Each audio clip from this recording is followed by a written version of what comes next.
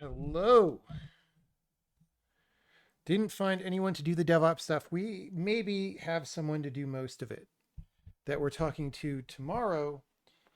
However, I don't want to wait on that. And also, this guy's probably doing mostly remote stuff, which would mean we would have to do local stuff. You can hire people from somewhere like TaskRabbit or something to put together machines, probably. But I just feel like doing like once in a while, you got to do this stuff still to keep it real, right? Like, here's the thing.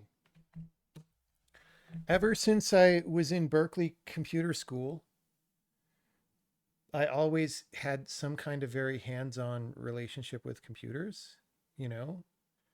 Even if it was just like, opening them up to put the RAM in or whatever when you'd never done that before and then accidentally breaking one of the RAM sockets. Oops.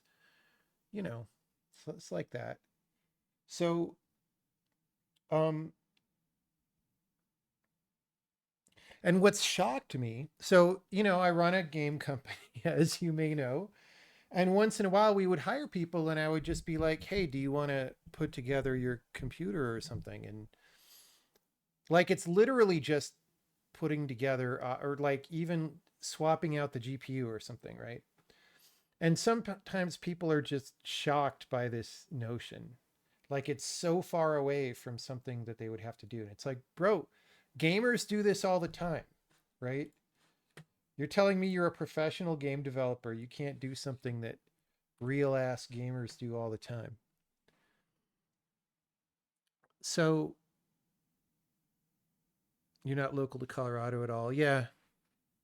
Well, we're talking to someone who's not local now, so we'll see how that goes. We're also going to do a Benny test on this. So what we're probably going to change the camera because I've got some amount of floor space here that I'm going to put this thing together with, I guess. I've never put together a rack before, so I don't know how annoyed I'm going to be. This is one that Casey recommended. Um, there's there's several tower PCs in the background. There's a couple like rack mount chassis over here that we have a couple things in. We have a Mac on the floor. Uh, if it were easier to move the camera, I would show you. You'll see it later probably. Um, you know, like just things are a little bit suboptimal right now, is what I would say. Um, so we're going to work on that. And basically, with all so the desk mount PCs that are in the or the desktop cases, they're so weird because they're like bigger than they need to be and they're heavier than they need to be and they're annoying. And you know, I think we're just going to be rack mount from here on out because they're more reasonable and it's not like GPUs are ever going to be made that won't fit in a rack mount chassis because most high end GPUs are going into data centers now, right? So you might have said before, like, oh, we need these humongo towers that are way too wide because maybe your GPU is going to get bigger and bigger. And it's like, no, they're all going to data centers. Why am I putting together a server? I'm putting together a lot of servers because A, we can't find anyone else to do it. And B, um,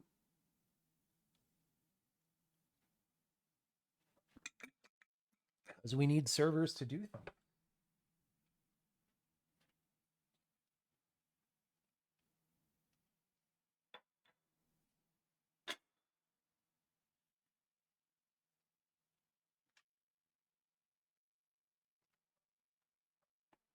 I mean, we're a video game company, dude. We have servers.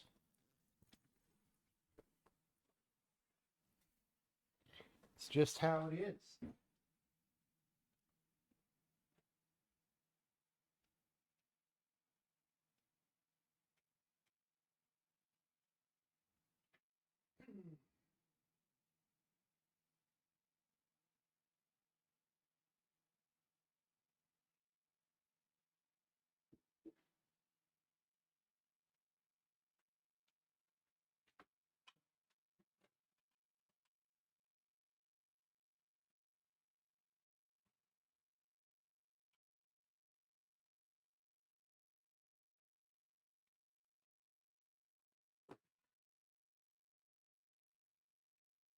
This isn't like a mega tall rack. I forget what size I ordered. It might be 12U, it might be 24U. I forget.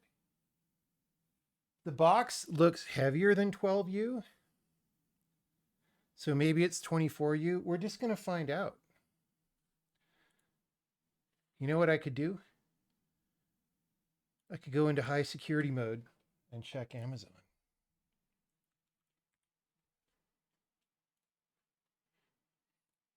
Rack. That Amazon has a nice rack. It's 12U. So maybe I'm not going to love this part. So here's the thing. 12U is more than we need for now. And it's a way to test out this rack and all that. But like, I just said that I didn't like how heavy desktop towers are, right? But like,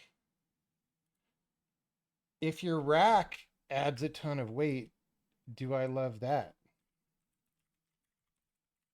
You know what I mean? I mean, obviously, if you move them, you take the computers out of the rack, so individually. But like, I don't know, man.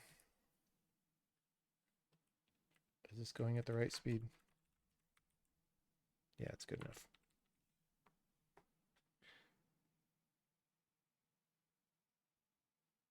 If you need to put the towers inside, I hope that's a 24U. Well, no, a tower equivalent. The towers are just going to sit where they are, but I have a 2U and a 4U machine that I'm putting in the rack today. So we're only using 6U. Oh no, and then I've got a shelf. So I'll show you the Mac in a second. I've got a shelf and I want to get the frickin' Mac off the floor. It's a Mac mini. It's fine. It's small, but we just put it on the shelf. And then, we'll just get another rack if we decide we like going this way. So we're going to use, and then I've got some optional stuff. Like I've got a power supply thing that's probably 1U. Like we won't use the whole thing. Maybe there's like a keyboard shelf that we'll have or that we'll add. 12U is enough for what we have now. But then if we proceed onward and want to do more rack mount stuff, it won't be enough.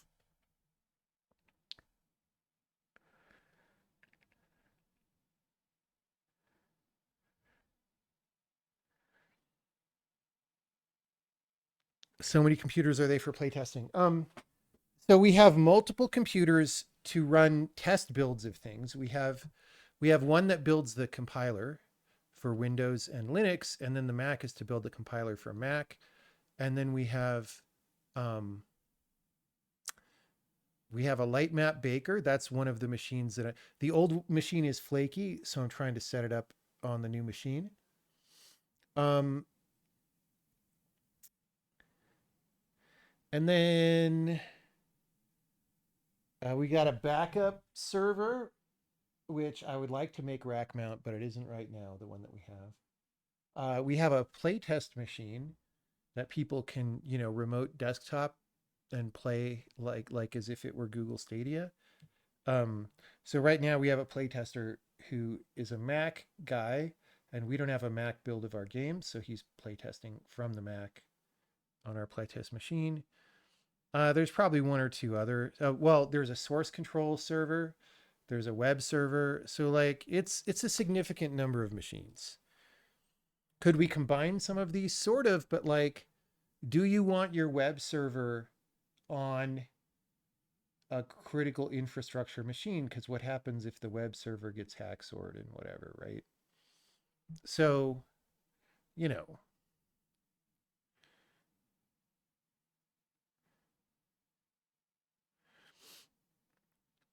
you don't want your source control server to be the web server. Absolutely. I mean, what if someone just DDoSs you, right? Now, supposedly, you guys can tell me because I know you're all web dudes and not real gamers, but like the modern thing to do would be to just have some kind of junky server in your office that's slow, that's just like the source of documents for your web server, and then you just have like Cloudflare or someone replicate that, right? Isn't that what you would do as a best practice? The question is just, how does that work with stuff like WordPress and whatever, where there's like a central database? Like, do you have to use their WordPress? I don't even know. Did you upgrade your internets? The internets here do not run. So everything's in my place as a temporary measure. We're going to move it back to an office that has good internets later. But the source control and the web server are not here anyway. They're at a place with good internets. I was just listing those because we were enumerating all the servers.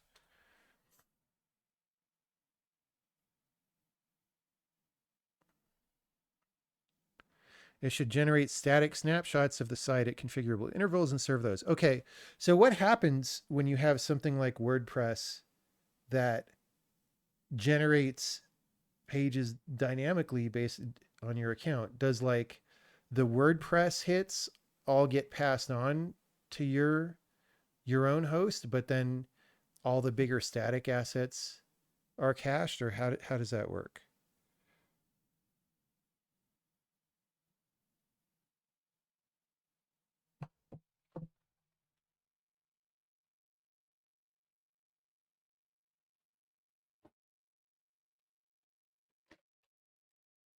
Okay, let's get some camera going.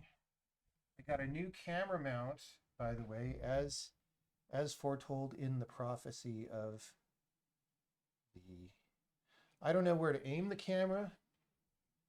We're just gonna see. Maybe over there. How's our Benny test? It's done. It literally just finished when I said that because I saw the animation playing. All right. Benny test and manifest. That's how we do it.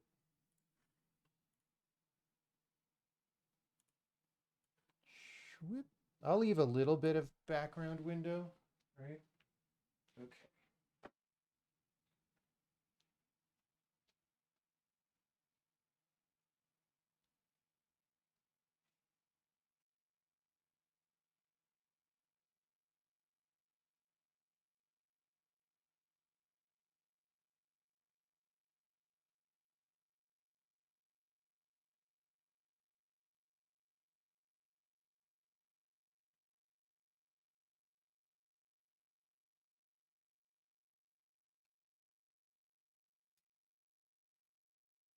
By the way, guys, among my favorite tools in the world are these things. Camera autofocus. We're going to see if it can deal. They're like switchblade box cutters. You can get them off Amazon. They're awesome.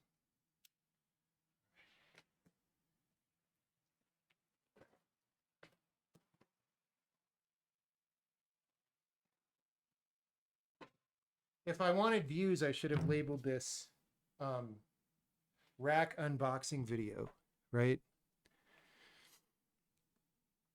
Foldable couch tables. What are foldable couch tables?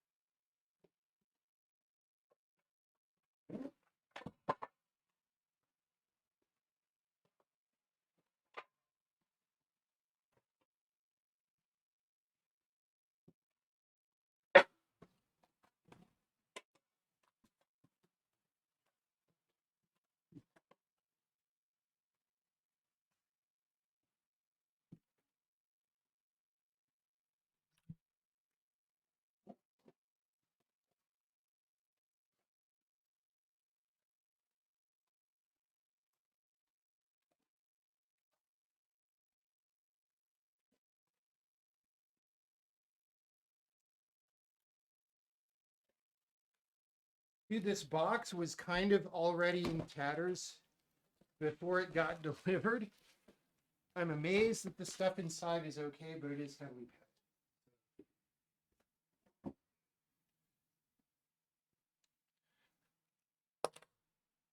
All right, I got to put chat somewhere where I can read it because it's on a mere 13-inch laptop screen.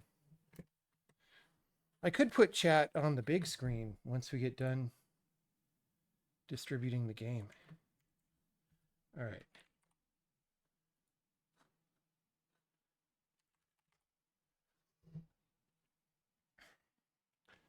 but then I'll be far enough away from it. Rack needs an account to set up. Yeah, awesome. All right, let's see. We got some box. Oh, we got too many items on it.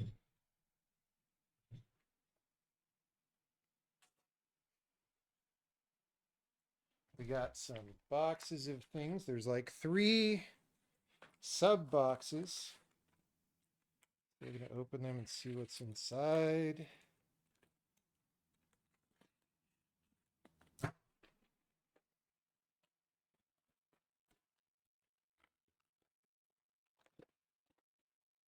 Sub boxes suck. All right. A lot of things. I'm scared by the number of things. A lot of bolts. A smaller number of bigger bolts. Yet another lot. Okay. It's a good thing. Like what? Who are they kidding? The fuck is this shit? Are you kidding me? Nobody's going to use them.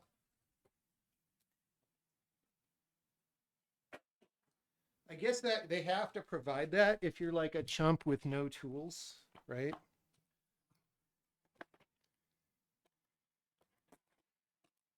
Dude, that's a nightmare.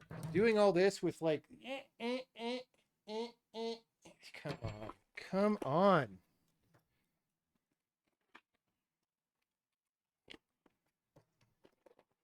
No, you do it with this thing, bro, which I haven't charged in a long time. So we're going to see how it is. All right. Okay.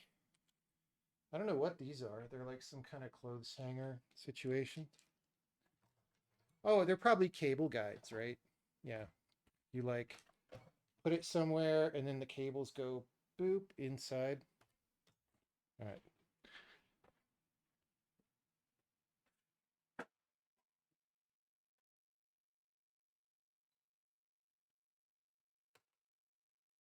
Okay. Third box.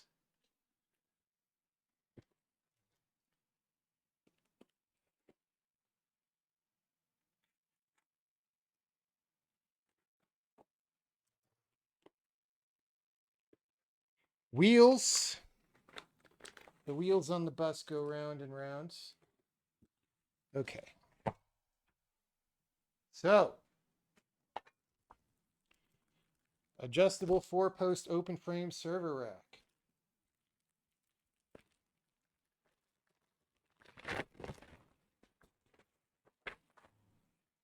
What's going in the machine that's going in the rack? We already explained that at the top of the stream. You could rewind. Dude, it's definitely Dad's stream because look at how big the print is in the instructions. Look at like the size of my hand, well, my head, eyeball, you know. Look how big that is. It's like for grandpa.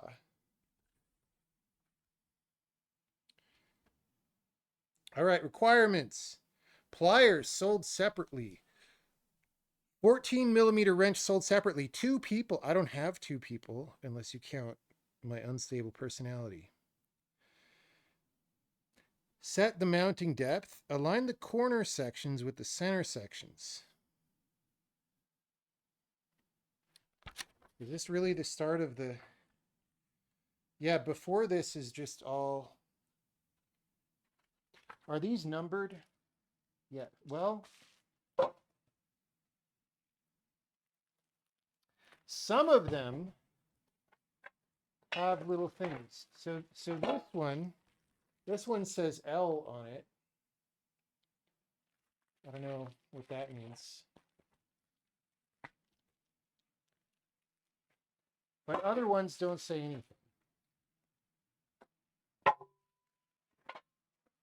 Oh, this one says R on it. So I guess these two go together. Where's L? I lost L. There it is. Okay, L and R are over here.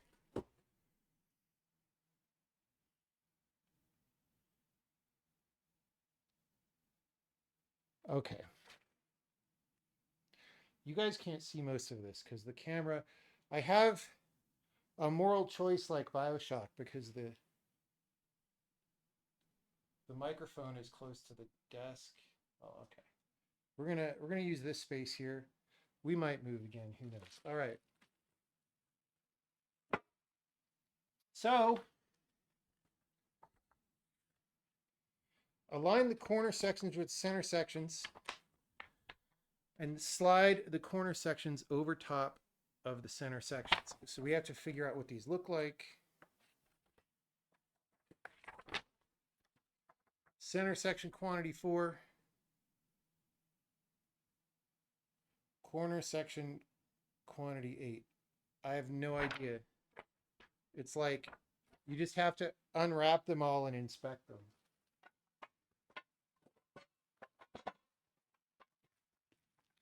Okay. I guess the corner sections are the ones with the numbers like from Lost. And that's this one.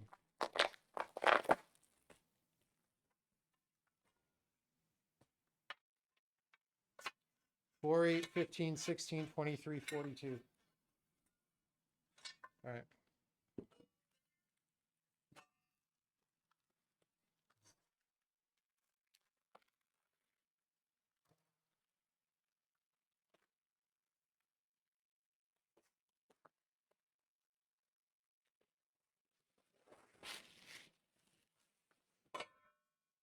Okay, I gotta send out build number 1, by the way, because that has finished. Even though you can't see the info, we're gonna turn off the display for a minute anyway.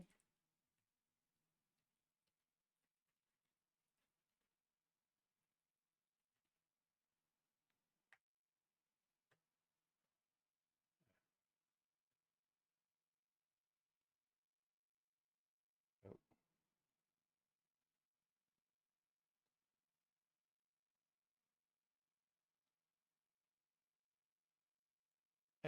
Anywho,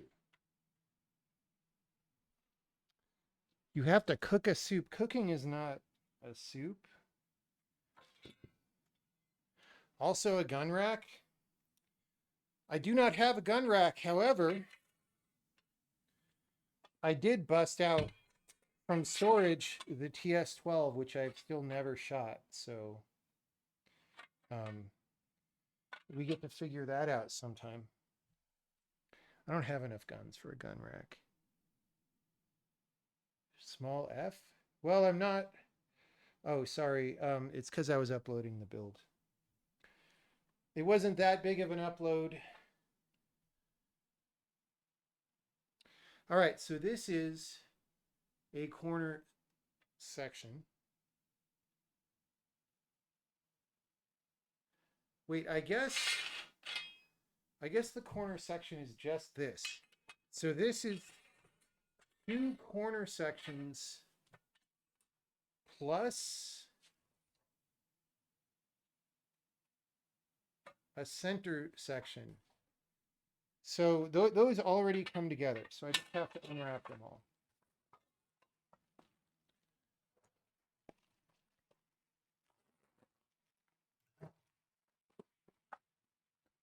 This is kind of annoying because they're bubble wrapped, but then they're shrink wrapped inside the bubble wrap. It's like, guys, enough. I guess it's so these are sliding on this internal thing, so they don't want it to scrape it up. But it's going to be like that in the actual rack. I mean, I guess you put some screws in to tension it. But like, I don't know, dude. Like, why do I got to do this?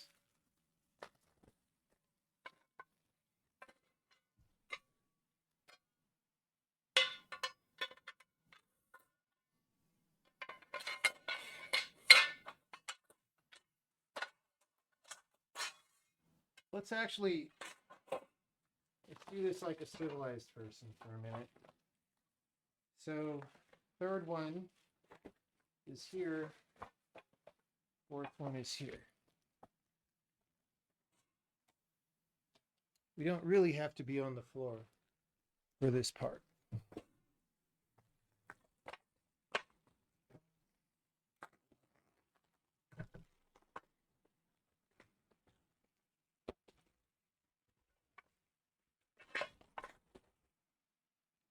I feel like I'm a guy at the fish market preparing the fish.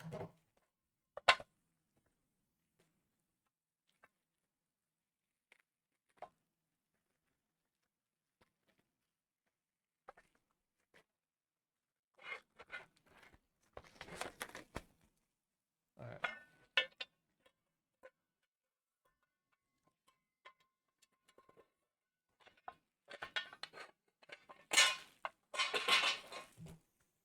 If you're a manager at Tsukiji Fish Market, please look for my resume in your email.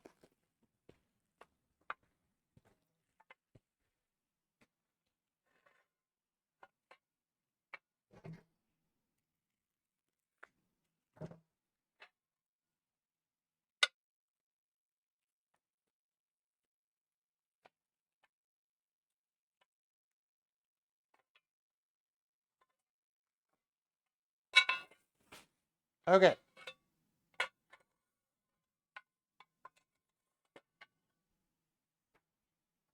What does it say next?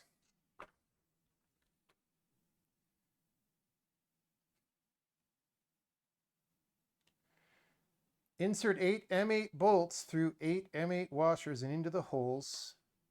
So they want me to set the depth of the rack. The problem is, how do I know? So I have machines over here, and I can go like measure, but I don't know how much extra space that I need. So we'll approximate, and then, we may adjust later if it's too big. But, part of the whole point is that after you put the rack together, if you get a new system and it's like deeper, you can adjust it, right? So, yeah, let me see.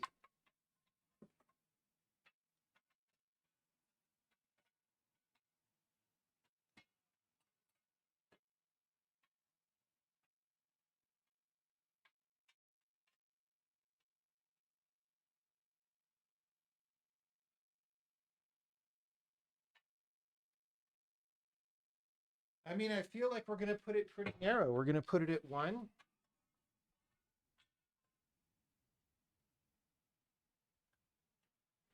Eight M8 bolts, 8 M8 washers. Those look like small ones. But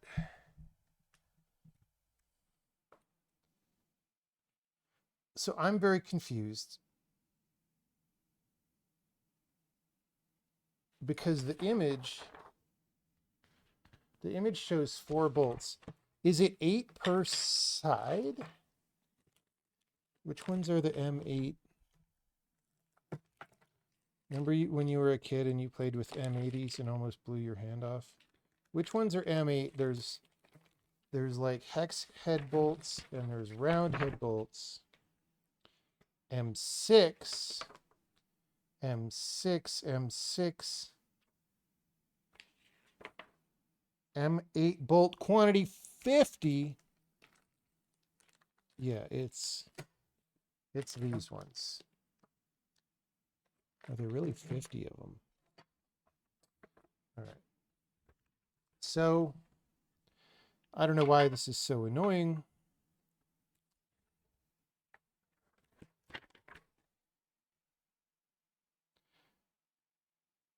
Insert 8 M8 bolts through 8 M8 washers and into the holes. I guess it's literally 8 per side. That seems like massive overkill. Maybe whoever makes this also runs a bolt factory.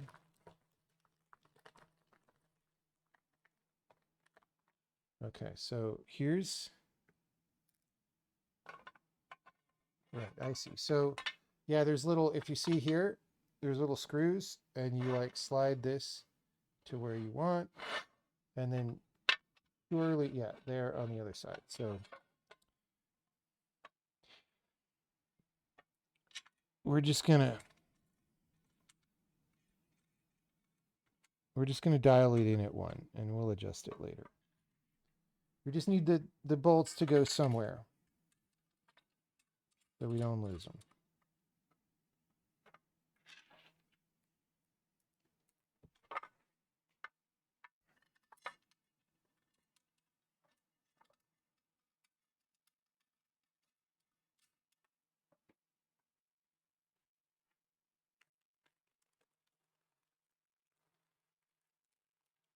Isn't this exciting, guys? You get to watch me do this a million times.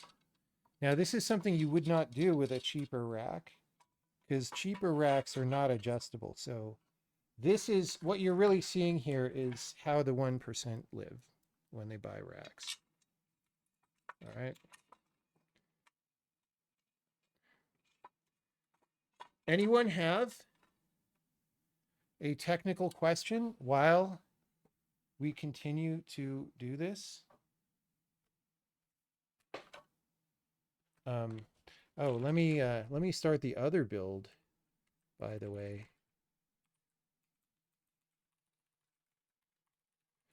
We're uploading 2 builds because we sent a build to an external party, and then we were like, oh, there's a bug. One of our playtesters actually reported a bug, and it was really not a good bug. So we're quickly uploading again. All right. Let's just, before I tighten all these down.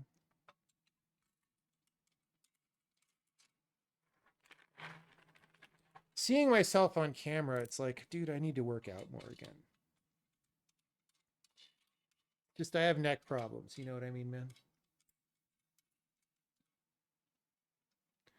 How are the console ports going? They're going great. All right, so we've got one of these dialed to 1-1. I don't know why you would prefer to go more in one direction or the other, but we just picked 1-1, and we're going to do that times 4. And then I'll get a drink out of the fridge and get rid of some of this wrapping paper, and then we'll continue. You hit 200 from 165? Yeah. No, I know how it feels, dude. It's just as you get older and you get exposed to toxicity in the environment and your food, I think it becomes more difficult, right? Like your body doesn't do what it normally would have done. So it's okay. I'm less chubby than I was a year ago at this time, I tell you that. So it's all good. In fact, I have not quite 10% less body weight than I had a year. I really, it was not good.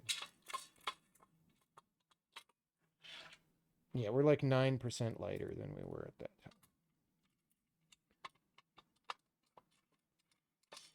You cut carbs and it dropped right off. I ate a ton of carbs and it dropped right off. Right. Following the Brian Johnson routine. No, that guy looks like a slee stack.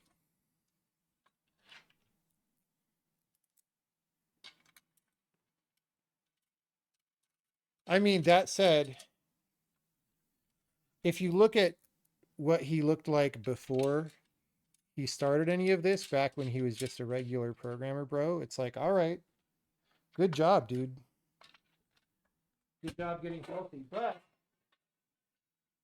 I think he just has massively overdone it because, you know, he has all these interventions that he does, and a lot of them are probably good, but some percentage of them are bad, and the more that you do, the higher percentage of them are, or the higher the probability that the one of the ones that's, okay, what am I trying to say?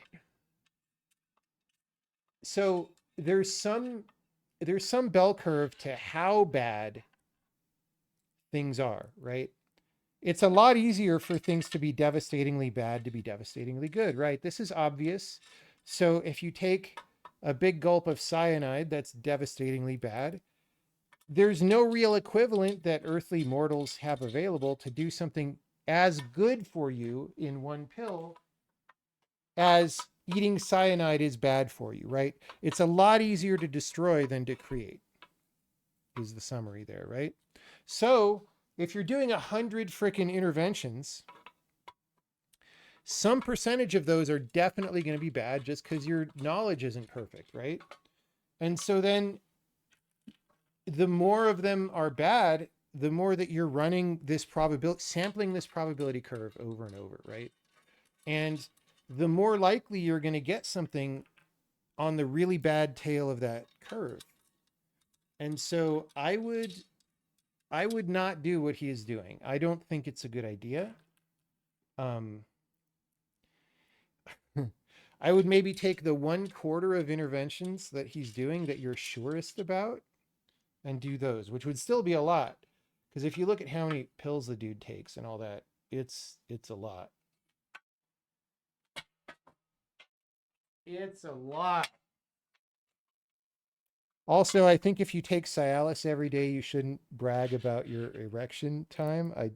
I think that's a little bit compromised at that point. But what do I know? What are we building here? Switch 3. Switch 3. Not. It's like we turned, you know, the Ant-Man thing, the PIMS particles. We have that, but opposite.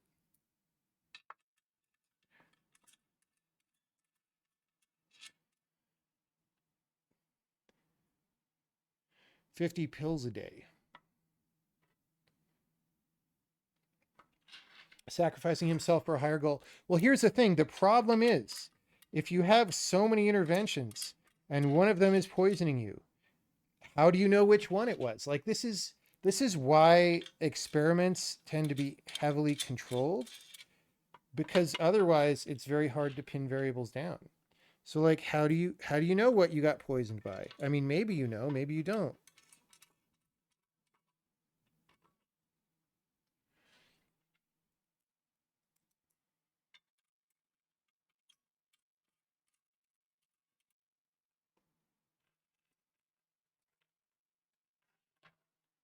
All right, we're almost done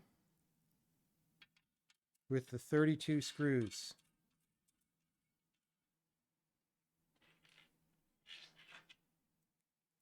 These, okay, so here's the thing. Build quality notes so far. This has been very pleasant in ways that a lot of times things aren't. So these big metal boxes, they have no sharp edges. They're not rough anywhere. There's not like metal filings. Like I can do this and my hand it feels great. The bolts, they screwed in very easily. Like these are all high quality components so far. And usually, if you're putting together things made out of Chinesium, it is very much not that way. All right, I'm going to get rid of these things and grab a drink, and I'll be back in a sec.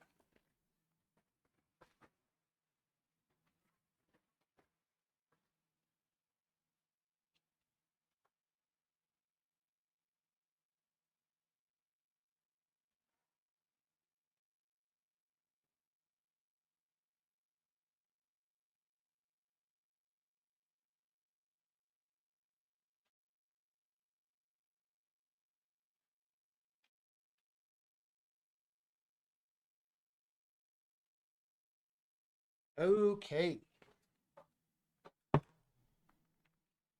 Next step. All right, so we could, I mean, I don't know whether to leave the game on sort of in the background for entertainingness, but I won't. We have delivered our builds.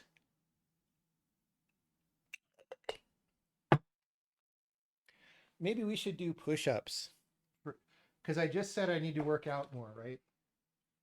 So this is going to be plus push-ups.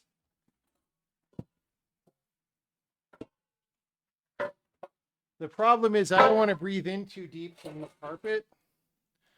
So it's going to be kind of breath holding push-ups. All right. Ready?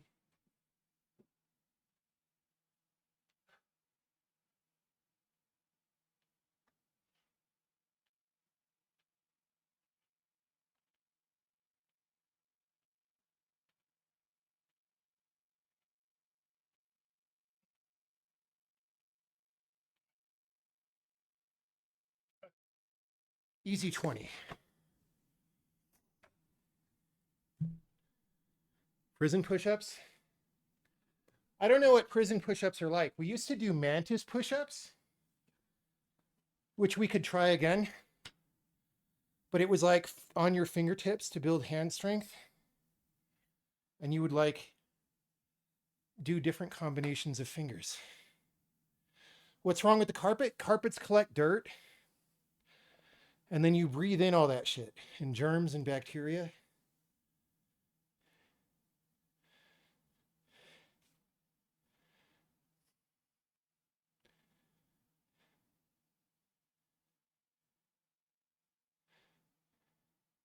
Diamond push-ups. Yeah, we used to do those. We'll do diamond push-ups next for our next 20. We could do rocking push-ups. Those are hard. That was our standard push-up in Kung Fu. And they're hard to do. I can't do 20.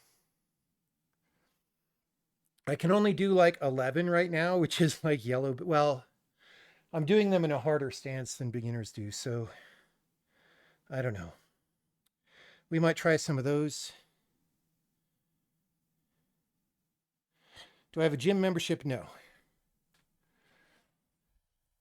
In principle, if I were to actually go train more, like I have hundreds and hundreds and hundreds of Kung Fu exercises that I supposedly know. So it's just how often do I go out to the park and do that? And then I have an exercise room upstairs for when it gets too cold to go to the park and stuff. All right. Left vertical rail and right vertical rail on the ground. Are those the things with L and R? Left vertical rail. It's got a key mod in it. Let's see if the things with L and R have key mods. Yes, they do.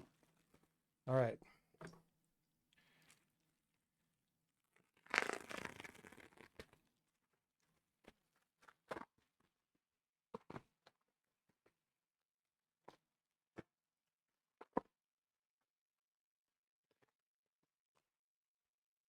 By the way, does anyone know? Because like I said, I got the TS12 out of storage. It's still in a box, which makes it very inconvenient. I want to get a bag for it. What is a good carrying bag for a bullpup shotgun? Right? Because it's like, I don't know, maybe if the bag is loose enough, it doesn't matter what the shape of the thing is, but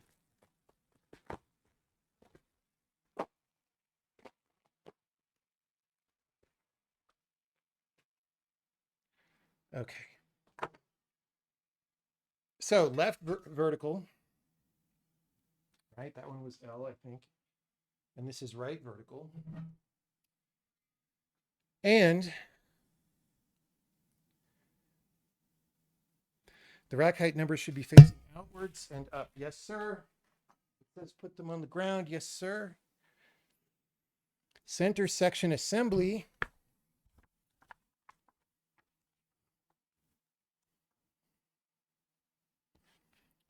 I see center section.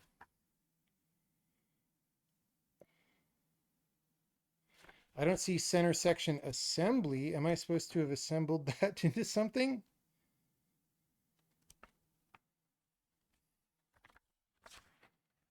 Bro, was this written by ChatGPT?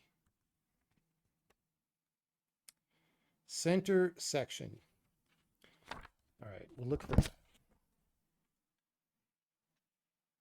Oh, wait, are those the things with the numbers? Yeah, oh, those are the things we already did with the numbers. Okay, that's why they're assemblies. Between the bottom of the left vertical rail and the right vertical rail, ensure the holes in the ends of the center section assembly align with the holes in the bottom. So I see, yeah. So here we go. This is our previous work. Yeah. Yeah. Boom. Okay. And then, okay, wait, but this has to go outward. Well, Oh, I guess don't actually know which way it goes.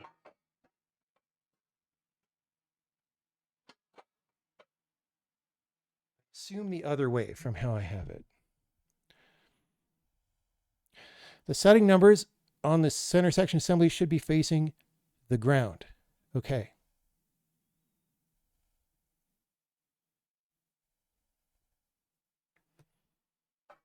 Yes, sir.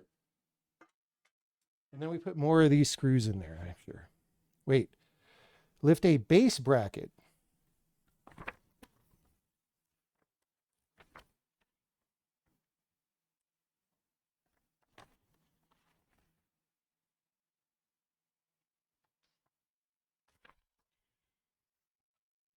So it is vertical.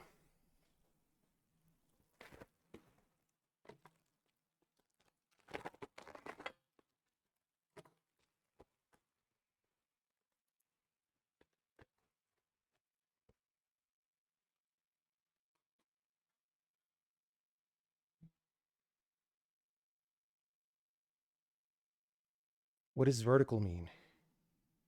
Align the two holes in the side with the two holes in the vertical rail. Dude, I don't know what you're talking about. I see. So it's ortho. Do you guys remember He-Man with Orko? What if his name was Ortho? All right. So we kind of do like this is the... So now we get to play Tetris in our mind with the diagram. So actually, no.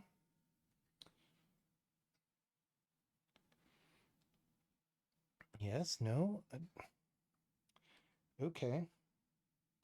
I see. It's got to be flipped.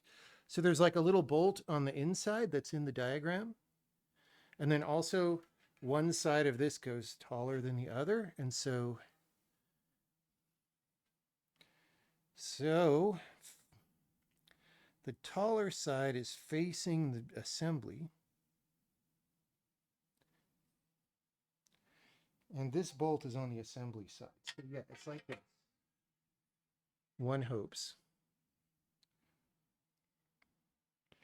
And then we put the lotion in the basket.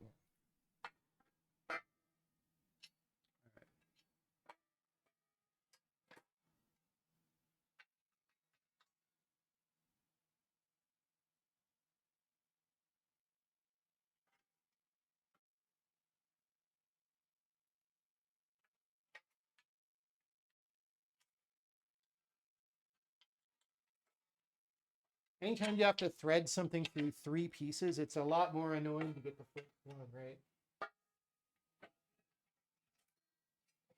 Okay. So there's a little slot here that like the outer thing has to fit into.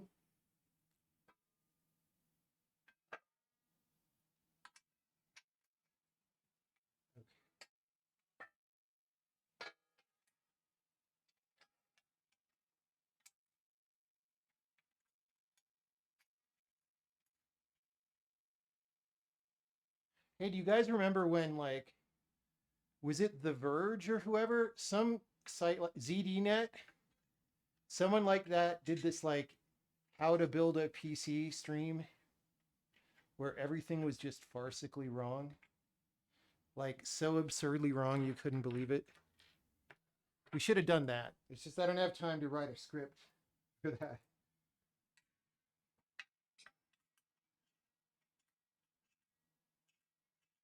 Okay. So now the question is, do we tighten it with the Chinesium wrenches? Or do we get our own tools? The Chinesium wrenches are right here, but they're annoying. The thing is, I don't necessarily want to get out the screwdriver or the...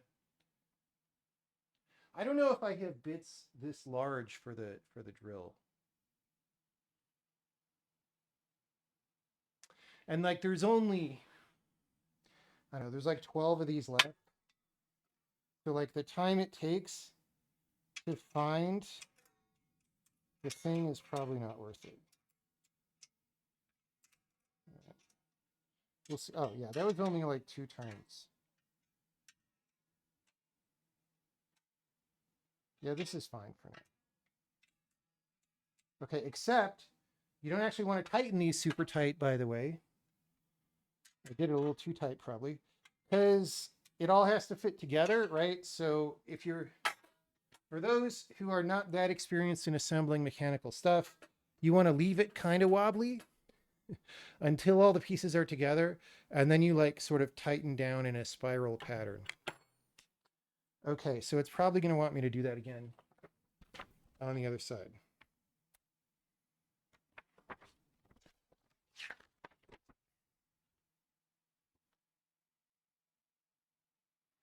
The instructions tell me to tighten the bolts. That is wrong. You should not tighten them all the way, but they're probably trying to keep it simple. Okay, second base bracket. Yes, sir.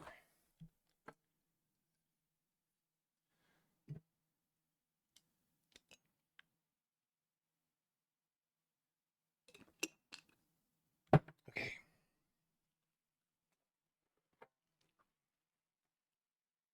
Like sometimes you learn these things in unexpected ways. So when I was in high school, I had an English teacher who just liked cars or something. And he was telling me all about how if you work on, or he told the whole class about how if you work on Ferrari engines, like the cover for the engine is like, I don't know what you call it. What's the word? It's deformable enough. It's made out of thin enough metal that like you go through this procedure of untightening 12 bolts in a certain diagonal sequence to remove it, and then the same to tighten it back down. And it's just, you know, when you're 16 or whatever, 15, you remember that stuff. And then anytime you're doing something related, it's like, oh yeah, that makes sense here. So school has a little bit of value, but it doesn't mostly come from the actual classes set.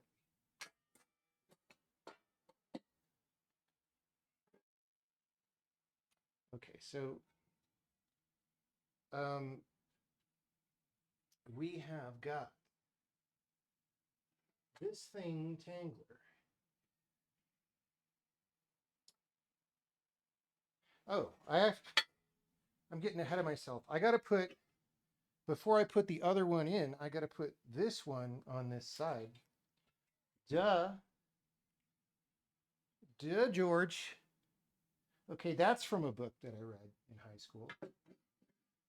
Actually, no, it's from the cartoon where they were referencing the book that everyone read in high school.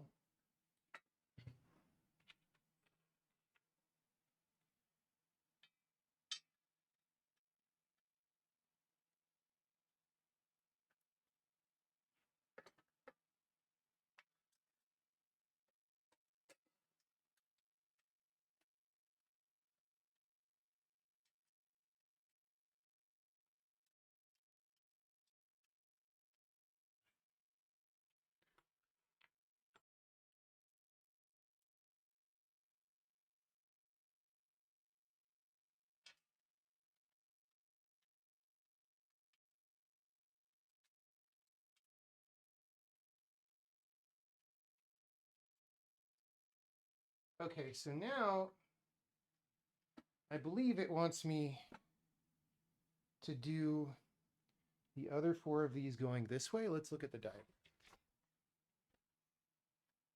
Repeat steps 3 to 5. Install the second base bracket.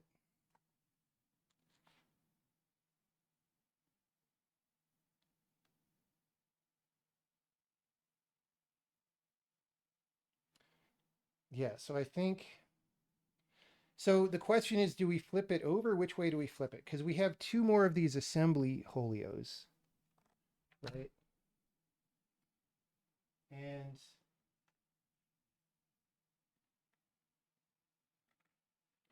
they would be this way, parallel to the other assembly holios, with the numbers face up as they are.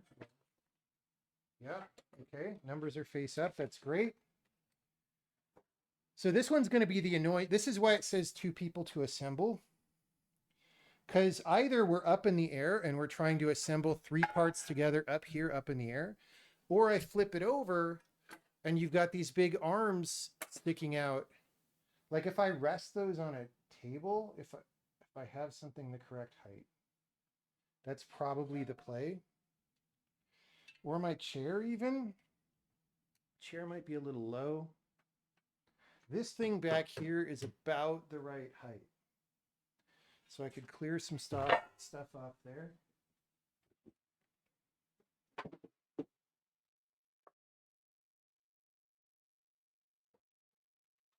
I think it's about time for more push-ups, don't you guys? It's been a little bit. Pete Hegseth wants me to do more push-ups. Let me move this over here. Get rid of these.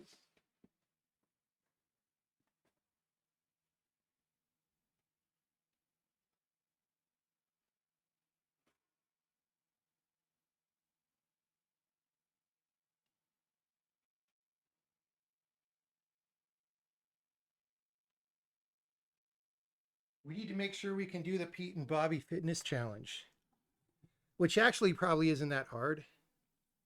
Isn't the Pete and Bobby Fitness Challenge like 10 minutes to do some stuff? Let me see. Pete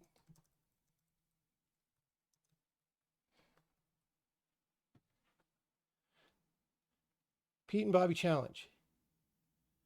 50 pull-ups and 100 push-ups in 5 minutes. I probably can't do that right now. Like pull-ups are pretty hard for me still. 3-minute abs. Yeah, in 5 minutes. I mean, I could certainly do 50 push-ups in 5 minutes. Like I could do 50 push-ups in way less than 2 minutes, right? Like a minute and a half probably. I'd be pretty tired at the end though. And then 50 pull-ups, no way, I can't do that right now. I need to drop some weight before I could do 50 pull-ups. 50 pull-ups is impossible even for a trained dude. No, dude, there are guys. Look at the world pull-up record. Pull-ups are so boring for people who do a lot of them that the pull-up record is no longer how many pull-ups can you do, because the answer is infinity. The pull-up record is now how many pull-ups can you do in 24 hours? And the answer is like really a lot. Let me see. World pull-up record 24 hours. 11,707.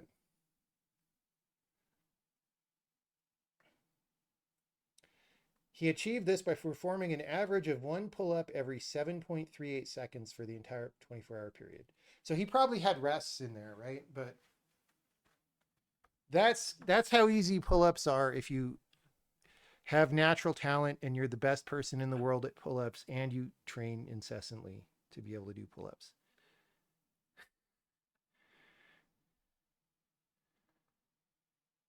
It's true. Look it up. And there's even, so that guy, so basically I know this because David Goggins tried to set the pull-up record and like didn't succeed. And then I think he went back later and succeeded. But then some other guy a few years ago just totally smoked him, like roasted him. And then this new guy from South Korea roasted that guy, although not as bad. So like, yeah, your body, I mean, this is the thing. Your body can really do a lot. All right. I don't really have space to do wider stance push-up, but I'm going to try it. All right. Also, I'm wearing socks, so I might slip. I'm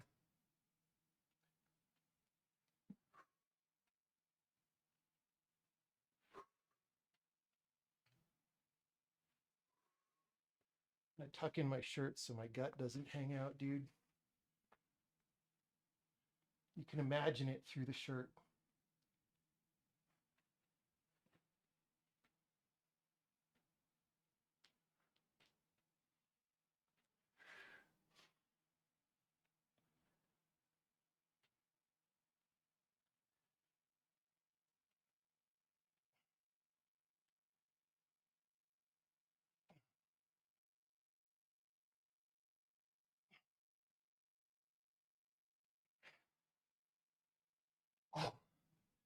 Those are hard. I used to be able to do like 75. I cannot do 75.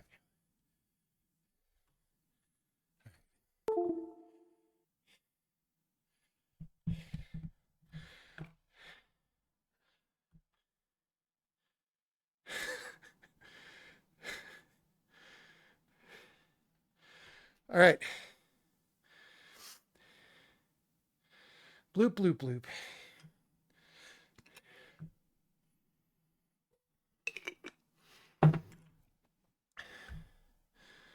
So that's Kung Fu style. Well, that's one style. That's also, if you go to a yoga class, they will, I forget what it's called. They do this thing, downward dog, and then chaturanga, which is like you come straight up and back. This one's actually harder because when you're doing these, we just call them rocking push-ups in Kung Fu. When you're coming back, you're not allowed to go straight up. You have to reverse course with your chest scraping the floor. And that's actually the hardest part because it really requires you to use some muscles you don't usually use to like lift your chest backwards. Try it right now. Everyone out there can try it right now. But you saw, I mean, you can hear how tired I was after that, right? And I did the 20 regular push-ups before, like no problem, right? So these are at least, I don't know, 3 or 4 times as hard as a regular push-up. All right, so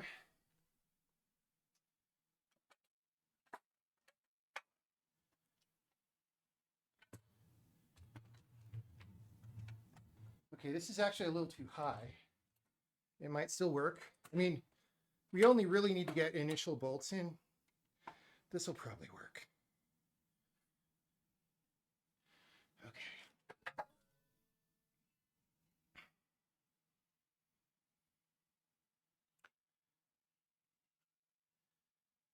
I think it's going to be like this. Whoops. That's the problem with precariously resting something on the edge of the chair. I could do 75 in a row. Yes, I could. I was fucking ripped back then, dude.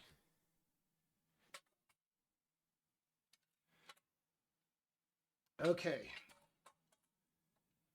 The goal was supposed to be 100. I never made 100, but I made 75. We had to do all sorts of stuff. We had to do handstand push-ups. We had to do 100 crunches, but that was easy.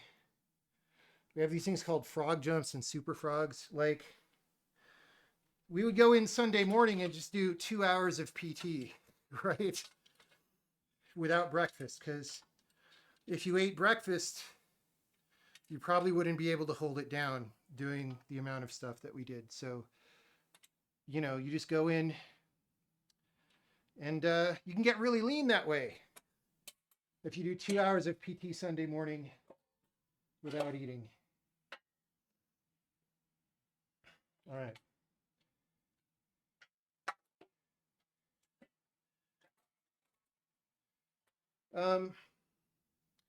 So this is confusing now because the numbers are upside down because I flipped it over.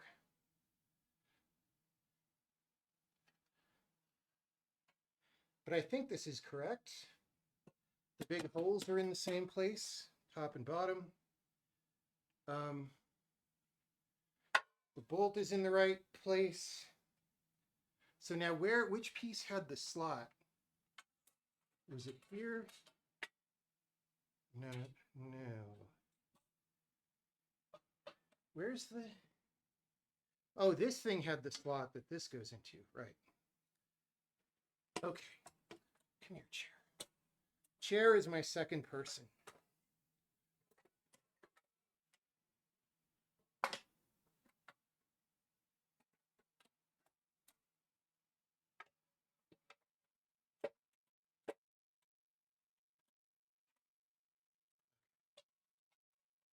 If you use your brain, you don't need a second person. It's just like life. All right, however, this is weird. It doesn't quite match up with what I'm expecting.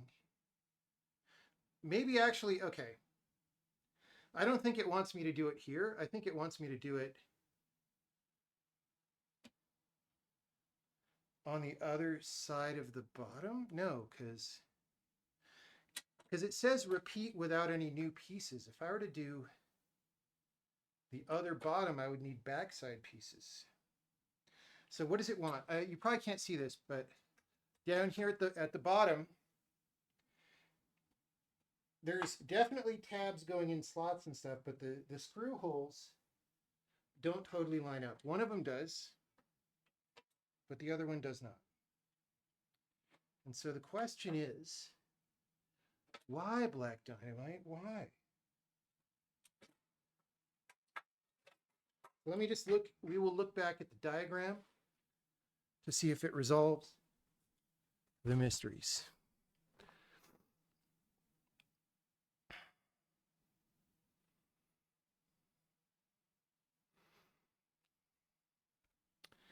So, okay.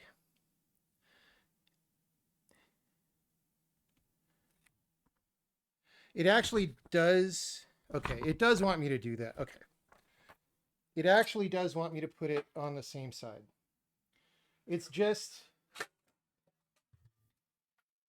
as is often true, the instructions are a little confusing. It's like this other thing that happened in school where it's like, follow all the instructions, but don't do anything until you have read everything. And then the last instruction is like, don't do any of the things we told you in instructions 1 to 17. And I failed that one. It's how they punish you for being enthusiastic and wanting to do things. And they beat that out of you. Fucking school, dude.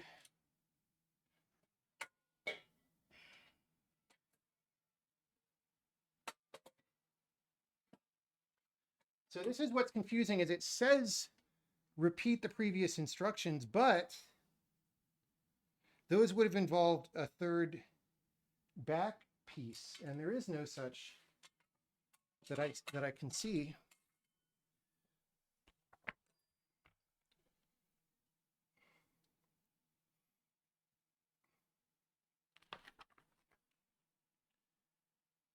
Oh, no. It was the repeat. Okay. The repeat this section is the one that we already did because I forgot because my brain did pull-ups or push-ups. So slide a second center section is, okay, the good thing about getting this rack in this room is we'll have room to do regular push-ups on the stream, right? And that's how I'm going to get ripped. We'll do Pomodoros with push-ups. That's my new Twitch handle. Pomodoros with push-ups. All right. A new center section assembly between the other side of the base brackets. Wait. No, I'm wrong.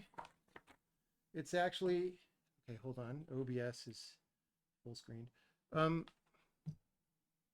Repeat steps 3 to 5 to install the second base bracket.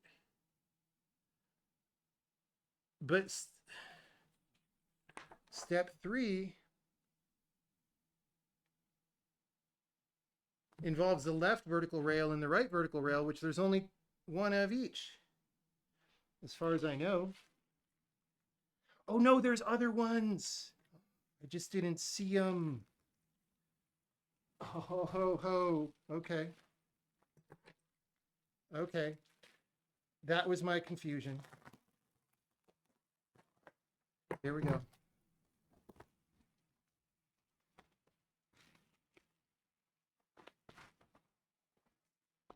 Left vertical rail.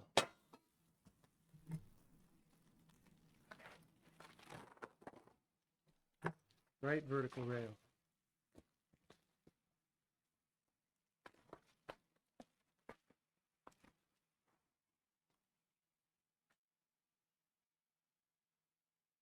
Leaving the assembly list this loose means you have to work harder to keep it stable. Yeah, I mean, there's probably an optimum point that is tighter than I have it, right?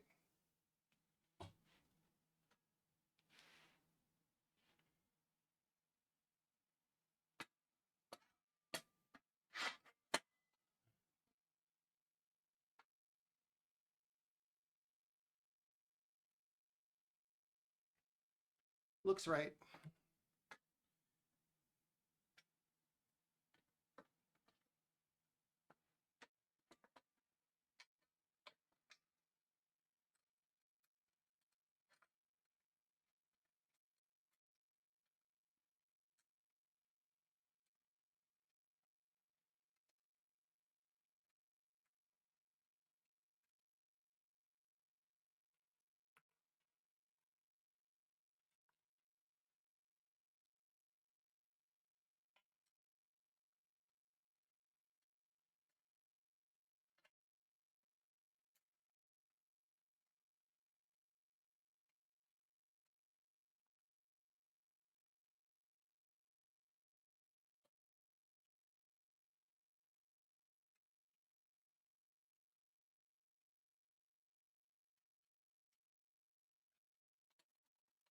It is pretty loose, to be honest. All right. So, fourth.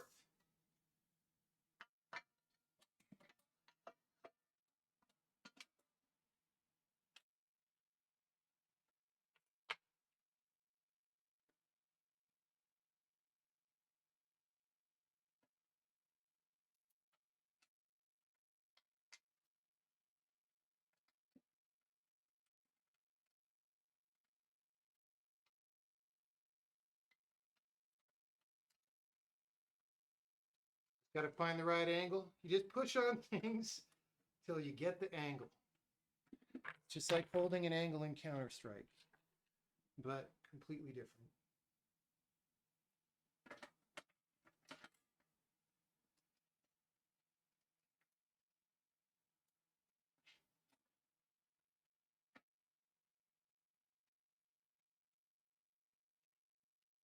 Okay, this side, for some reason, is just less friendly than the other sides. This one bolt, it's kind of good. There we go. There we go.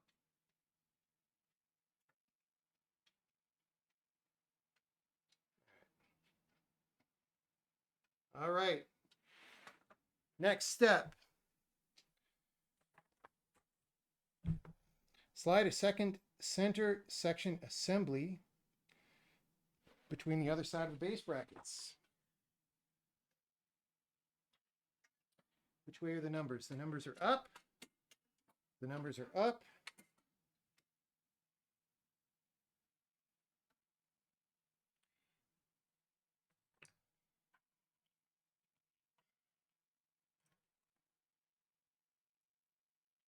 Slide the left vertical rail.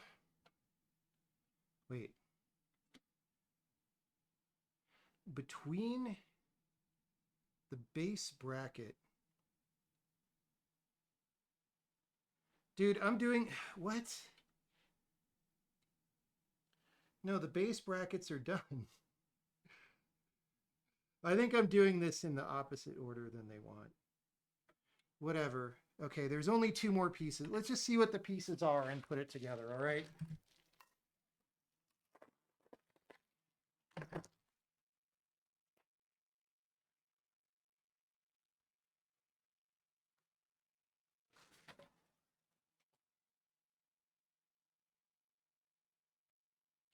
This is like a front holio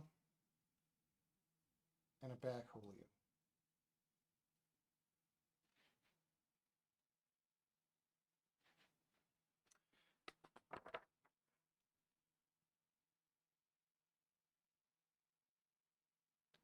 Center section assembly. Okay, maybe we just skipped ahead.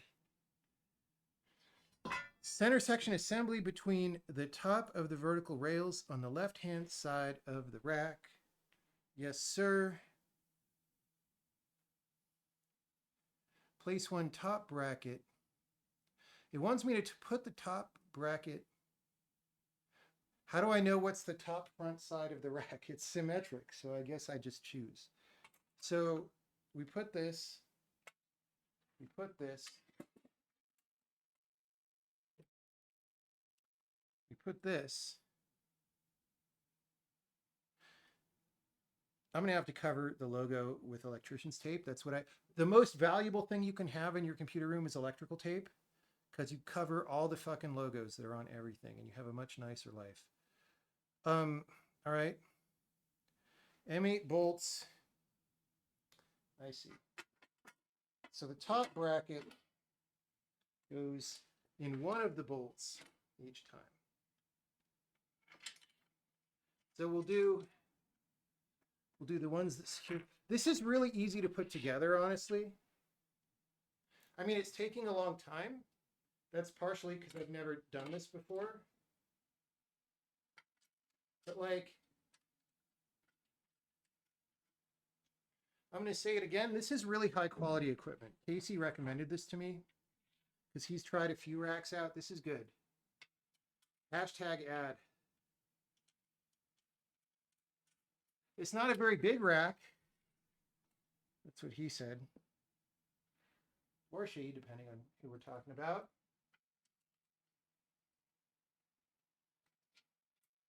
And like, honestly, it's pretty easy to understand once you've done it. It's not very complicated. It's, you know, I had no reference before. And it's adjustable, like I said. Like, the reason all these numbers are here is so you can loosen a couple bolts and pull it wider and put bigger machines in, which is really cool.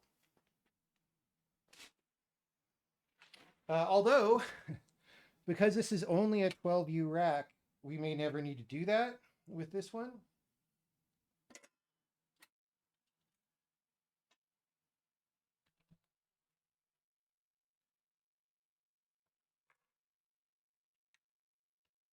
We'll find out soon if I made it deep enough, which is also what she said. Okay, what kind of push-ups should we do next? Diamond push-ups? I haven't done those in a long time, so I don't know how hard they're going to be. I guarantee they're easier than rocking push-ups. But again, the whole point is that they use different muscles than a regular push-up, so those could be quite weak. I don't know. Oh, I have to keep clicking every once in a while to wake up my machine, and I clicked off chat. It looks smaller than 12U. It's 12U. I mean, I'm just a big dude, you know how it is. Roller coaster. You could see the numbers on the side, right? If you don't believe me, there's one number per U.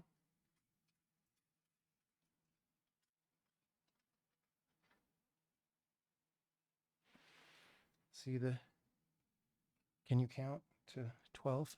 I don't know if that's in focus. Anyway, so now it's pretty loose and wobbly, but we will tighten it up. The thing is, there's got to be like there's a ton of bolts left and stuff. So that's all got to be for putting the side stuff in. Which, like, how does that even work? We're out of big pieces. So if I want to actually mount a machine in here, do I actually need extra little rails that I have to buy separately? I thought those would come with the rack. Oh, there's wheels still as well. We haven't put the wheels on. We're gonna have to do that for sure. There should be slidey bars. I mean, not that I see. I mean, we've used everything. Let's see what the instructions say.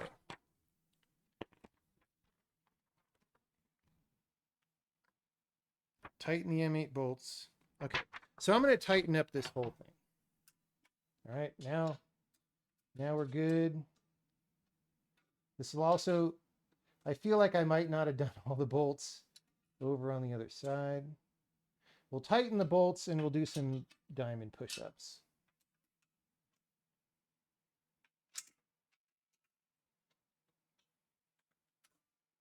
It's a good idea to do a hardware project plus push-ups.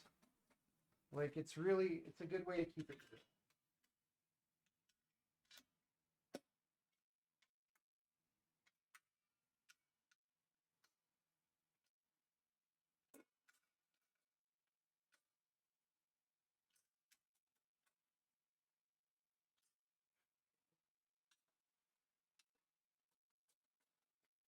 It's still kind of wobbly, so we might bust out the drill after this.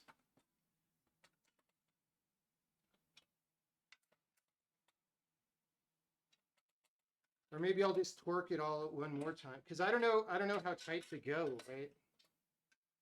Like, should it be maximum hand pressure? Which is also what she said, or like how tight should I do it?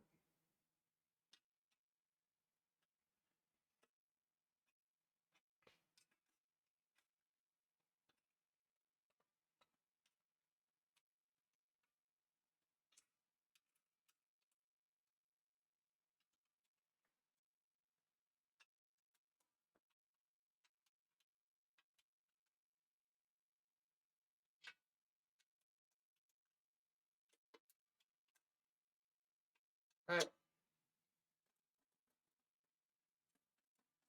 I mean, let's do another pass. It's much less wobbly, but whoops, a little wobbly. It's just, I don't want to, these feel like very good bolts, but dude, I stripped a bolt on the upper receiver for my AR because it was made out of Chinesium that I bought on Amazon. And I still haven't drilled it out.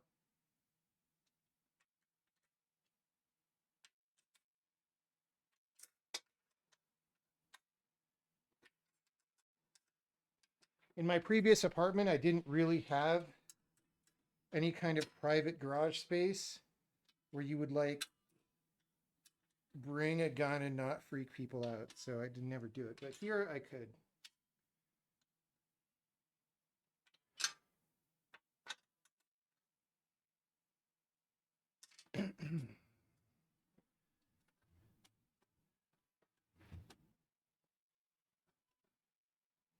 Rails computer would probably add stability. That is true.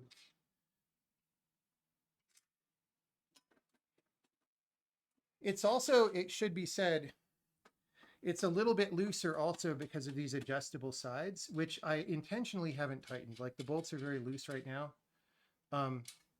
You know, that's just because we might need to adjust those later. All right, I'm doing a pass of maximum hand tightness. Well, not quite maximum. I mean, you know, we're not talking Kung Fu maximum. We're just talking reasonable hand tightness.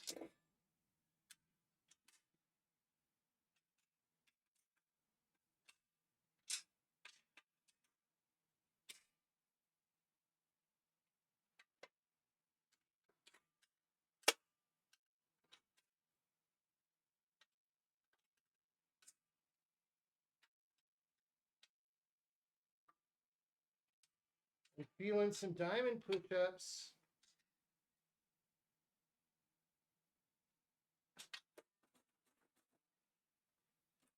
I'm also getting kind of hungry. No surprise. All right. So I guess I maybe need to order off Amazon some rails. Should I ask DHH about rails?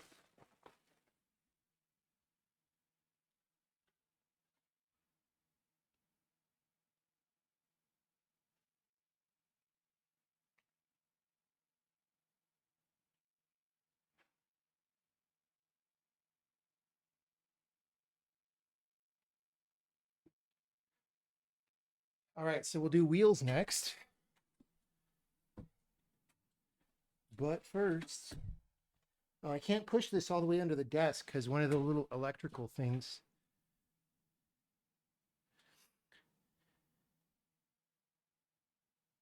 All right, here we go. Pete and Bob challenge. I'm older than Pete, but younger than Bobby, so I got to be able to do the Pete and Bobby challenge. All right.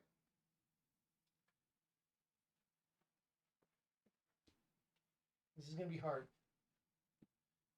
Oh my God.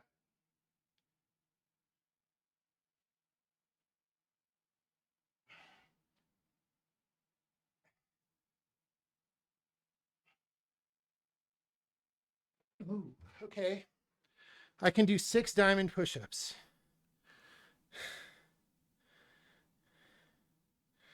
That's not very many. Fortunately, the Pete and Bobby challenge doesn't involve diamond push-ups. We'll rest for about 30 seconds and do some more. I could have probably done number 7. But, you know.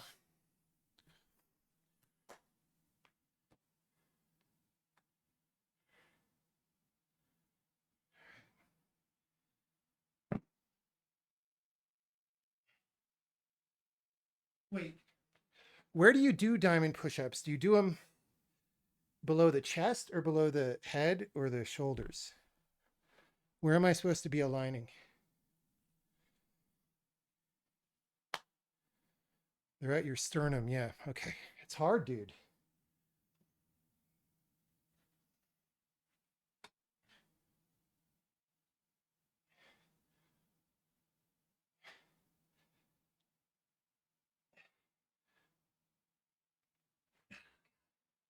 All right. Yeah. We got to do more of those. They're hard. It's funny because with regular push-ups, it's much more gradual. It's like as I start to be too tired, I can still do a bunch with bad form. Right there, it's like a cliff. It's like I can do them, and then like, nope, not even close to another rep.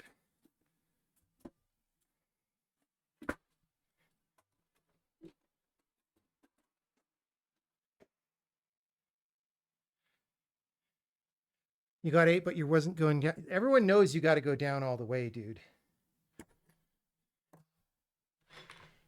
All right.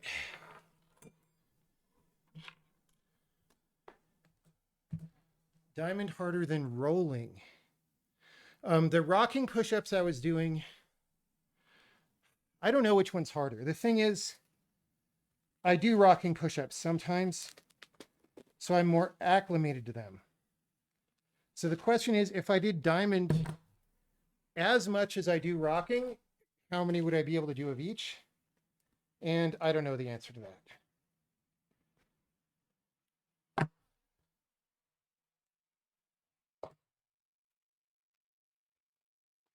All right, we got Meals on Wheels.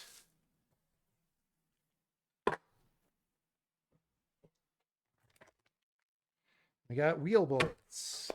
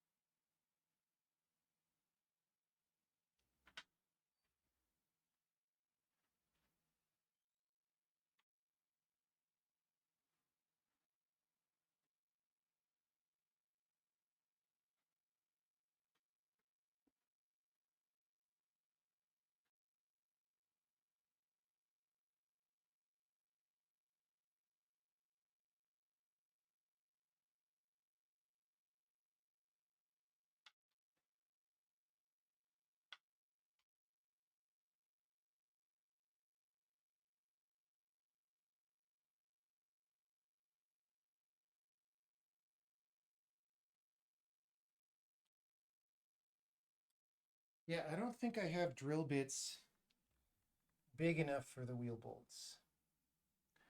We'll see. We haven't even used the Mongo bolts yet. I guess these look like maybe they're feet if you don't want to put the wheels on.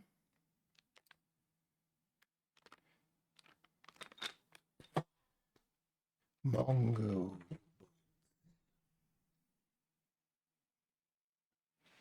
I don't know. I was just using a bit set last night. I don't. Oh, there it is. This is very high quality. These are way too small though, probably. Let's see.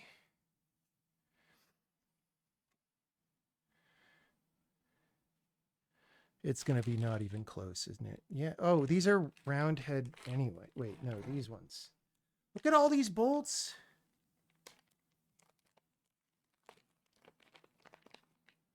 Dude, I feel like I'm being punked. Like they're going to say these bolts are for the rails.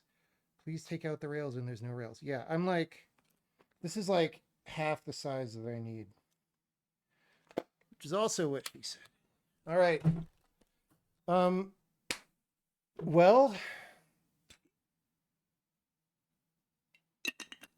wheels. Could use those in a bolt rifle.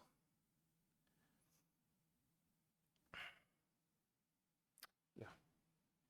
All right, wheels. Obviously, we're going to turn it upside down.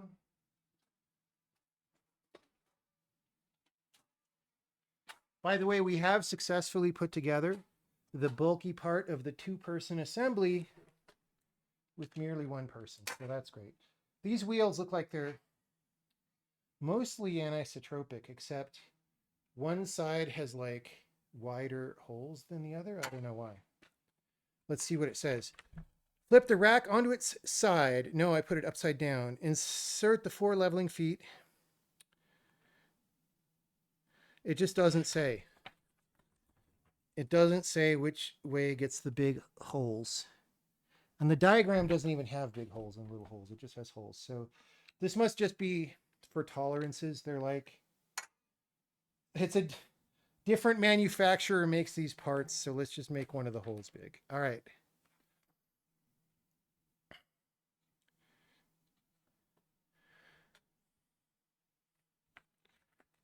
Wait, leveling feet. Oh, wait.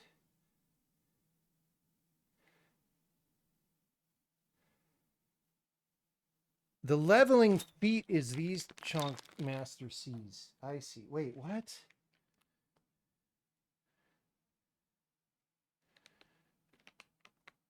So it doesn't say install one or the other.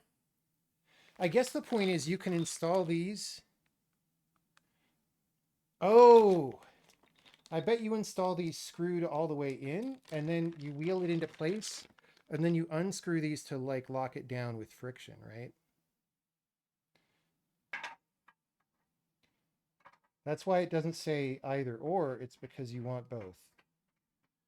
Why not both?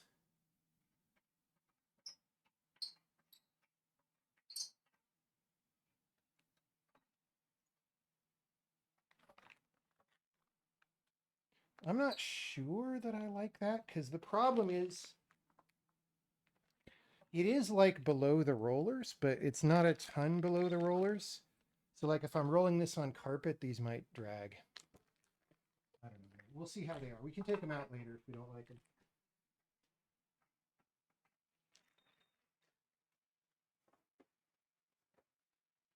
Okay, what kind of push-ups do we do next? Should I do fingertip push-ups? Those are going to hurt.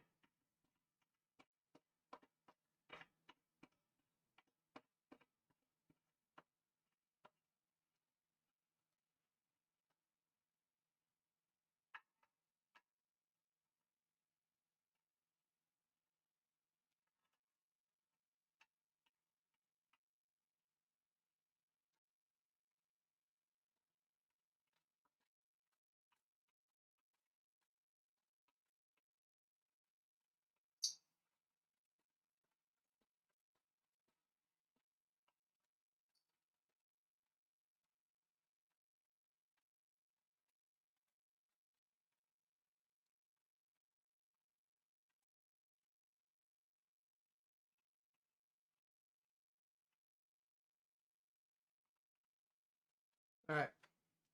Wheelies. Align the 4 holes in a caster with 4 holes in the bottom of the rack. Insert 4 M6 screws.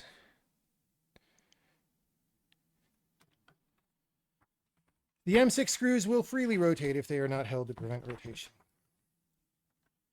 Okay. M6 screws are round head buddies. Quantity 24.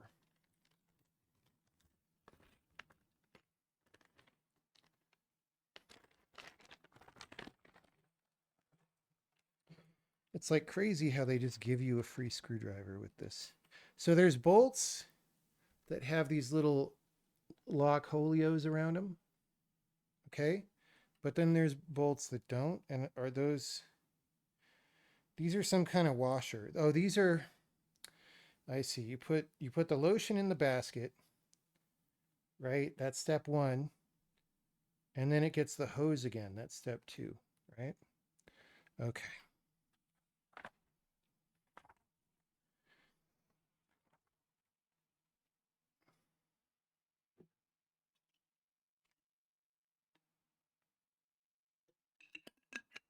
Okay.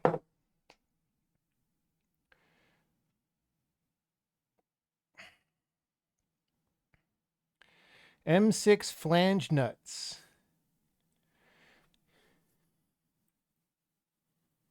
Which direction do the flange nuts go? How much nut would a flange nut if a flange nut, etc. Okay. It doesn't really. Oh, but the flange nuts don't look like they look. Like in the diagram. In the diagram, they just look like bolts. All right, whatever. They couldn't afford to draw the whole flange nut. It's fine.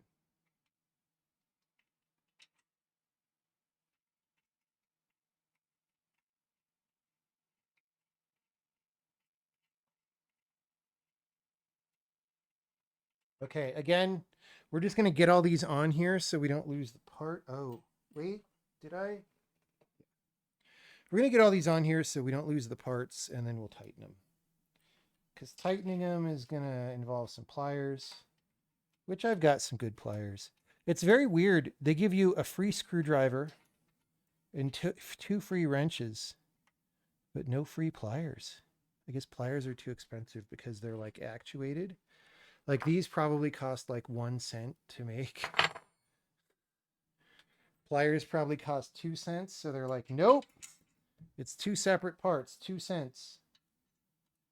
Okay, now this is a little bit annoying because you have to like reach way in, so to speak.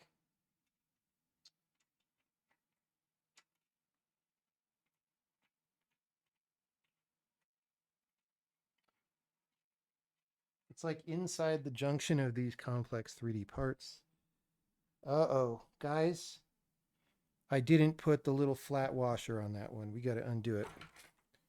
Emergency.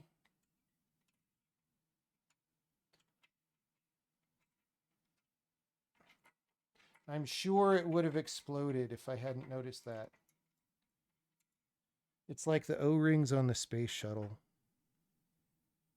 If they're not exactly right, then you got to drink a lot of orange juice, I think is how that went.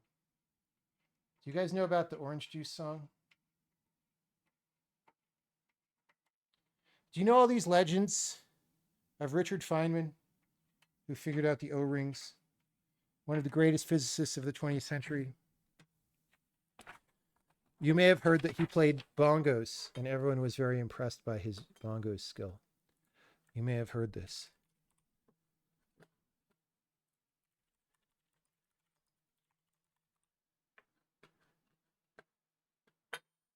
He has a song. All right. Sorry about the bit rate. They didn't really have bits in the 1980s or whenever this was.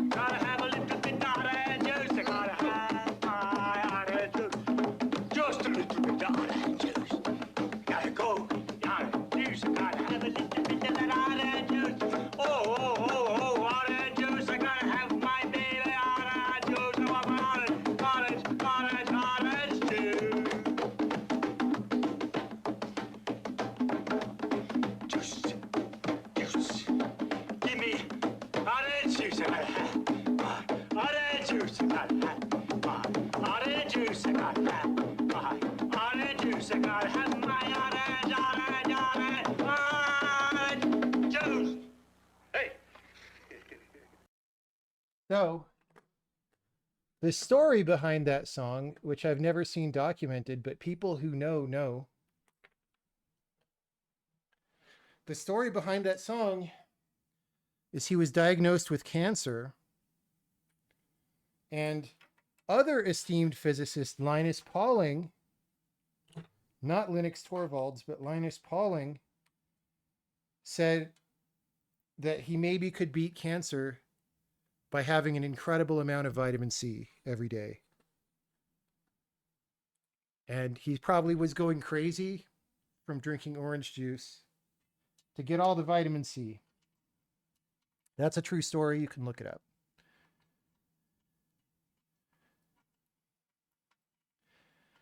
But as you can see, he was, of course, a venerable bongo player, just like the legends say. He was just a really good musician.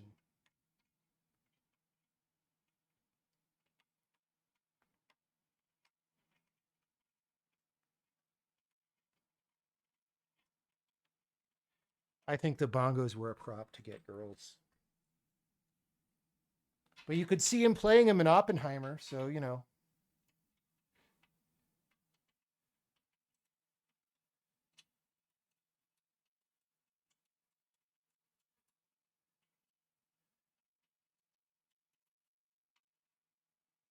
You Googled it and it's true. It is true, yes. I would not lie to you about Richard Feynman. I respect the man way too much to lie about him.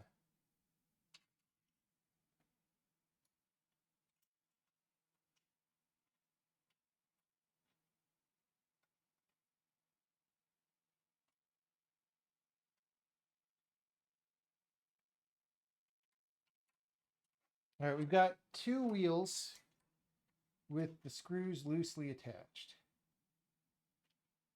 All right, so we're going to do 2 more of those. Then we're going to do some fingertip push-ups. And then we're going to tighten them down. See, since I moved, you know, like you live in a place and you sort of have it figured out, like where all your stuff goes. And then you move and you maybe take a long time to even put things somewhere. And you're just like, dude, I don't even know where things are supposed to go. I don't know where I put my frickin' tools. I have a guess.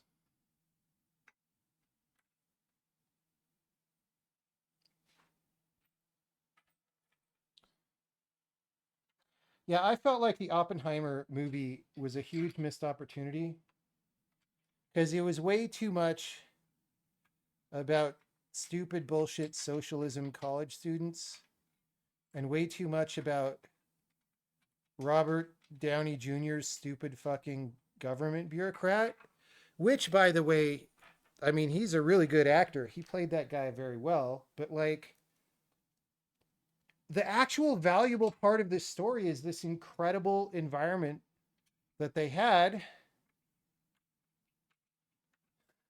at Los Alamos, right?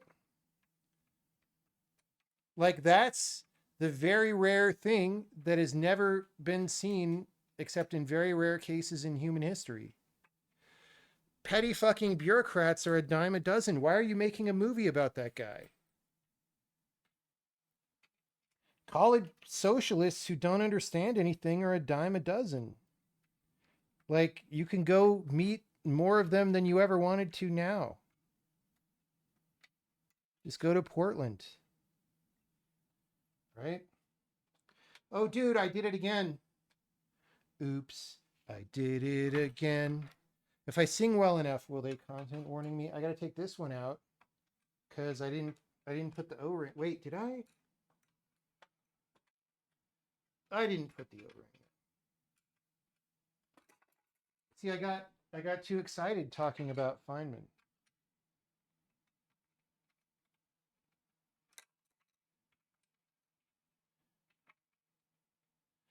Focus too much on the arc of Oppenheimer's entire life. I mean, some of the stuff in the beginning is interesting and should be said. Like, did you ever try to murder your college professor? I didn't. So like that's kind of interesting. And I didn't know that because I didn't read the book. And like there's just also something. Oh, dude, I missed another O-ring. Guys, don't let me miss the O-rings. There's something interesting philosophical there about like, okay, here's a guy who was fucking crazy in college. Like I was a little bit crazy in college just because I was so disoriented from being a kid, right? And like, how do you deal with that and then still let people make big contributions later? Like that's really interesting. However, the weird naked I am become death destroyer of worlds is was not necessary, in my opinion. Were any of my professors disappointed when I dropped out with one semester to go? I don't think they knew. Berkeley's a really big school. It's not like you have a really personal relationship with professors, except in very rare cases at Berkeley. It just is what it is. I mean, unless you're like a TA for their class, which is usually grad students usually and not undergrads, you probably don't know them that well. There are some exceptions. So like Brian Harvey, who might still be there, but he would be really old now. He was not actually a professor because he didn't have a degree. He was a lecturer, but he was one of the two guys who taught the intro to computer science class. And he was pretty friendly. And if you were one of the nerdsters like me who hung out in the computer lab all the time and was excited about computers, you got to know him to some level. But like he was the exception, really. I mean, dude, professors at Berkeley are fucking busy. You know, they don't have time to talk to undergraduates. Craziest thing I did in college. I fenced off Brian Harvey's office as like a practical. So here's the thing. I did some number of practical jokes on teachers in both high school and college. Because you hear all these stories about like, oh, at MIT, they do this really funny thing like reassembling a car on top of the clock tower or whatever, right? What people do not tell you is that even when you do minor versions of that are easy to reverse, everybody's angry. Like, people don't think it's funny. God damn it, dude, I missed all 4 O-rings on this one. People don't think it's funny like ever. They always are really angry that it's upsetting their routine in the day. Chat reminded me I was not reading enough chat. I'm selectively reading chat. So I hope that they got some humor out of it later. Like thinking back, isn't it funny that one time students did this thing and I was really pissed off? But at the time I was like I did something, you know, like I had a favorite physics teacher in high school and I thought he was really cool.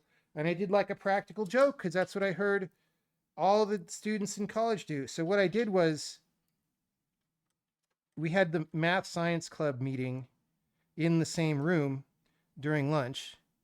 And we realized you could, it was like these rows of auditorium chairs that were kind of like cheap movie theater chairs or whatever, right? There were like 12 rows of these or something. And we realized that you could just unbolt all the chairs because they were just like these. They didn't have O-rings though, which is why I don't remember. And we unbolted them all and put them all in backwards. I got this idea and then I got a couple friends to help out. And he came in and he saw all the backward chairs, which I thought would be really funny. And he was really angry that he couldn't do his class and had to go call maintenance and all these things. I thought it was funny because it's so unexpected. Like what the fuck? You come into your hall and all the chairs are backwards, right? Like I bet that had never happened before in his career.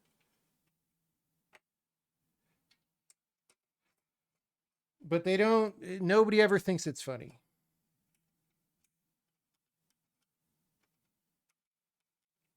Sorry, Tony.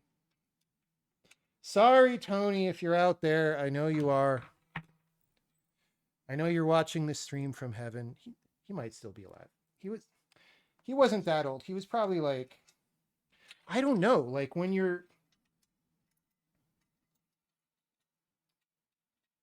he was probably in his 30s, but I don't even know because when you're like 17, you're not thinking that hard about how old adults are, you know. So he's probably still around somewhere. Actually, he's not in heaven yet watching this.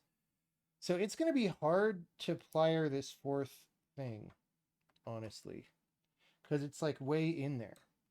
All right, but we've got, okay, triple check the O-ring. Oh God, no, that's an O-ring. That's an O-ring. Sometimes they're hard to see because they're the same color as the screw head. O-rings. Okay. Yes, we are fully O-ringed up. I'm a little worried that now that these wheels are on, like they don't go that much down below the feet. We might have to take the feet out to have fun with this. I don't know what. I don't know, man. They don't seem to go in any further. If I were them, I would make them screw in way down because what does it cost you, right? But they didn't seem to do that. Okay, I'm getting really hungry. This is going to be the last push-ups because I'm going to eat after this, some snacks, and we don't want full stomach push-ups. That's reserved for like I'm sure there's some version of OnlyFans that's only for the sickest of the sick people. We're not on there. We're not a content creator on whatever that service is.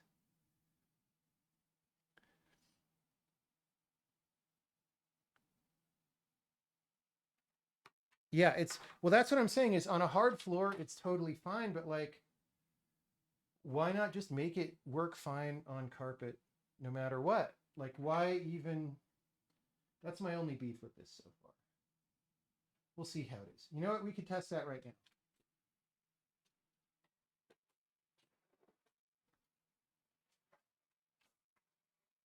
It's okay.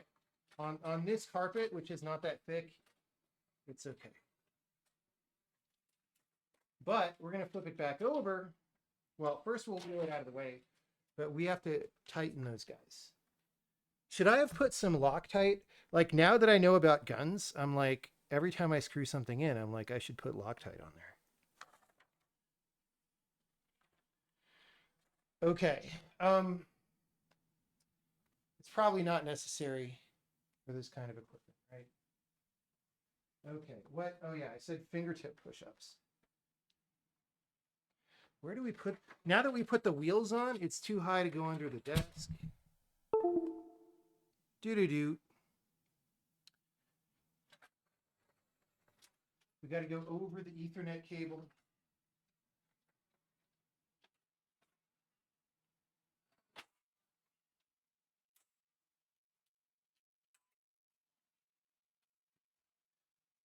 This was my old camera tripod.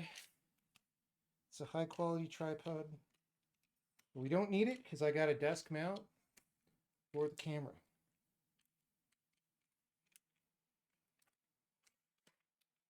Thank you, high quality tripod, for your service. Going in the closet with my even beefier tripods. Probably I should give all of them to Goodwill. All right, fingertip push-ups. This is going to be hard. Partly because we're tired from other push-ups too.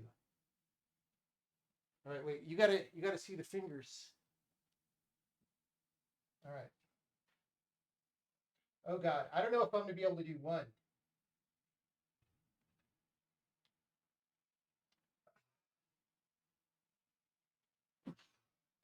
Yeah, we can't.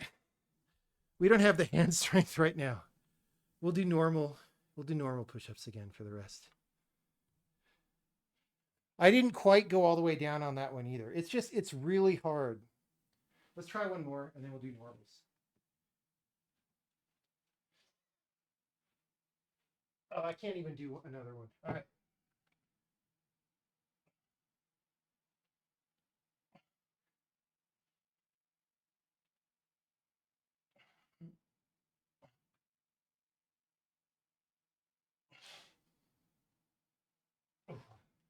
Just 10 for now. I'm tired from all the other push-ups, and when I'm more tired, I can't control my breathing, and I'm breathing in more carpet, and it's gross. So when we do Pomodoros on the stream from now on, we'll bring in like a mat, so I'm not breathing carpet. It'll be great.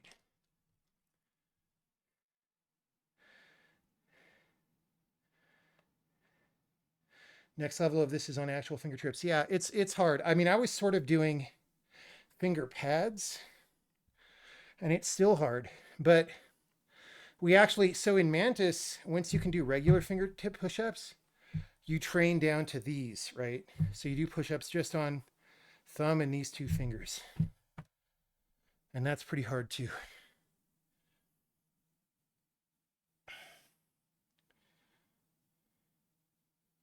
Breathing in carpet is gross. I agree. No, I don't want to see. I like the idea of doing this for streams.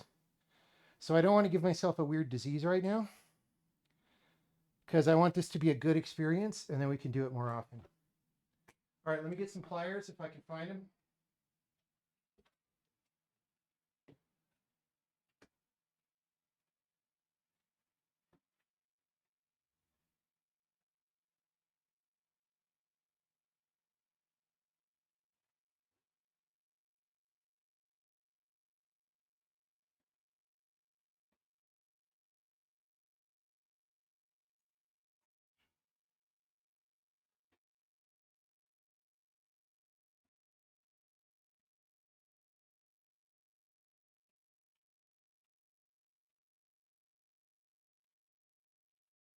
So I got this plier set. I think I bought this off Amazon, and the pliers are really, really good. But the packaging is ass unless you have somewhere regular to hang it. Like, because it's just this netting that they go in. And so literally 2 pliers are missing right now, and I don't know where they are, because they just like fell out somewhere. We'll try these ones. Or no, let's try I need this. Oh, never mind. One of these is in the AR bag. Let's get that one because it's probably the right size. Why do we need these pliers? To hold, you obviously weren't here when we talked about how many nuts would a flange nut, etc.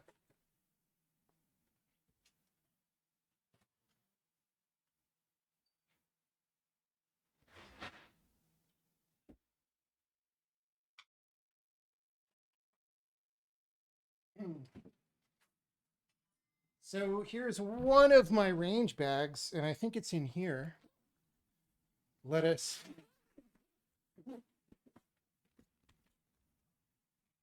Guess what? This is the one that,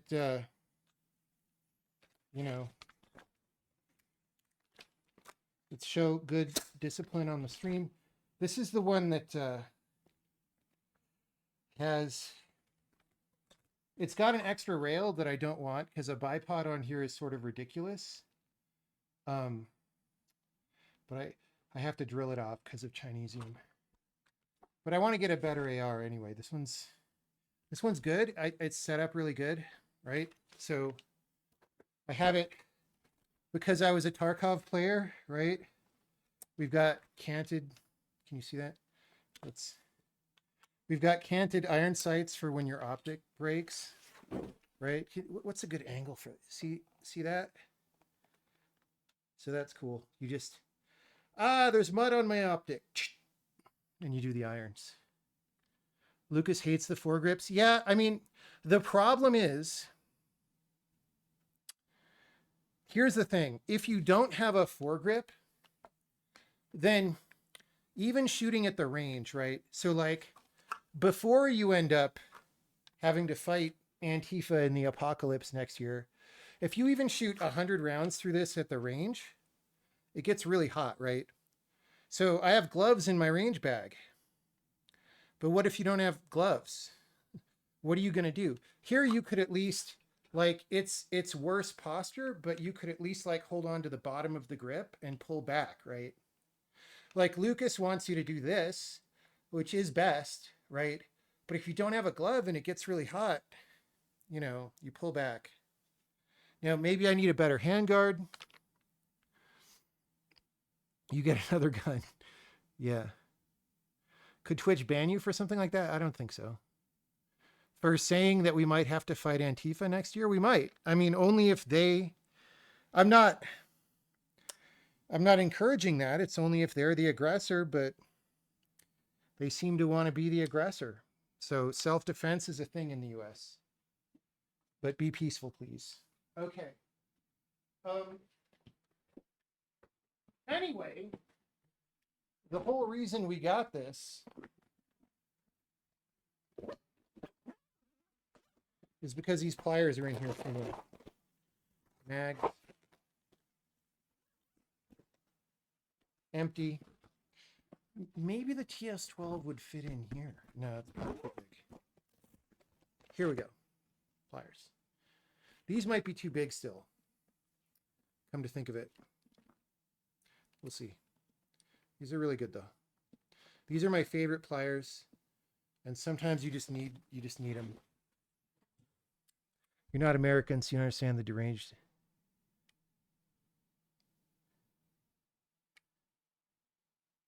Yeah. Okay. Yeah. Anyway, like I said, it's kind of stupid to have a bipod on a 14.5 inch AR. It's useful in some cases. It's probably not worth it in most cases, but I can't take it off because,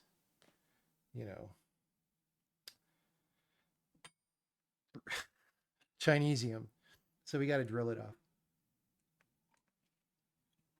But I'm probably going to get a better upper anyway, because Lucas says BCMs are best. So I'm going to go to the shop in the next town over and get like a BCM Recce one or whatever it's called. It's going to be great. All right.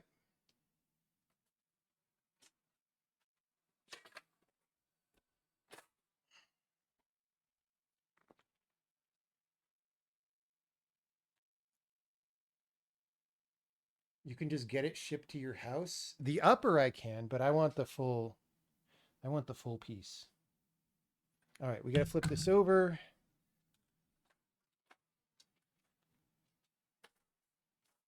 If all my pliers are too big, I have like 5 frickin' Leathermans. One of them will work.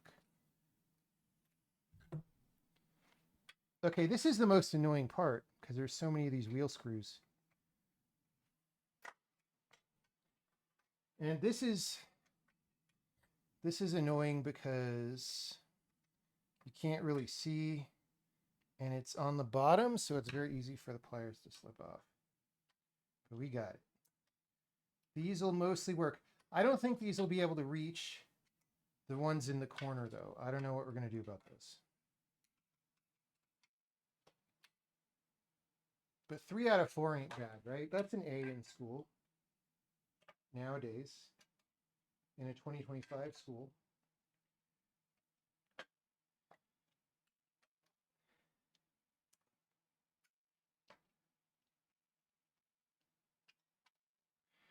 Since we're doing Gunstream, we'll get out the TX12 after we finish tightening the things. I probably can reach it somehow.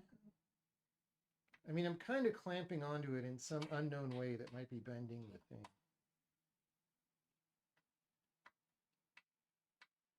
All right, 1 wheel down. That's great.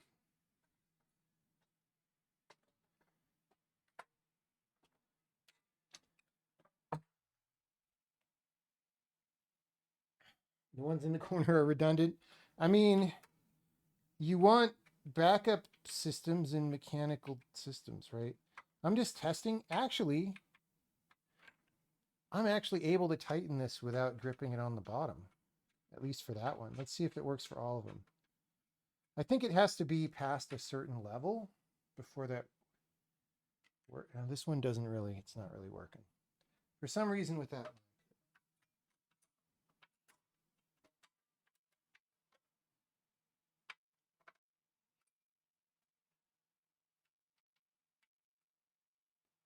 Let's just try.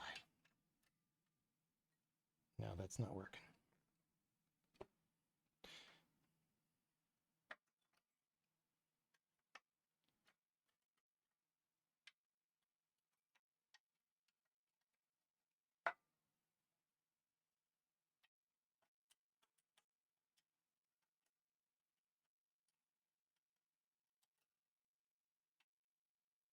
Okay.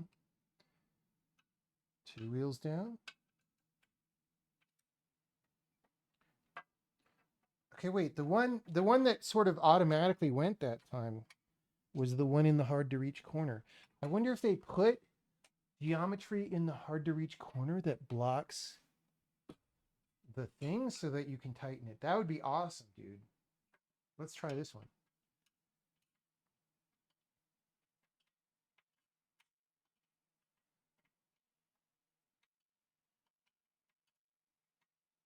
Yeah, it's working. Like, kind of? Maybe not. Let me see.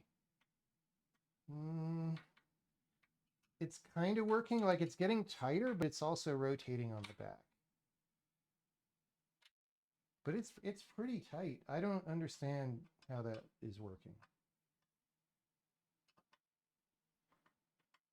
This one just feels like it's freely rotating. So I don't know. I don't know what's going on there. Maybe I'm smoking crack.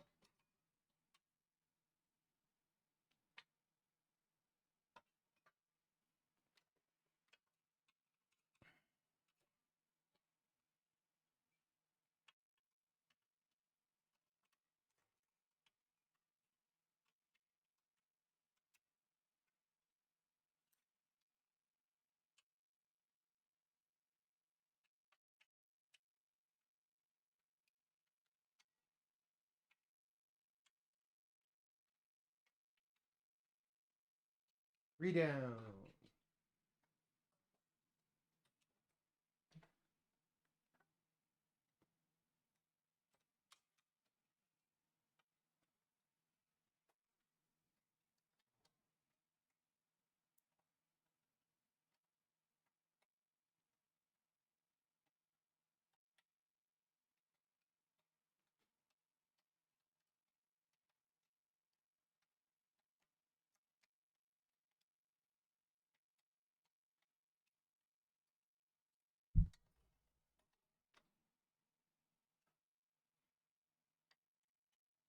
Let's see if it keeps working.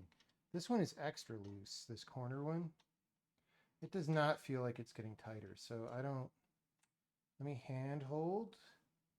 Okay, I handheld to a certain point. Yeah, it's like... Maybe it's just if you handhold to a certain point. It's like getting mildly tighter as it rotates. Let's try that with a non-corner. No, see, I don't understand.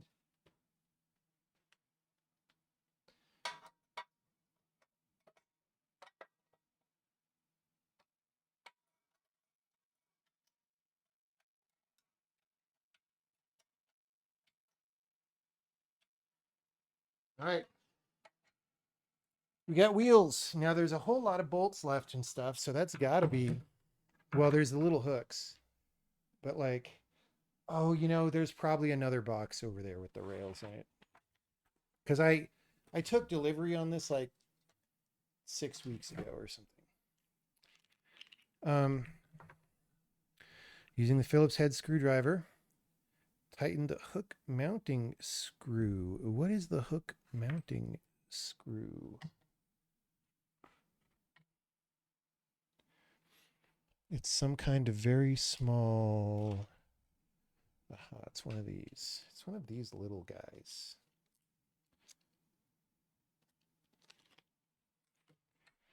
These probably go right back, right side up, right? Yeah, because the key mod's pointing down in the diagram. All right.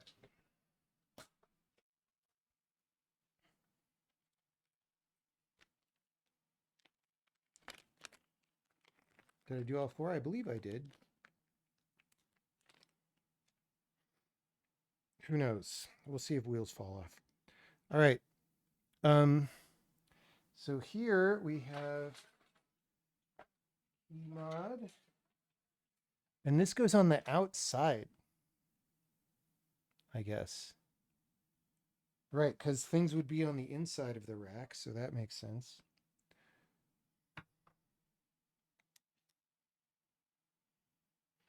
Goes outside, but which way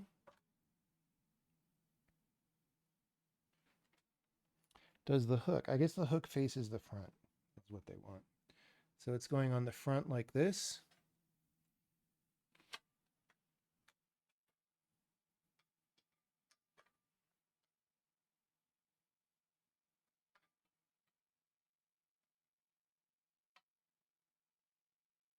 But it says only one screw, which is weird. I guess it lets it rotate if you want, or maybe it doesn't. It doesn't need much. All right. There's 4 of these. So install all 4 cable management hooks. Is cable management like anger management?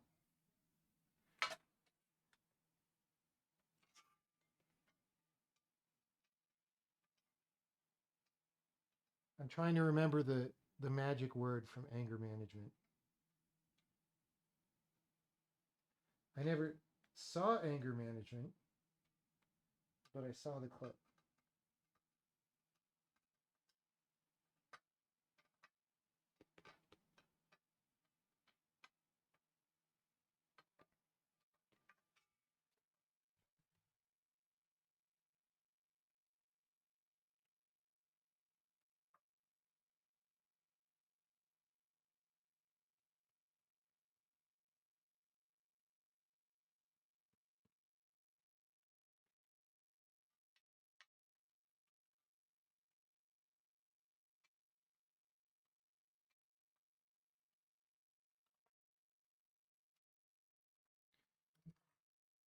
Goose Fraba, that's what it is.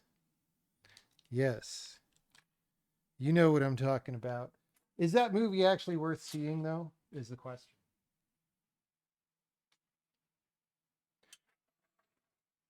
I don't know because I've never seen it, but I did just set up my 70-inch TV.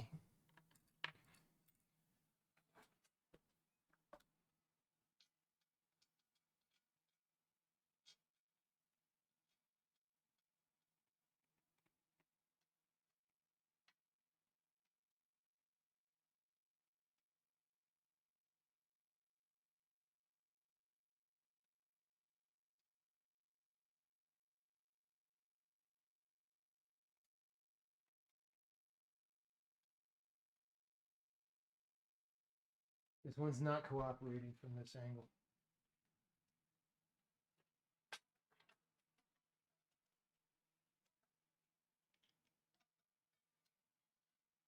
For some reason, all right, by holding this with the left hand and this with the right hand.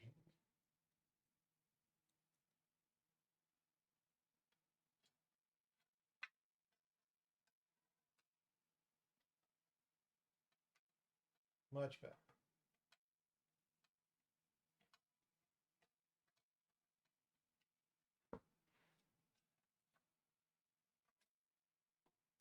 If you want to succeed in the game industry, put together hardware, man. It keeps it real. It's just a good way to keep it real.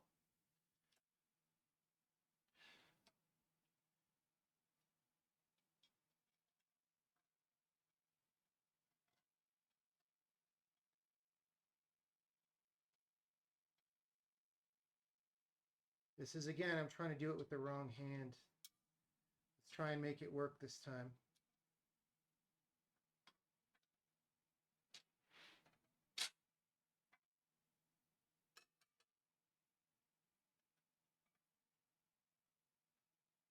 We're going to have to swap. It just doesn't work. People will tell you that you're anatomically symmetric, but it's not true.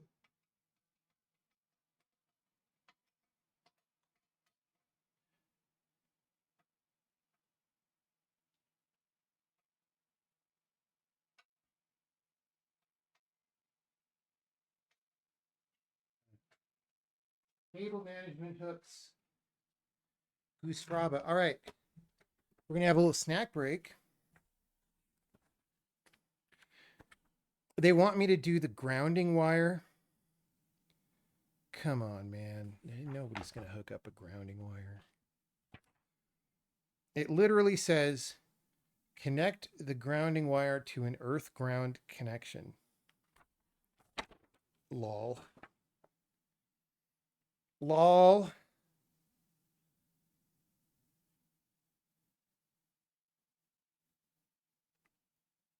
Okay.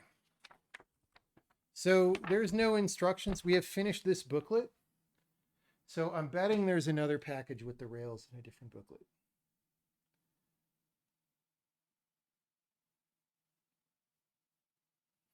Is the rack for the servers doing light mapping and such? Yeah.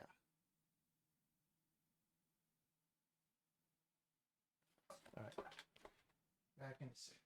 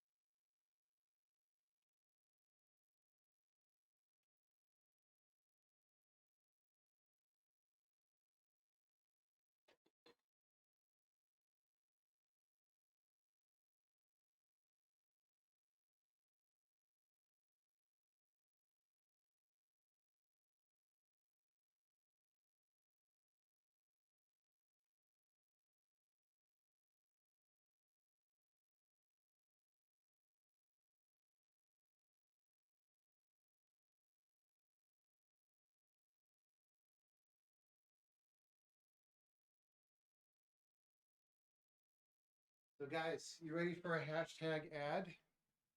When I was visiting Casey in one of the grocery stores near him, they had these salt blade sausages from Seattle. They're so good. I mail ordered some and I ate them and they were really good. So I ordered some more. I ordered $350 worth of sausages. And yeah, they're delicious. We could have Urutan. That's a really good flavor. It's a Balinese pork sausage. So good. Orange and coriander, delicious. Tuscan salami, pretty good. This is only A tier. This one's not S tier. Orange and coriander's S tier. Urutan's S tier. Soprasada's S tier. Like, they're all good. We're going to have soprasada just because this one has red wine and red pepper flakes. It's delicious. I just had an Urutan yesterday.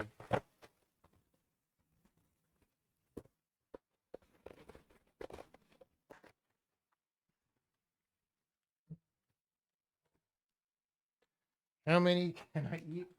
Well, I'm not Joey, what's his name? We're not having a hot dog eating contest.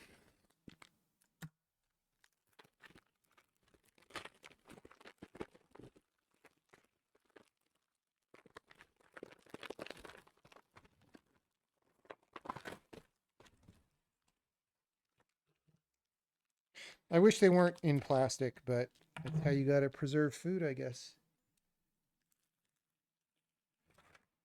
All right.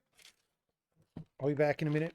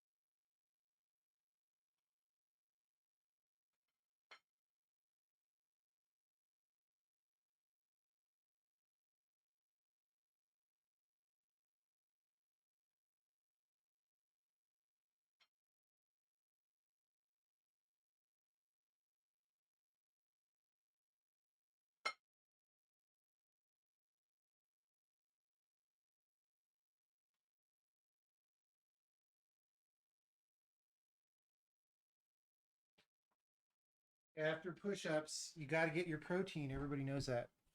And then we also have some kefir because I got to drink it before it gets old. With a souvenir glass from the Yard Milkshake Bar, St. Petersburg, Florida. Some of us know the place. It's where you get diabetes. Anyone else live in a place where there's the Yard? Cause that place is nuts, dude. Do I think I'll play Baby Steps? I don't know. There's like at least 3 or 4 of the yards. Let's see. We looked this up on stream before.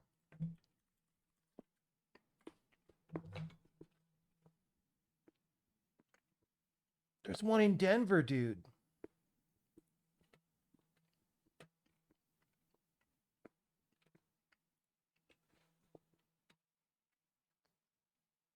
Look at all the cows. Wait, is that the Denver one? That's not where Denver is.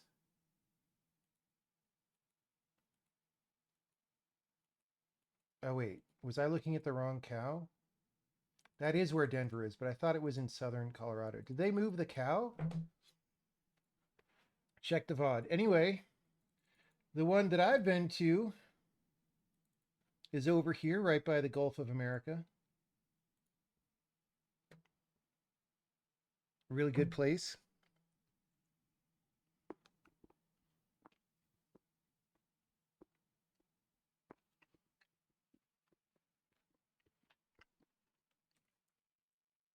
You're a 5-minute walk from the Yard. Wow. I was like a 7-minute walk from the Yard. Let me try to remember my address. Dude, it's only been 2.5 years since I lived there. You would think 3:30. Yeah. So directions. 3. I guess you'd do it differently here. 330 3rd Street South, St. Petersburg, Florida. So from here to the Yard, the Yard Milkshake Bar, it was like that far for me. Walking 14 minutes. I lied. It seems shorter than that. I probably walk faster than fat Google engineers.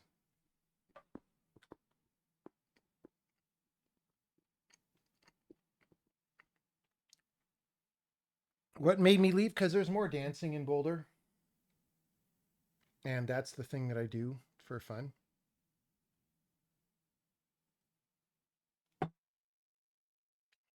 Also,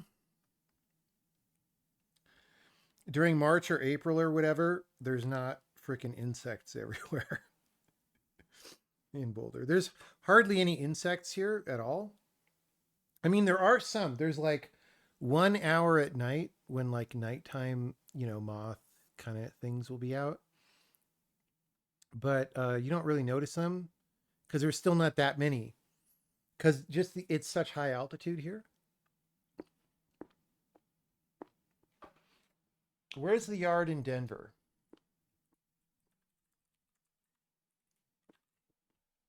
Is this new? Oh, it's out there. So this is sort of where's the Oh, this is not. Okay. This is some other the Yard. What is this? Shopping mall. Okay, no, we care about the Yard Milkshake Bar.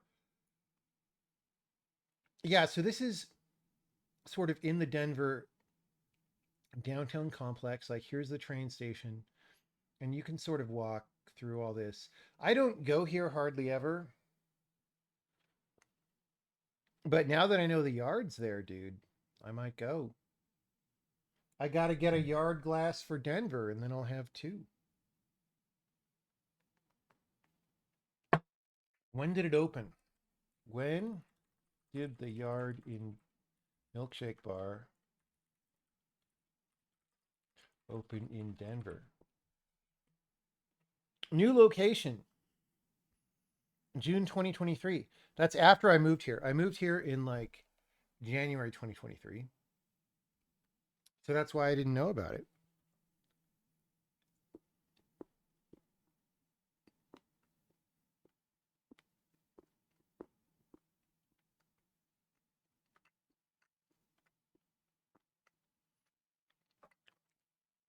Dude, this sausage is S tier. I tell you what. It's all going down. It's all going into the chub there. Wow, so big head right now. All right, we're gonna finish snack break.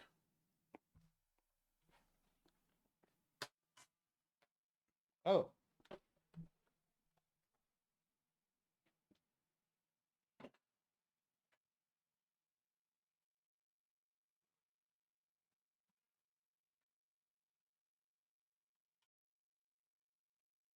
Okay. We have two boxes additionally. We have vented cantilever shelf. We also have an additional shelf that I bought that might be a lot like that one that's already unwrapped. And then 8 outlet PDU power distribution unit. I don't see any rails, dude.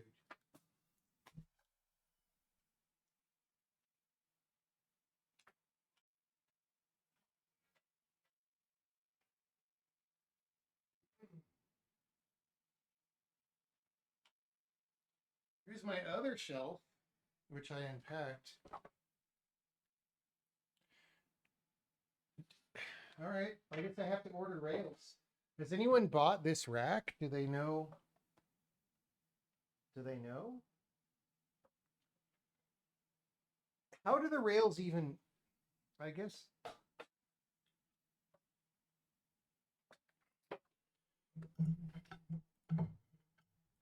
Let me,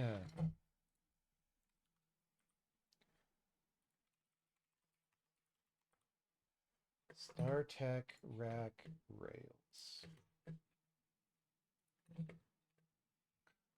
24 to 36 inch adjustable depth.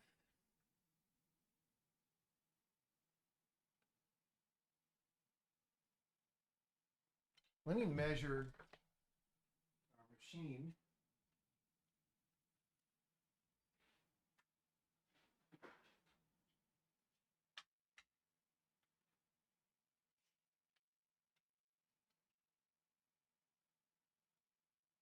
Okay, we have a 4U machine that's like 18.5 inches in depth.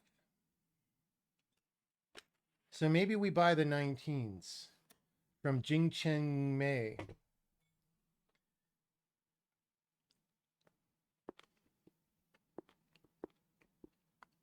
Earlier, someone said they had the same rack and needed to buy rails separately. Okay, so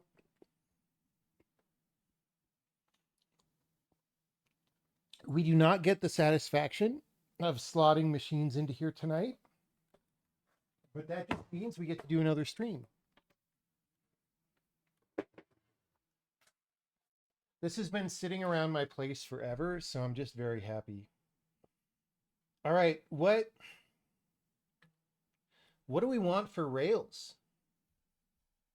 Do we want Picatinny rails?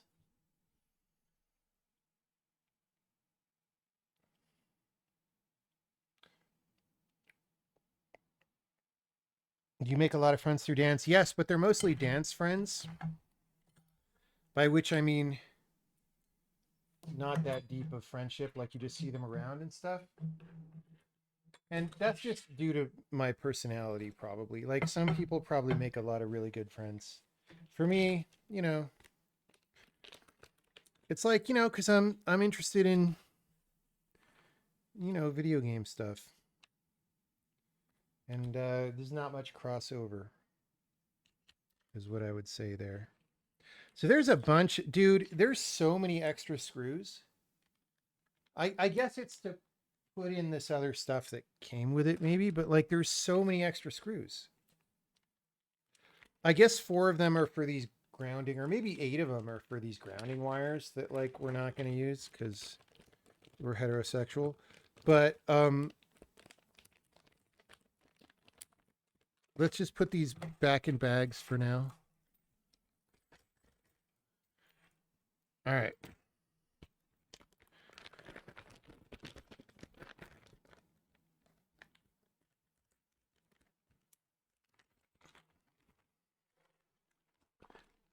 You've been annoyed with how much attention DHH's Linux thing has been getting on Twitter. It hasn't that like blown over at this point? Isn't that like done, or is it still going? I felt like it was done.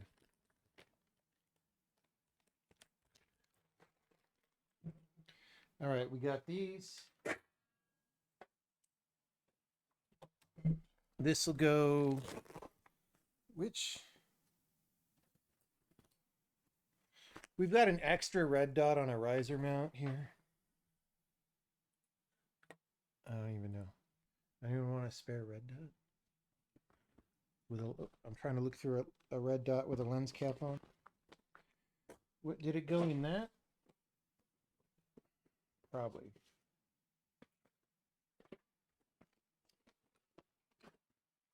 Let's put this back. You know what having an extra red dot means? No. What it means in my personal case, so I have an LPVO on there, like a 1:6, and on the one hand, that's useful. On the other hand, do you really need 6x magnification for a 14.5-inch AR? Maybe is the answer.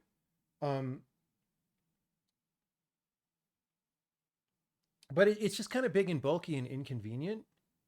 Like, just, you know, finding the correct position. It's got a pretty big, I forget what's the term for it, with the area where you can find the sight picture. It's got a much bigger one of those than older generation optics, but just like a red dot doesn't even have that, right? You just look through and you see the dot and you go. So I'm undecided about what's best.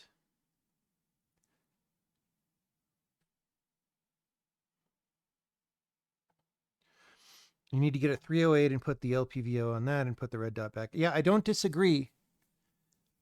I don't disagree. It's just kind of stupid. Like if I had an AR10, right? Maybe you want 6x on your AR10. Now that said, or I mean, you know,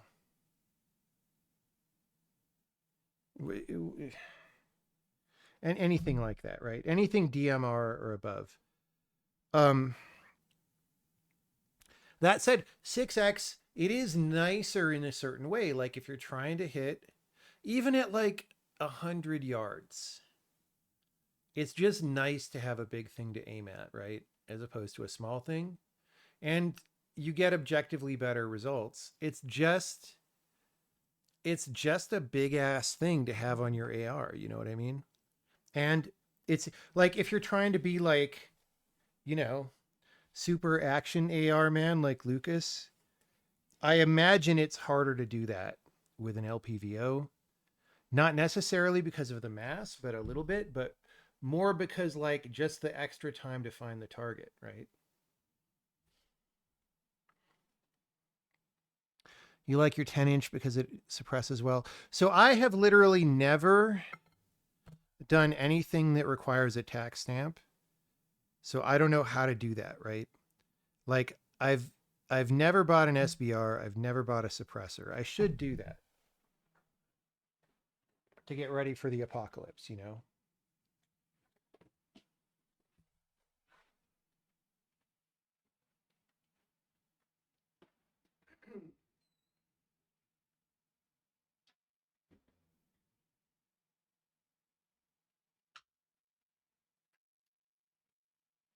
I also have in the closet an EOTech sight with the 3x magnifier mounted in front of it. And like,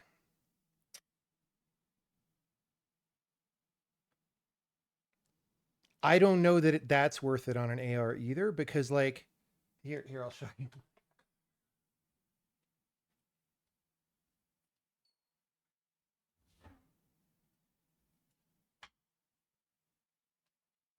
I just have the upper here, right? Because I was swapping uppers on that for a while. Where's the camera? Okay. So, oh, I don't even have the EOTech because I pulled it off. I pulled it off to put it on the shotgun. But like, so the EOTech would be here, right? Bleh. And then this thing is behind it. And if you don't want magnification, you flip it to the side, right? So you go schwip, schwap. And that seems cool, except when you're trying to, like, if you're trying to be decent at all, you aim with both eyes open, right? You don't do this thing. You do this thing. And this, when it's flipped open, it's right there in my peripheral vision, like blocking everything. I hate it, right? But it can't totally flip down because there's no room on the AR to flip down because you block the ejection port. I guess it could flip to the left. Like, why do they make this flip right? It could flip lower if it flipped left, I guess. Maybe there's a reason they don't do that. I guess this one is far enough back that like if it actually flipped to the side, the charging handle would actually ram it a little bit, but if it were like one slot forward, that wouldn't probably happen. So the thing to do is the thing that you actually like and will make you shoot practice more. Yeah, I agree. I mean, that's the fun part, right? Is you get to express yourself through your decisions. It's just like a video game. Can you reverse the flip but rotate the lens? I don't think it would. No, it definitely minifies if you look in the lens the other way. Um, yeah, I don't know. Since we brought up the shotgun, I've shown this on stream before, but I've never shot it, but I get such a kick out of it. Let's show it.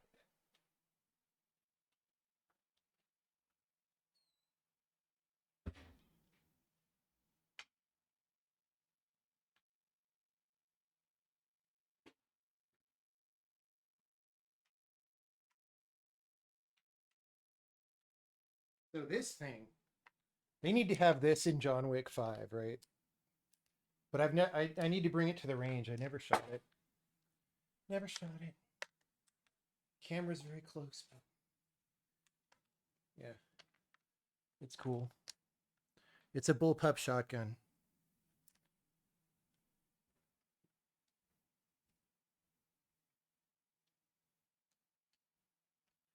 Oh, and the thing to mention about it that's cool, it's not just that it's a bullpup shotgun, right? But like, so there's actually three tubes here. See, this is like a triangle. There's one tube, another tube, and like you fire, fire, fire, right?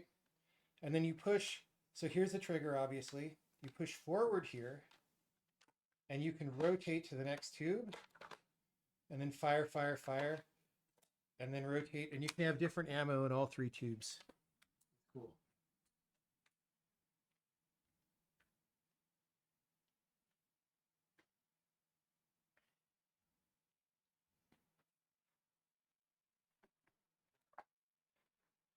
I'll report on it after I actually use it sometime.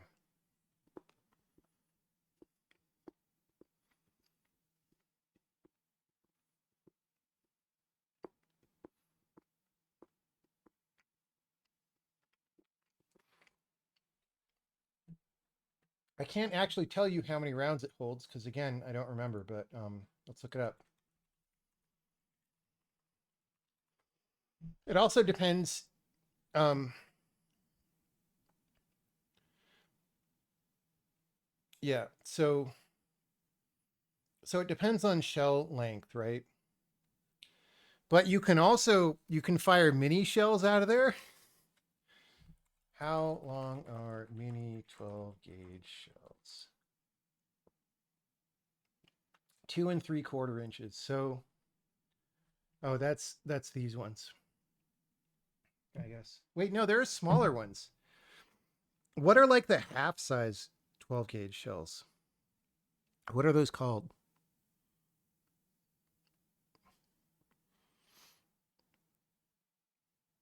Are these toy guns or real gun? It's a toy gun.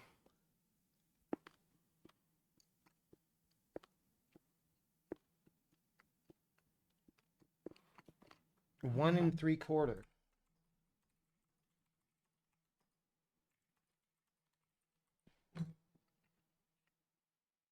Mm.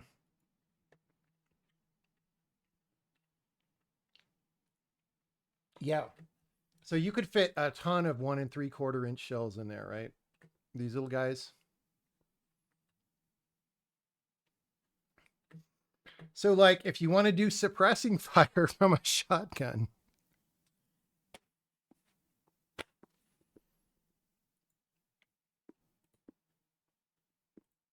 Oh, we forgot to.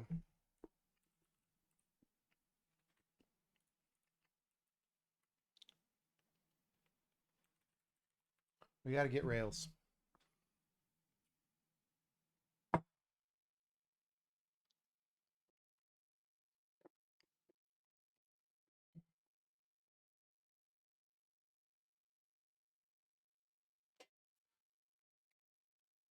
I do not own a place. I just rent. I'm going to bring back the camera, but we'll be small because I think we're done with the assembly portion of the evening unless we do assembly language.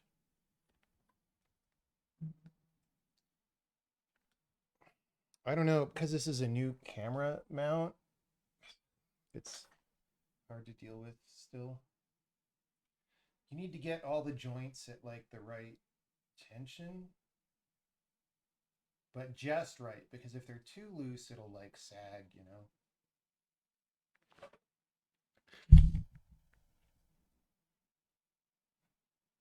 I want like somebody must sell a very expensive robo camera mount that just tracks you now. Remember how Microsoft Kinect would track you to a very limited degree?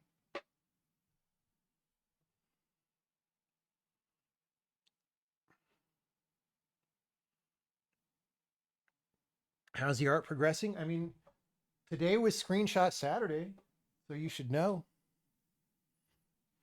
We posted screenshots. Yeah, let's get the lamp going. You know that book, Get Lamp? We're going to do that. I actually have a copy of Get Lamp, but I never read it.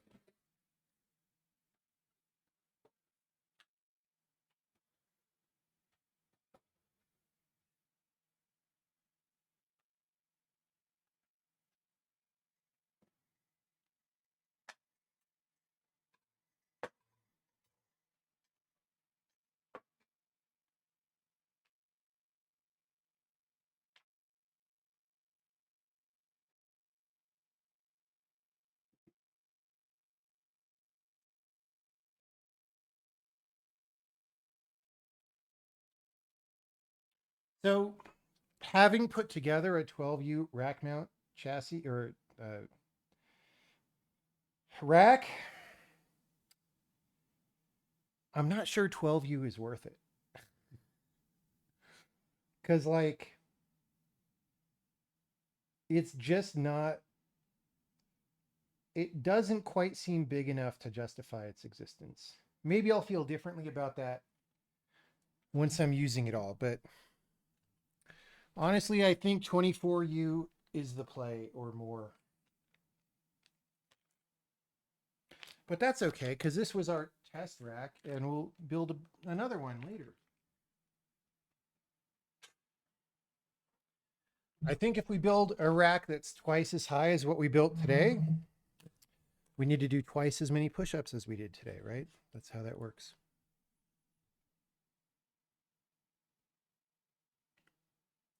My natural look is angry. I mean, it is how it is, man. I'm not trying to look angry usually, unless somebody tells me Python is the fastest programming language or that non-determinism means something doesn't always give you the right answer. Then I get angry. want to put all these. We've got the little Chinesian tools.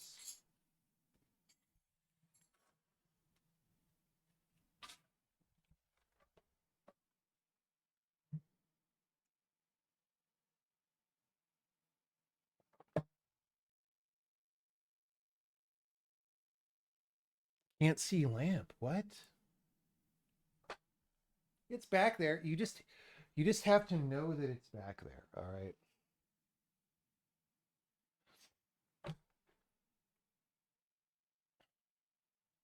We don't have something over here for it to go. Or we could, you know what, just to get the magic of the lamp back.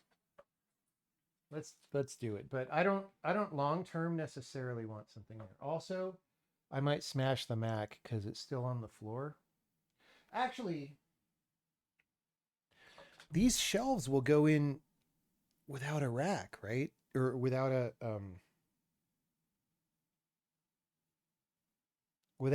do the shelves go on the rails or will they go without rails?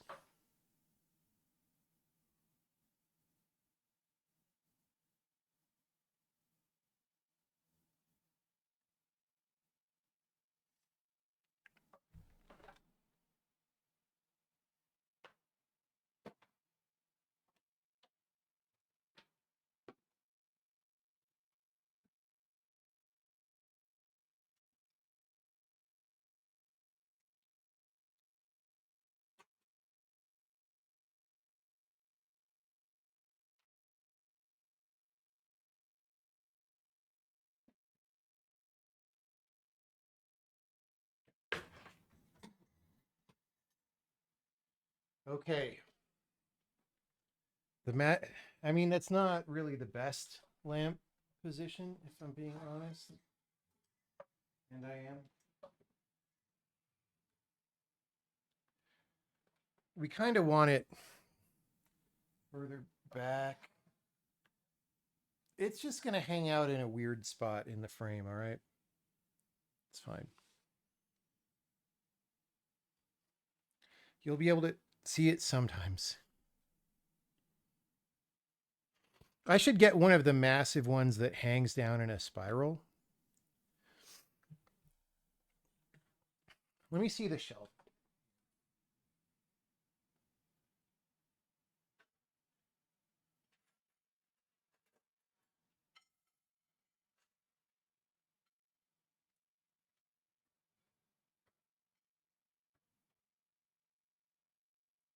So, yeah, that's way too small.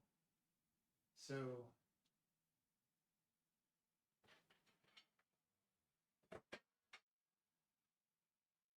it must actually sit on rails.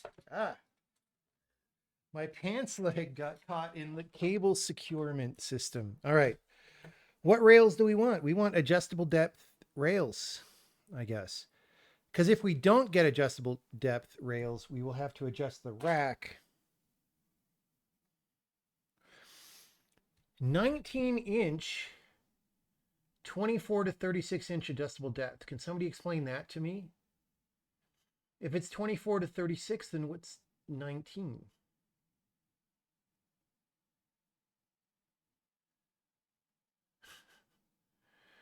What?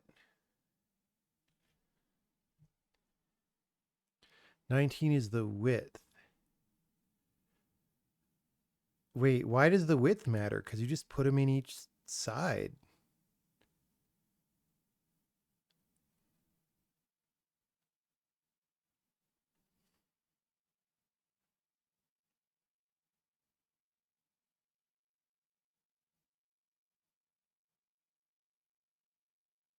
Just standard size. Okay.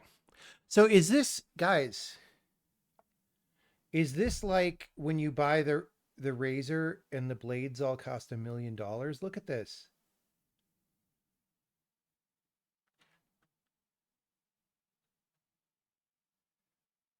This is two rails. So to mount one thing costs $64. Do you know how much money that is? You could buy a burger and fries at Five Guys for $64.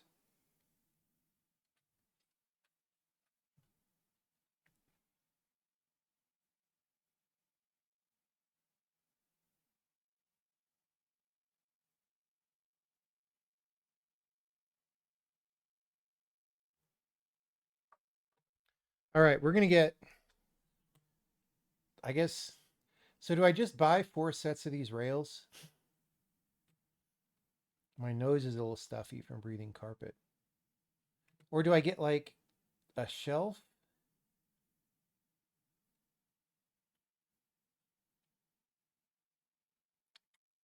Okay, wait, let's open this box. So I have that one shelf that definitely doesn't mount inside, but we have another box that said shelf, but I don't know if it's the same kind of shelf or a different.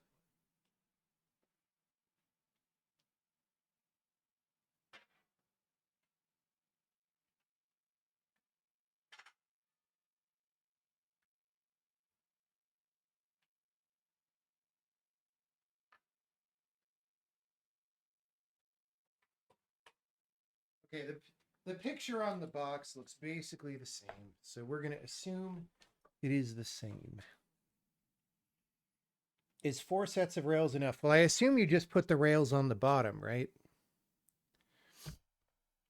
So what we want to put in here is a 4U system, a 2U system, the shelf for the Mac Mini, and then maybe something else, right? So right now I want to put 4 sets of things in it.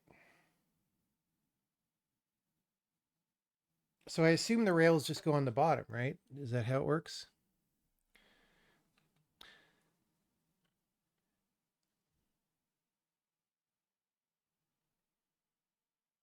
Don't use the first U. You mean on the bottom?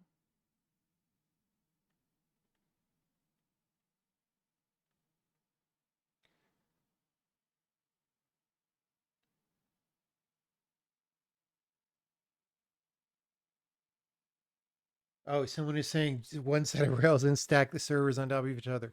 No, you want to be able to pull them out and whatever, and that you want them to be stable, independent of each other. Are you racking a switch? I mean, I'm guessing the Switch will just be on the shelf with the Mac Mini, right? Like the Mac Mini is pretty small. Um, so like I guess we would put a Switch in there as well. And we have a power thing. Let me look at that.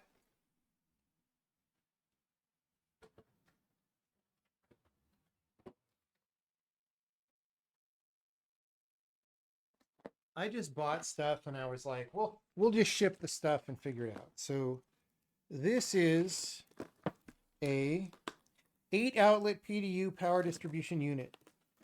I don't know why they had to say PDU power distribution unit. Seems like a little redundant, but you know.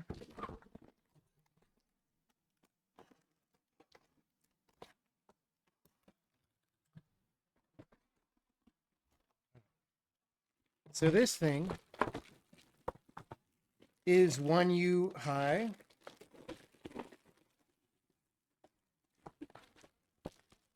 So I'm guessing this just goes on the bottom. If you don't want me to use the first U anyway, maybe this is the first U anyway, right?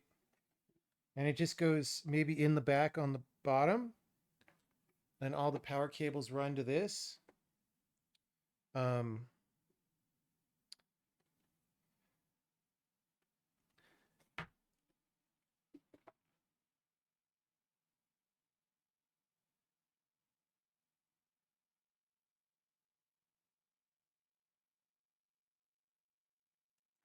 so this,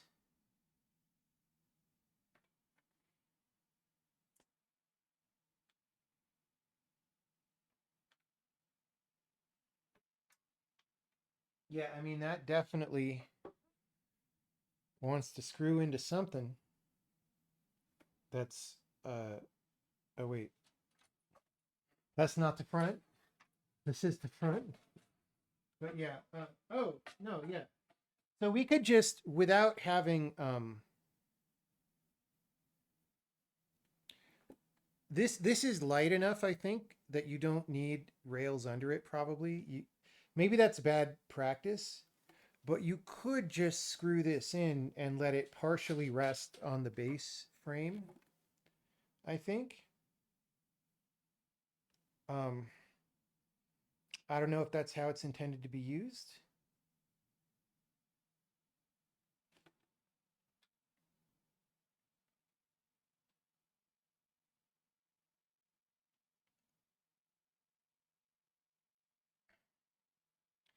Airflow and clearance issues.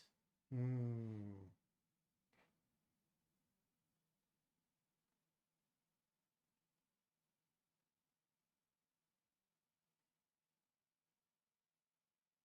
One joule per rack maximum airflow. Okay. That is, you could do that. That is an option that you have. So let me see. I mean, so this is strange because I feel like I would want to mount the PDU in the back, but then it would kind of. Do I mount it in the back facing in and stuff just plugs down there? Or do I mount it in the back facing out and it's just kind of sticks its butt out? But then it's probably even easier to plug stuff in, right? You put it in the front. So if you put it in the front and everybody's got their power supply in the back, let me check that this chassis does that.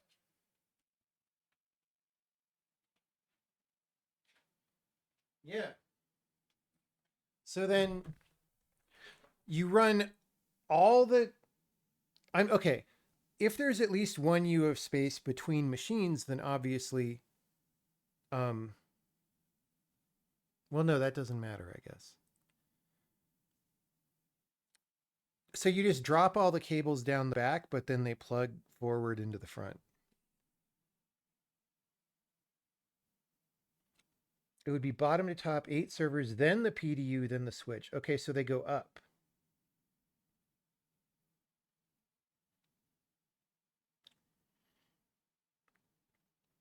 Okay, right. So you had power coming from the ceiling. That's interesting. I guess that makes sense. Back at Berkeley Computer School and other places that I worked after that, machine rooms always had the removable floor tiles, and we had like the suction cups to pull up the floor tiles. But I could see how you would want ceiling instead because then there's never a freaking hole in the floor while you're working, right? Um, yeah. I don't know. For us, we're just going to be plugging it into wall power in an office, so I probably would put the PDU on the bottom. But that's good. It's good to bring that up and I can think about it. Are you putting the rack in a room with constant temperature control? No. Um, that doesn't matter for small numbers of computers. It's fine. Just normal air conditioning for normal people is fine up until like 20, 30 computers. I don't even know. Like you don't need to LARP like your Google if you only have 30 computers. You know what I'm saying?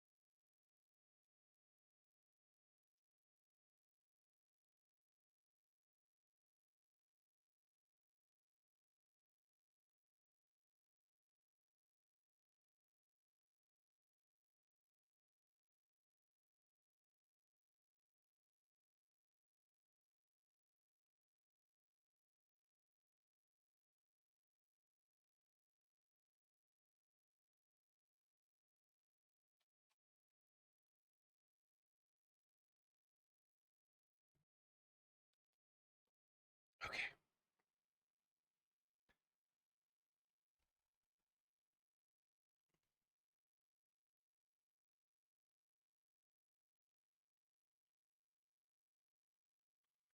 You put cilantro in your chicken soup. Cilantro is the divine ingredient. A face tracking tripod head.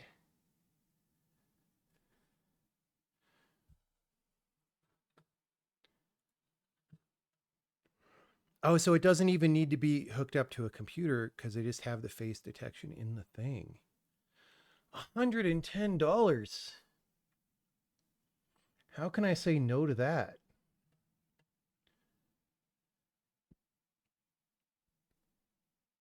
Wait, do I have to manual control it? Auto face tracking function. By the venerable brand Soonfa.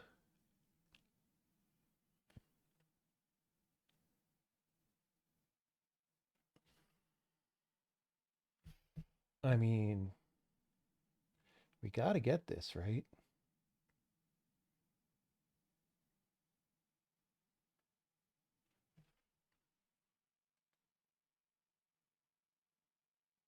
For some people, it tastes like soap. Are they cursed? Yes. Yes, they are.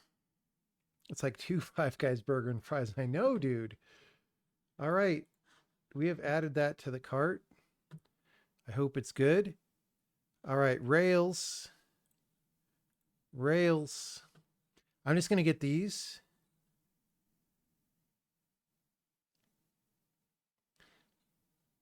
So, where, okay. So, obviously, you see the parts that screw into the front and back.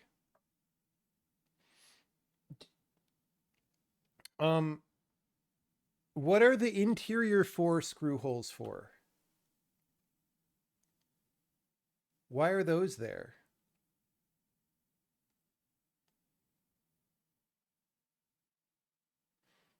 Also, how is this stable? Because, like, I mean, this part here goes in the back, right? This part goes in the front. There's only like one screw holding this in and one screw holding that in. That feels like it's just going to be mechanically unstable. What's going on here? Are these? Oh, there's two. There's another one there and another one there. They're not that far apart, I guess, to let you pull. Okay. Um, I only saw one to begin with. I mean, I guess it's fine.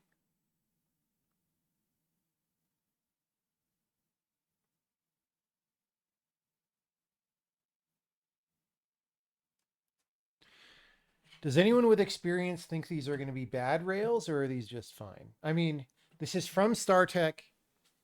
This this rack is from StarTech, and I really like it. I mean, maybe I still need to tighten it some more. It's still a little wobbly, but that's fine. Um, we'll tighten it down. I'm actually not sure. Oh, it's just I think it's just wobbly because of the parts that I intentionally left loose about the depth adjusters. Because between like the front half is pretty rigid and the back half is rigid, but between those are these adjustable arms every time. There's no rigid part, right? And I just left them loose. So I guess when we tighten that down, that'll be the last thing.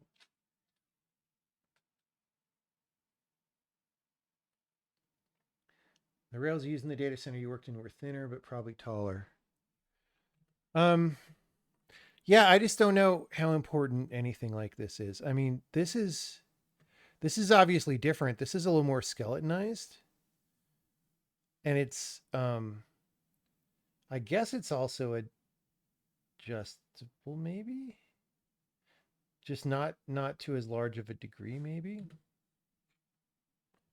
Adjustable. Why doesn't it tell me the distance? How adjustable? Well, it says adjustable, but then it gives dimensions.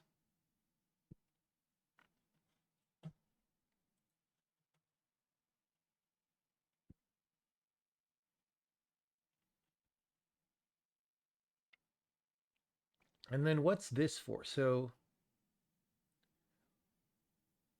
vented. So is this just more like a spacer? Like if you want ventilation in the thing, you put this in there to just take up space? That doesn't make it that much sense. Can you put fans in there? Some servers need brand specific rails to work. I don't know. So there's a 4U chassis that we bought from Micro Center. I mean, we bought the whole system. They put it together. Uh, and then there's a 2U Linux box that I just bought from some vendor off Amazon, actually. So I don't know. So how do these rails work, right? So we screw into the front and back. Are they just sitting under? Like I don't see. I guess they just support from the bottom, and we don't screw into the rails. We just screw into the front and maybe the back, right?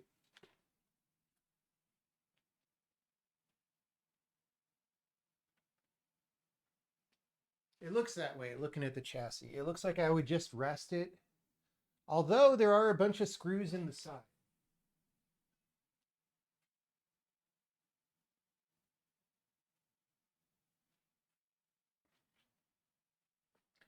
There's a bunch of screws in the side if I wanted to screw it into something.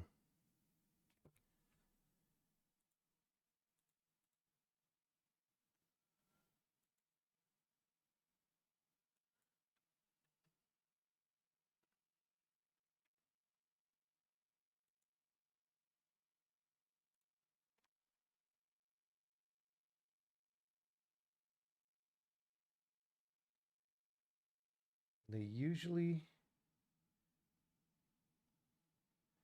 the $64 of rails are for networking, not full length equipment. Oh, okay.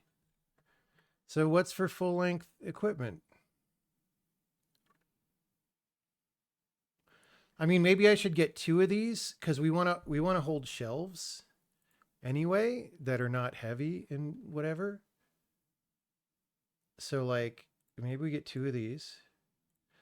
But then what do I use? What do I use to hold actual machines?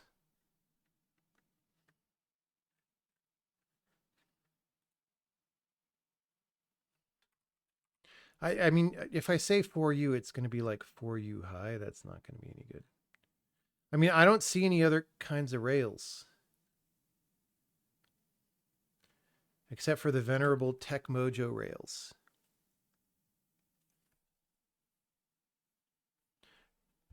You buy the rails that go with the chassis? Really?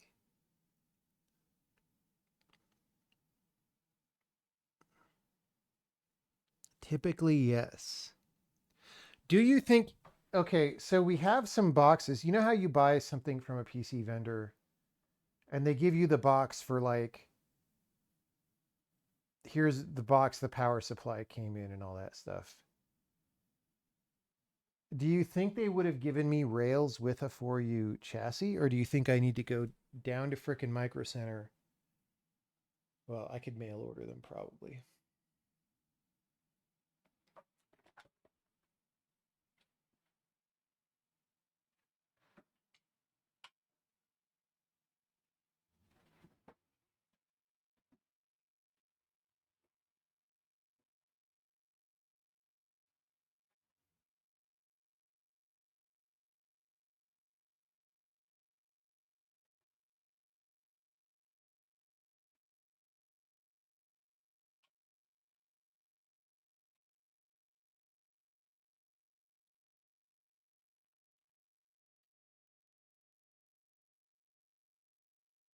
There are no rails on the chassis right now. I'll tell you that. I'm looking at it. Um, I don't see any other box. So maybe I just got to buy them separately. Let me go into high security mode for a second, and I will look through my email um, to find the the thing. I mean, when I went to Micro Center in person and I was asking them like what rack mount cases they had and stuff, they thought it was a really funny request. So I get the feeling that like nobody buys rack mounts from them, right? Which is not, they were like, look, we sell machines to gamers, you know. Okay. Wait, did I? We can leave the camera on in high security mode. All right. Micro Center.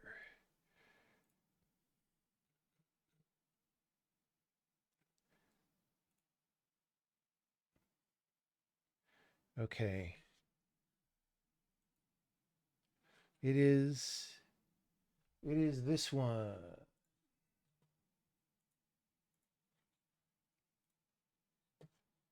Look, it's got no ratings because nobody ever buys this. Let me double check with a visual, but this does look like no. Maybe we ordered this and they gave us. Oh wait, Power Spec is the Micro Center brand, right? Do you, would they put their own label on this?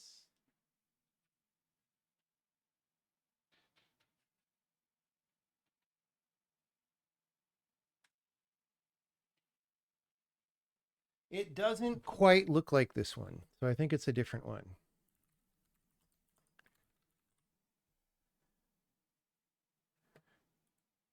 Okay, yeah, it looks like this one.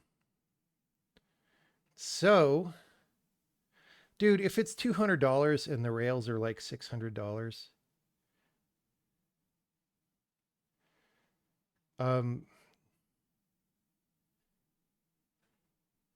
how do I find rails for this?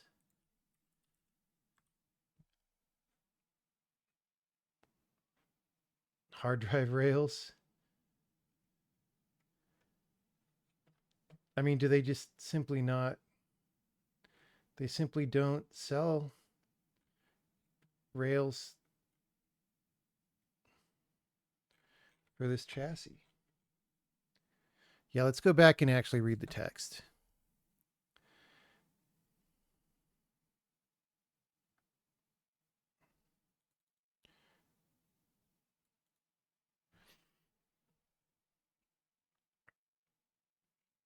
Not frequently bought with rails. 42U, that's what we should have got, bro. General specifications.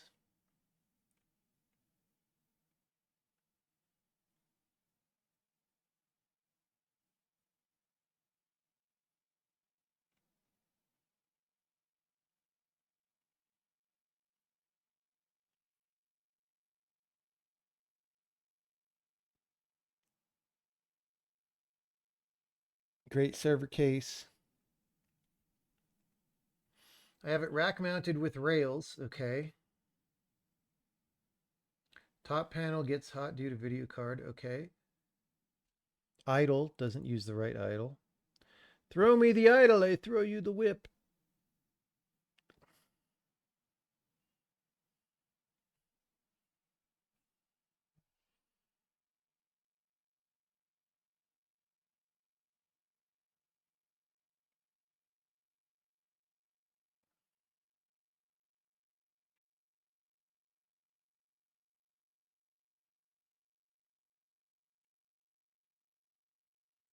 All right. Looks like it has ears on the. That's to grab it with.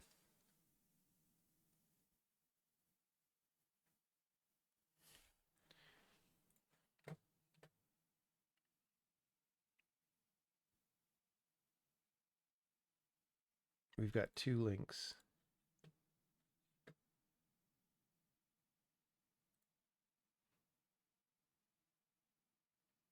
Wait, those rails are puny. What? How are those going to hold anything up?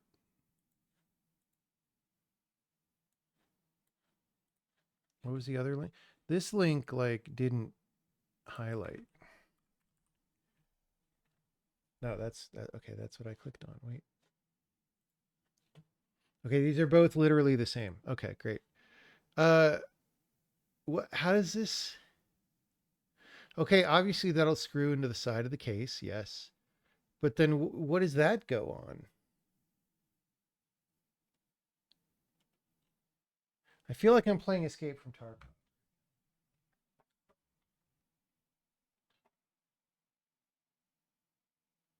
I don't have anything for that to go on.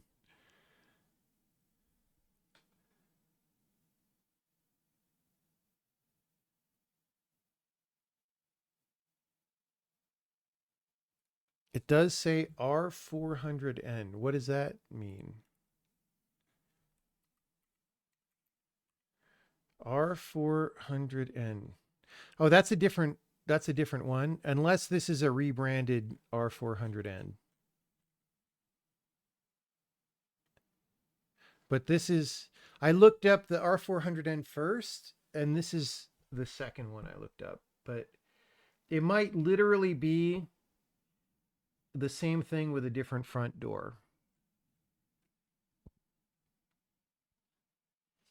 Hey, let's ask Google AI. What rails do I use for a okay. Generic 4-post server rack mount rails that are compatible with a standard 4U chassis. This power spec chassis are often built using common parts like Norco or Rosewill. You should look for a universal. So it doesn't actually know. It doesn't actually know what this is. It's like, well, they're often built with common parts.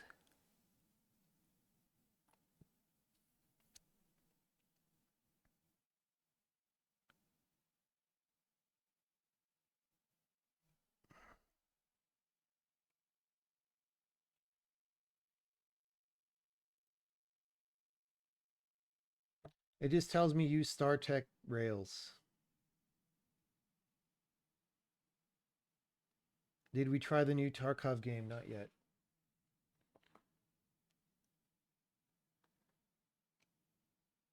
I'm ready to give up, everybody.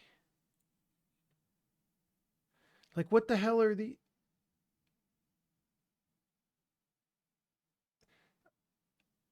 Okay, so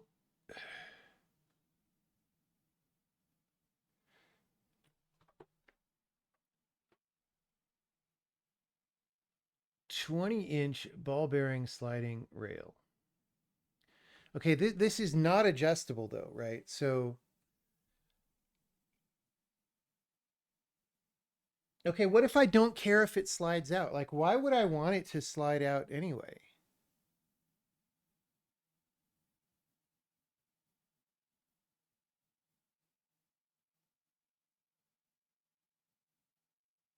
Like, I just want to slot stuff in.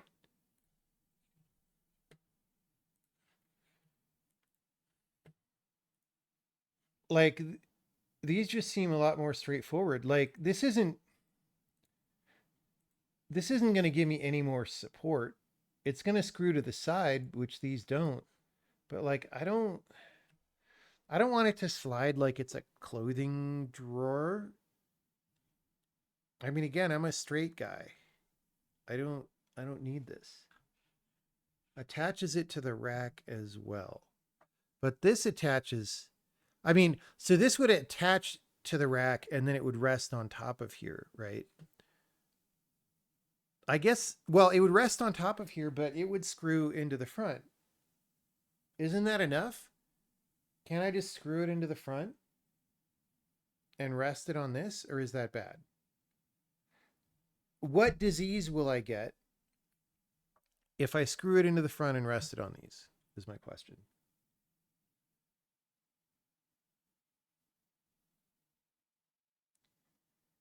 If you don't care about sliding, then just get a ventilated shelf. So instead of rails, I could get StarTech shelf. But I have it.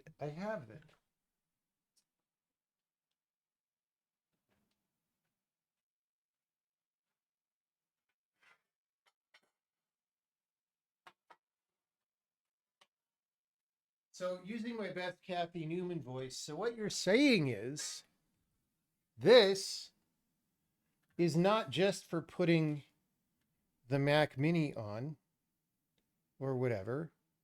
You would just put this in there and then just, the thing is, this kind of looks like it needs rails because see, it'll screw in the front, but like what is holding up the back? That's what I don't get.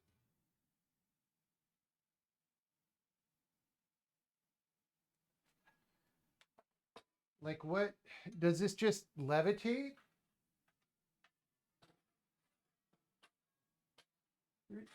There's no way I'm screwing that in and then putting a beefy 4U machine on that. Nothing is supporting it from the back.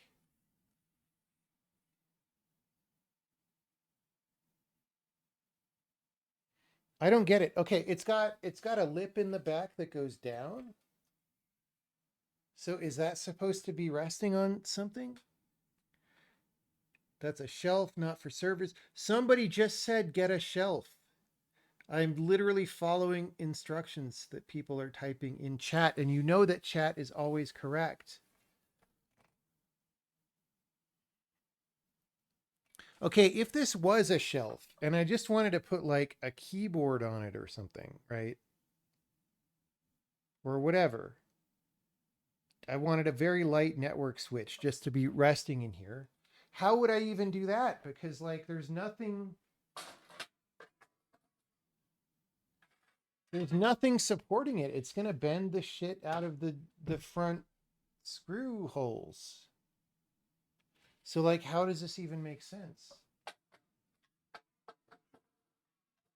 Like I think you got to have rails under this of some kind supporting it, right? Am I wrong? I just don't, because of these weird lips, it also looks like it wouldn't really rest on rails. So I don't understand what I'm dealing with here. Shelf supports back. What does shelf supports back mean? Could you switch to English, please?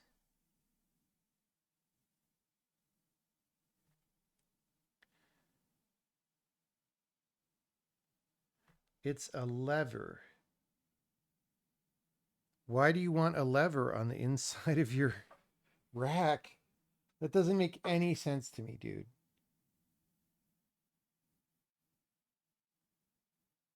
What are you talking about? Okay, first of all, is this the front? Is the big fat section the front? I assume so, because if it were the back, this would not reach the front, right? And you probably want it in the front, I guess. So like you're telling me you just screw these in and then it just sits there hanging out and it doesn't bend your thing? It sure seems like it would.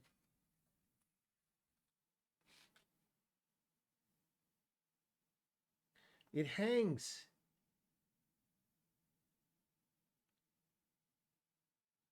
It's a low weight shelf.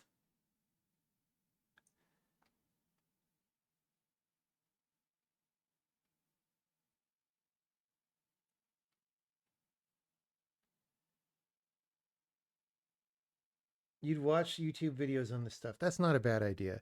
We'll also save it for tomorrow when I'm bright and okay. But what you guys are telling me is, so I assume that's also true for this power thing, even though it's kind of heavy. You're telling me I just screw in the 4 screws and it's just in there on the bottom. So the bottom U is this guy. And then maybe the next 4 is the beefy machine or something like that. Or maybe I put the beefy machine and then I put this above it to just have a little bit more space, right? Between it and the next thing.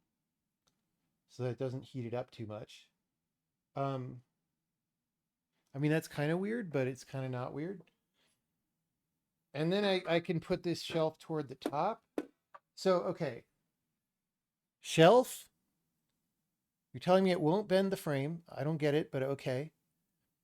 And then I put on here a Mac Mini and a Linksys switch, both of which are not very heavy devices. So you're telling me I can do that and it's fine. But what if like I accidentally press down on it a little? Like I don't get it. We'll have to watch the videos.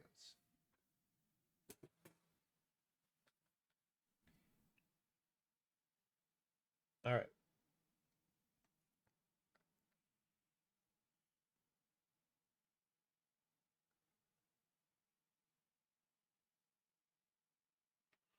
Someone's given me another link.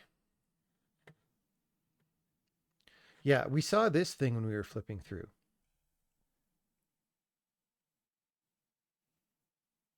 So you're suggesting I use this to hold a machine, but this is 1U high, which kind of sucks.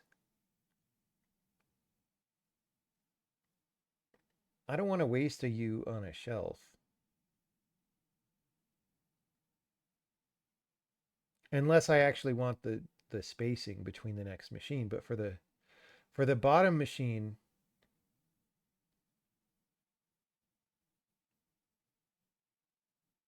I could get one of these just to see how it is. But this looks much more secure to me, right?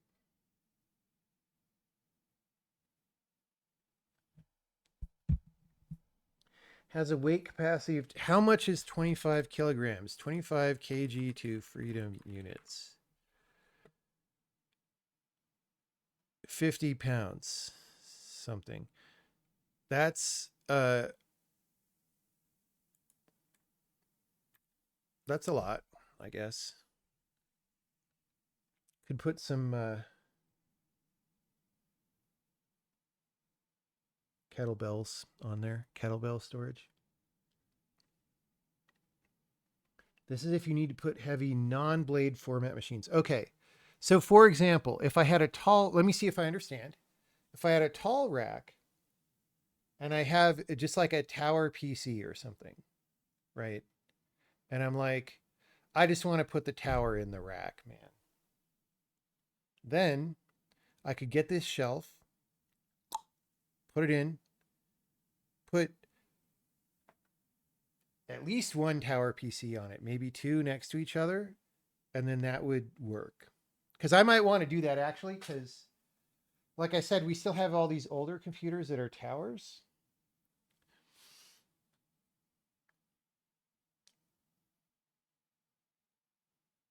As long as you don't roll the rack around with the PC in there. Okay, yeah. We could even Velcro it down. Like, look at all these little slots, dude. You could like get some straps like you have for a truck and like strap it in there. It's $100. This is how they get you, dude. The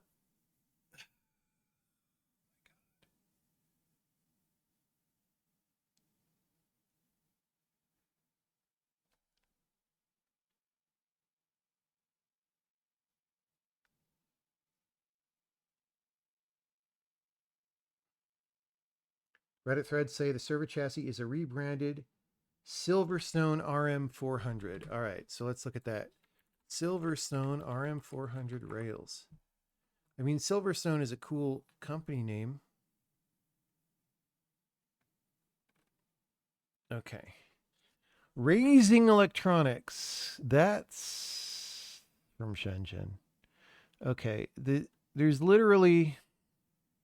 Can we go to PC Part Picker?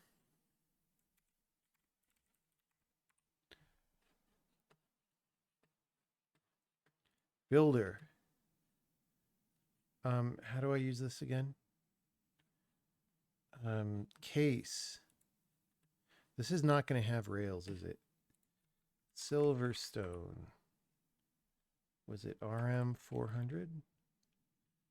What was it called? Yeah, they don't. PC Part Picker doesn't understand this. Let's try this. It also won't know this. But we must try because that's what gives life meaning. It also doesn't have that.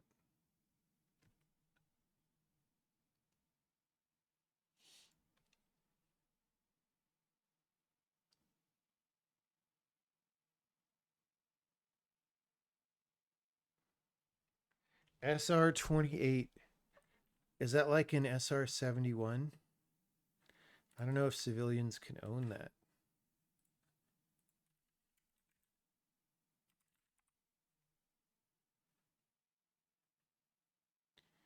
Now I'm seeing a bunch of other shit. Do you mean the sliding rails that we were looking at?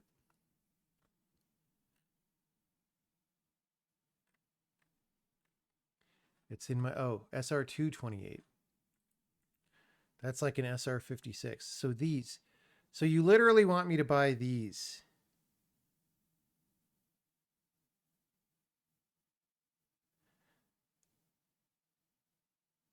But what do these even connect to?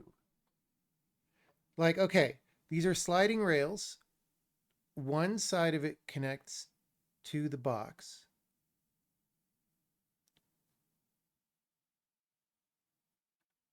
What does the other side connect to? Like, what do I screw the rail into?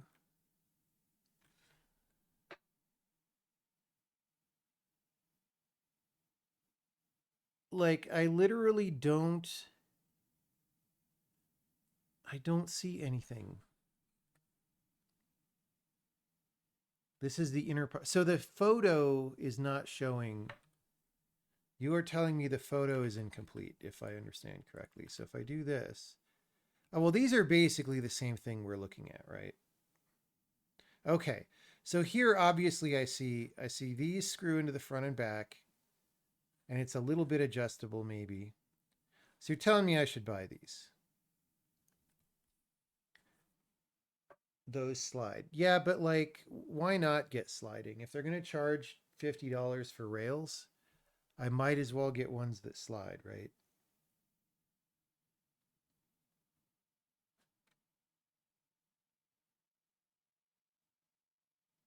Sliders are different from the ones that slot in. Yeah, but is there a reason to prefer ones that just slot in?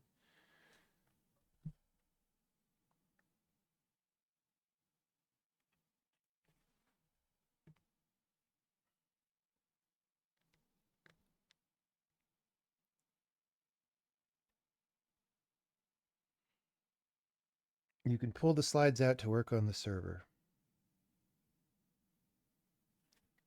Let's just get these. Two.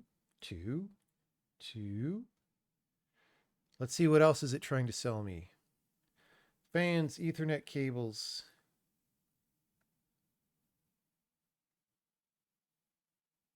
We could buy some cables, but let's figure out the cable lengths later.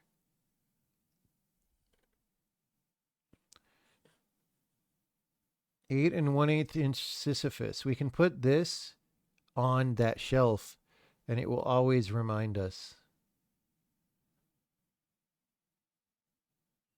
of what computers are like. Check the reviews, they're kind of low. Oh God, 2.1? I mean, I don't normally pay that much attention to reviews, but like 2.1 is very low.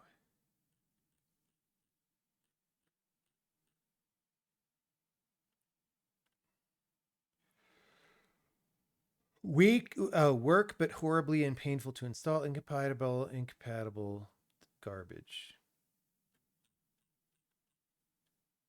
Tell me how you really feel.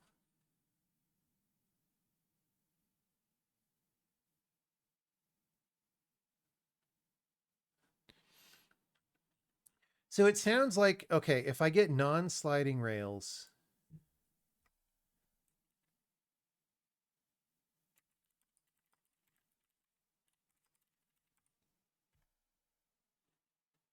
Nave Point, like they're the same price, but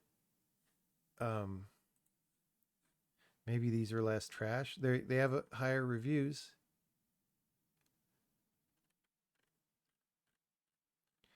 Should I become a Nave Point fan?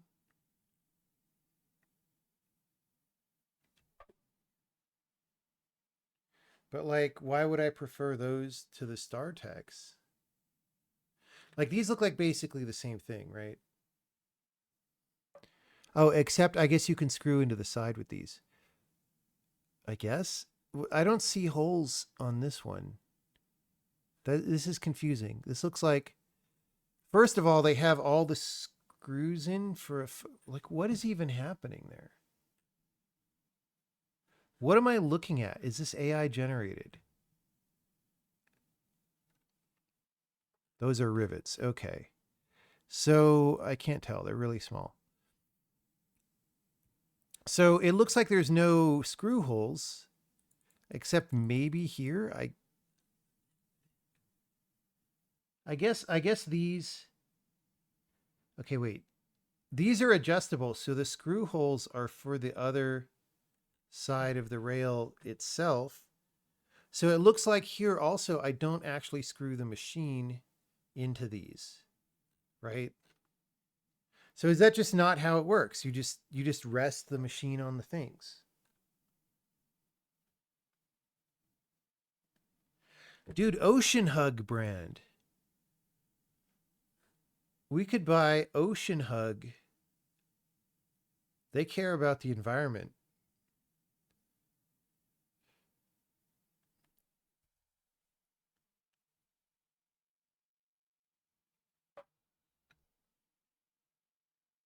Take the basic ones from StarTech. Yeah. Um okay, I'm just going to buy these and we're going to go. And we'll see how they are. And if they're not good, then we'll get something else.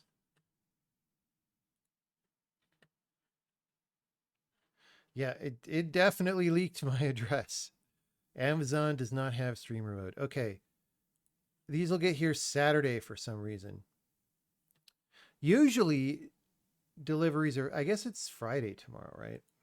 That's not slow, but so I think, so you wouldn't think that Boulder, Colorado would be very instant for Amazon, but we're like 45 minutes from Denver, and like Colorado is, the Denver airport is the main hub for like a third of the country. So usually, or quite often, I can get Amazon deliveries like the next morning because it's just such a hub. It's pretty great.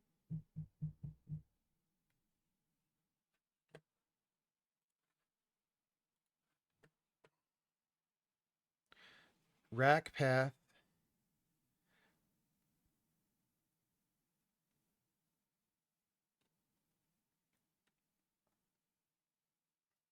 I mean, these kind of look better than the other ones. I don't know. We'll see how the StarTech ones are. We'll just see how we like them. These are the ones we just bought, right? Last purchased, whatever. 4.6. And also, the serial number is urinals1UB. So you can't argue with that.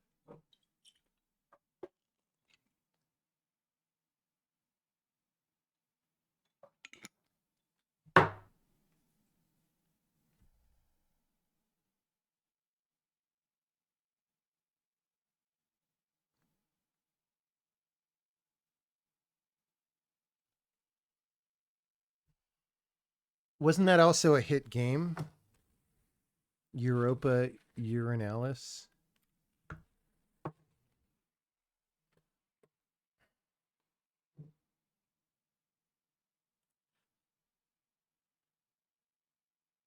Hold on, I got to go into high security mode again. I think, did I ship 2 builds? I think I did. I'm going to double check. I'm pretty sure I did. Yeah, okay, yes I did.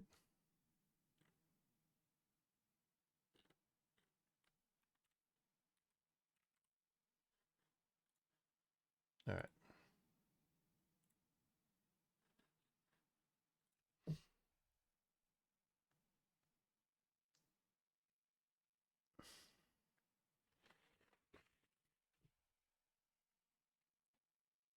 Well,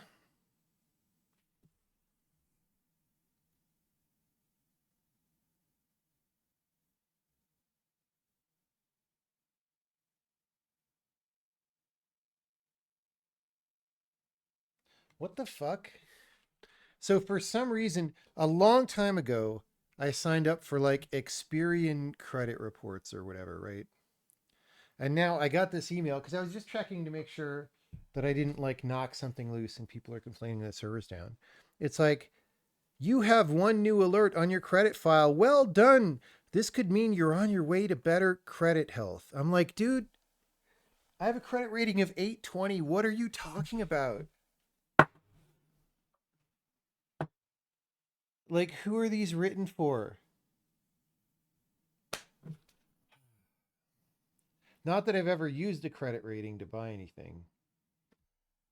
I don't even know how that works, but like, my credit card says it's frickin' 820 now, so.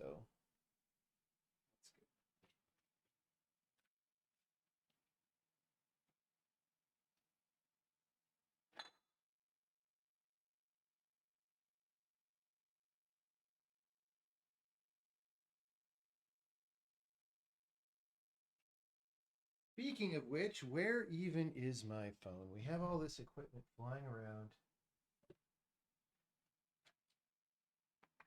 I might have to do find my phone later.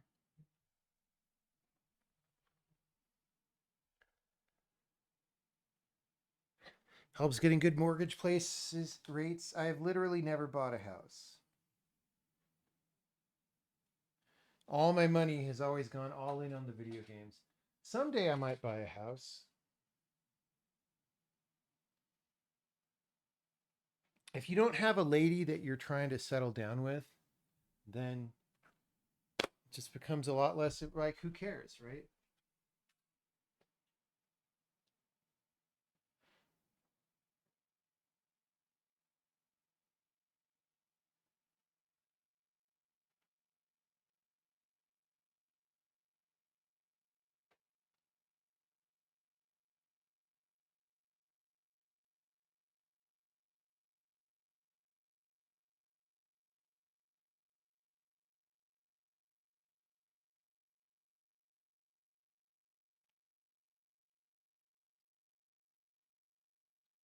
I might have left my phone in my car.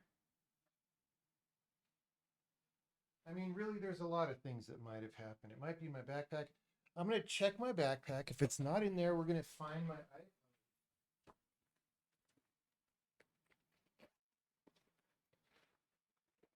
Nope.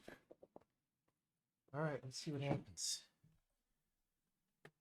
We're going to go into high security mode again. We've had so much security tonight.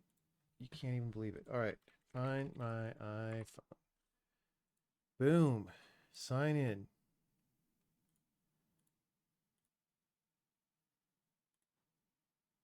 I might have left it upstairs. Agree.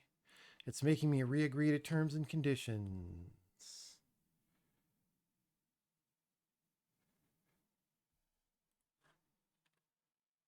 No location found. Off. Oh, there it is.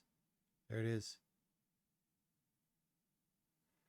For some reason, it's giving me a map of San Jose. Maybe that's just because that's where Apple is.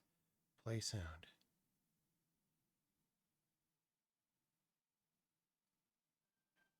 Oh, there it is.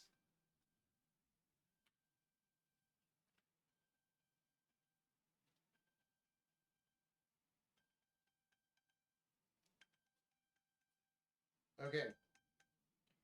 It has been found. Let's check our credit rating to make sure it didn't nosedive and then come back. I'm sure it's fine. Again, not like I have literally. So when I bought my last car, I bought it like during COVID, sort of the tail end of COVID. Um, And in theory, at least had a kind of okay credit rating at that time. It was like 720 something, but not a very long credit history because I just never, I strongly dislike the idea of credit cards and all that stuff. So I just never had one since college. And, you know, even though it was seven something, it wasn't a strong seven something because they were like, look, this is only a few years. We don't. So they made me put extra down payment than they normally would. Um, yeah, it's 820 according to FICO score 8, which I don't know. I don't know what that means.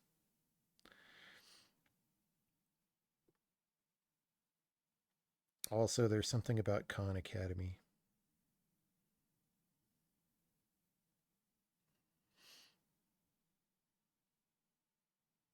Did I switch from Tesla? I still have the Roadster, but I don't drive it that often now.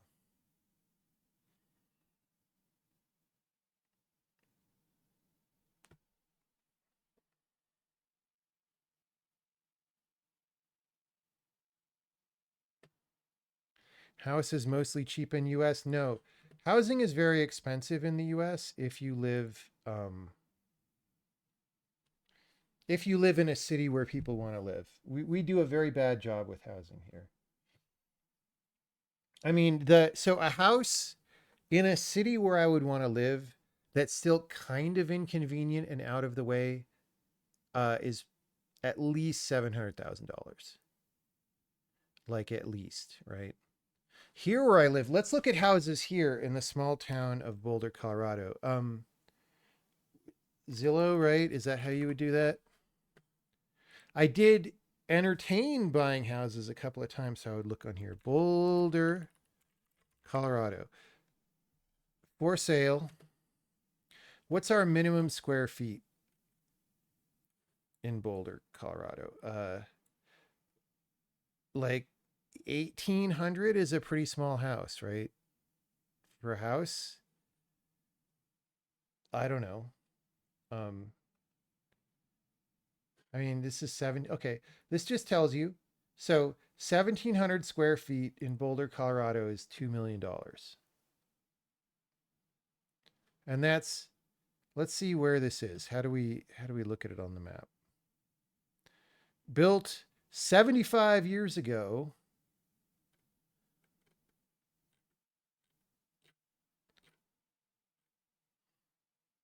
I guess well, it went way up recently. So do you know what happened right here where this spike is?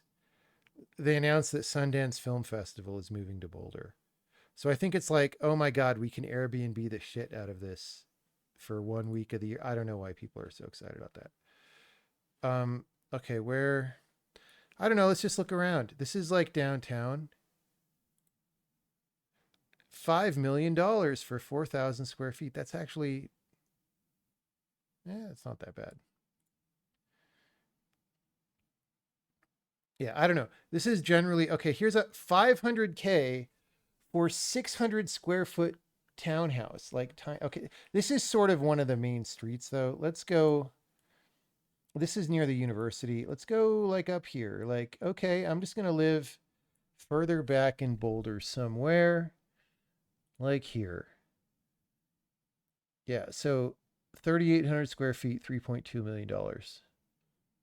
This is just what the prices are here, you know?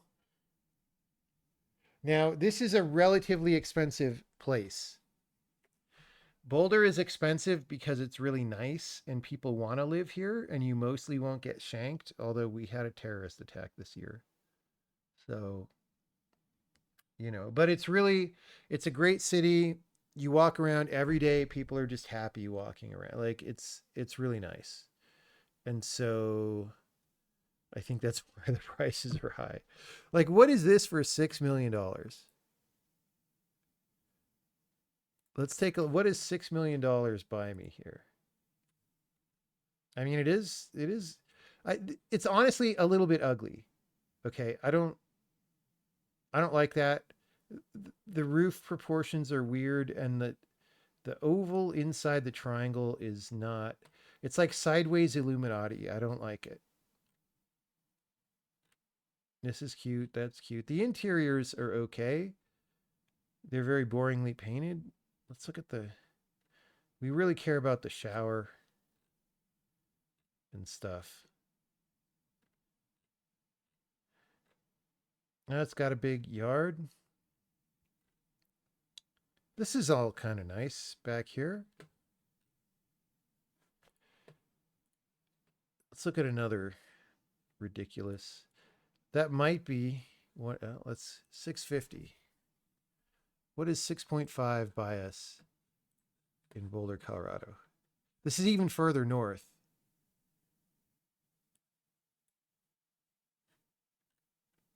Yeah, let's. This looks a little better. It's a little bit modern generic. Like there's something about this that isn't good. Like even look at this. Am I tripping or is this window like off center? Is that just perspective? I don't think it could be. Is this edited? It's like it's not just skinny, it's off center. Look at the mass here versus here. Am I going to pay $6.5 million for an off center window? I think not. This is really nice. So it's often quite warm and sunny out here, but then if you have an overhang like this, when it gets rainy or snowy, your furniture doesn't get wrecked. Like it's fine. That's great. This is a huge, like I would never buy something this big for just me unless I'm having a constant like indie developer cult ranch. This is actually, this is what it feels like walking around Boulder, honestly. It's like you got some people, you can tell these people back here are just happy and they're chilling and they're walking around. And then this is actually legit. Like this trail is 5 minutes drive from my house. You can just go up there and hike anytime you want. This is actually not even the best part. Like you go up this way and it goes up these mountains and it's just really cool.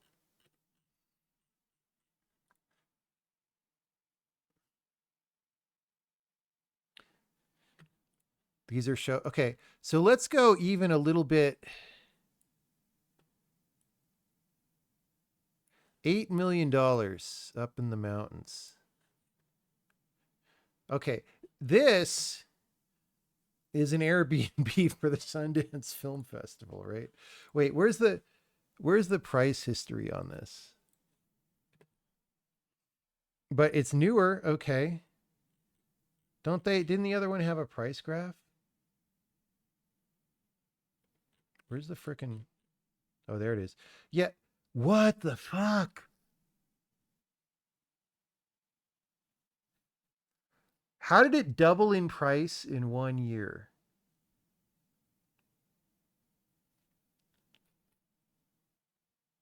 I guess again, it's like Sundance or something.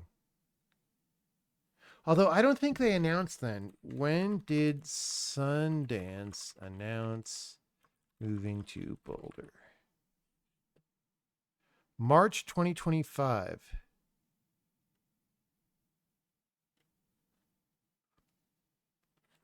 So this is before that. This is like a year before that. So what happened? What happened in early 2024 to drive up all these prices? Because like this spike is at the same time as that other one.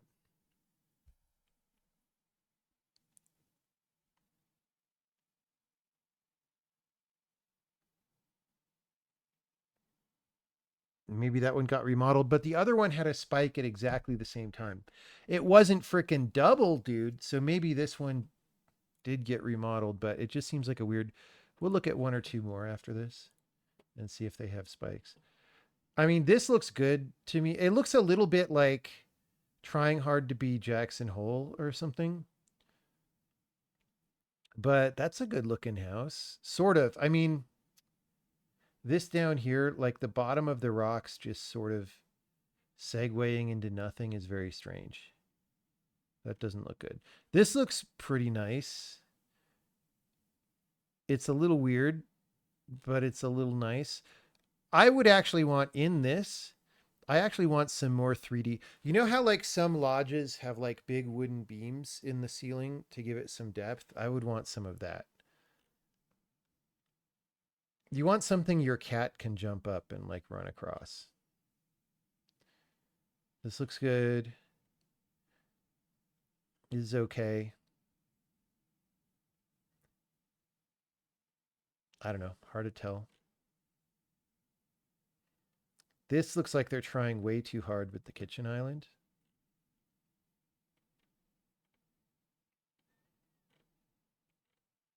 So this is weird because it looks like something you would Airbnb as like the ski house for you and your friends. But like there's no skiing around here. Maybe there is up there. I mean, that's not that far up the street, but it's yeah, I don't know. I don't know. I don't think there's skiing around here.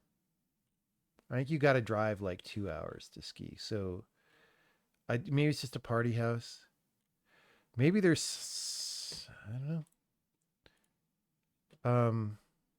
Let's click on a different one.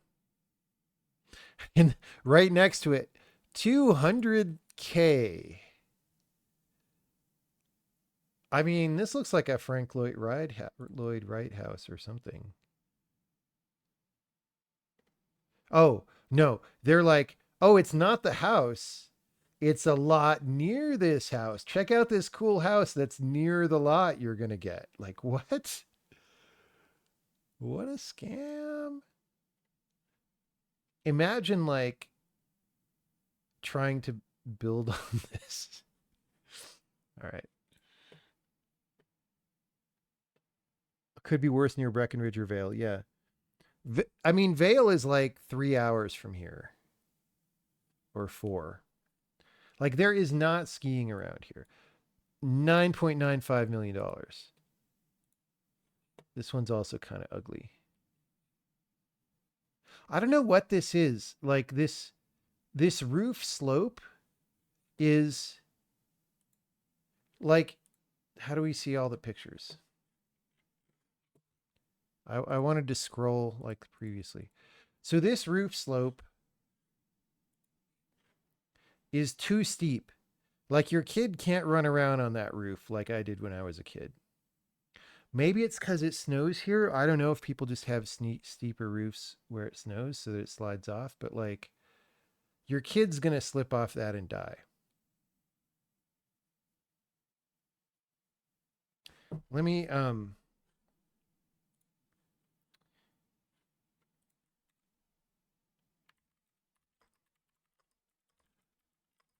So this is a house where I ran on the roof. It's not this one. I don't remember. I think there's not that many houses. It's not this one.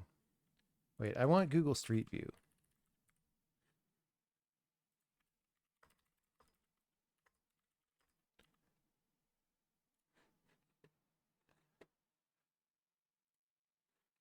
Yeah. This is the house where I grew up. It had a better lawn back then. It didn't have a basketball hoop. But like, see the slopes of these roofs? You could run around on those all day. The Secret Service wouldn't even be afraid to go up there.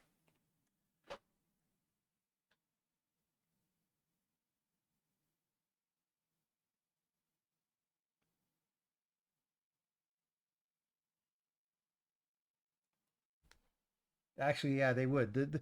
The roof they were talking about being afraid to go on was approximately this. But yeah, I lived in this house till I was 8. They've made some like I don't remember. This was not a double door. This was a single door. Like who does that? That's so weird. Who has a double door as the front door of their house? unless they're really hefty.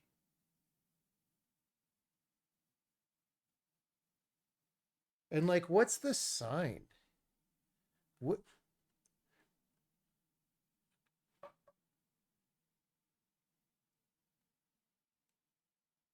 that is, I'm freaking out now. So my room, well, I had uh one of these was my room. There's sort of a wall here. I think it was this one at one point, and then I was on the other side of the house at one point. But like I would come out this window and just like run around on the roof. Good times. When I was like 7 or 6.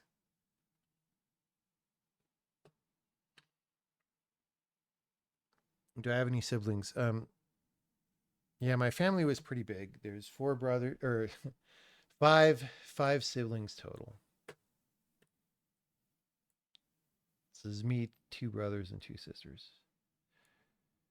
Yeah, they're letting their lawn die. I wonder if they have liberal guilt about watering it. Our lawn, it was much healthier than this, and my dad would mow it all the time.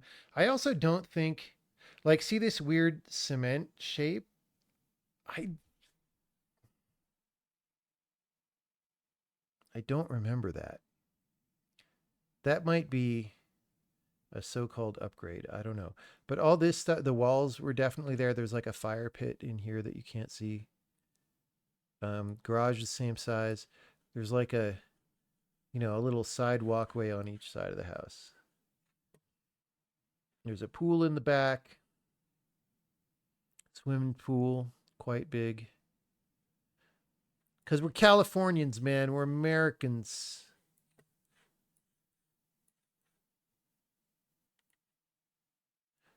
And then my elementary school was down here.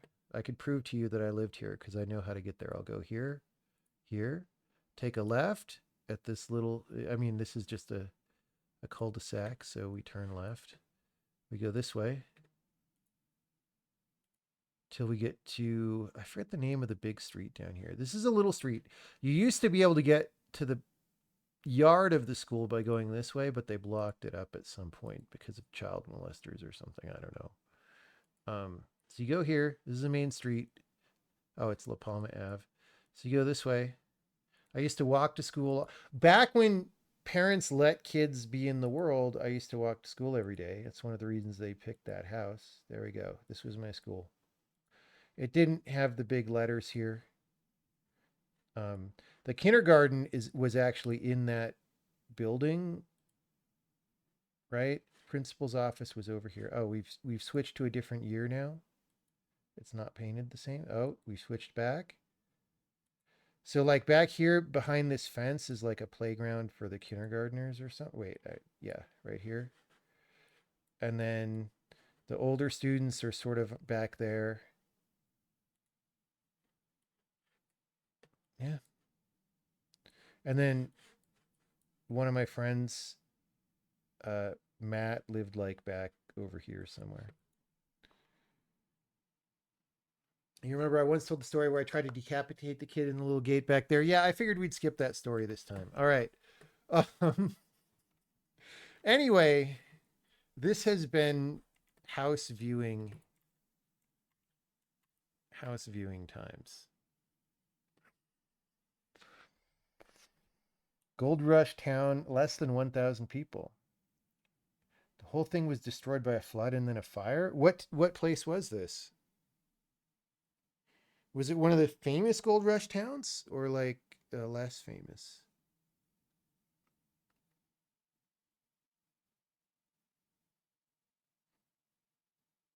Nyland. I don't know Nyland or Nyland.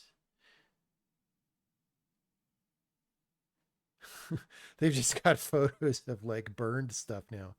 This looks like, what is that? Somewhere like an hour from Palm Springs, there's some abandoned town where all these off the grid people live. This looks like that. It's a census designated place. Like what? This might be where I'm thinking of. Southeast of the Salton Sea? Come on, man.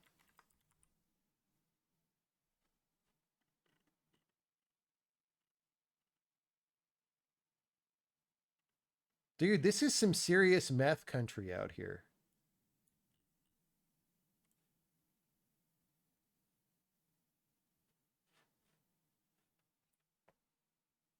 I'm thinking of the slabs. Slab City. Where is Slab City?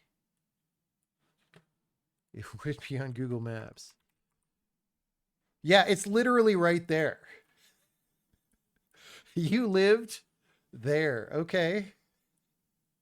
East Jesus. Slab City Oasis Club. It's like I'm in Botswana.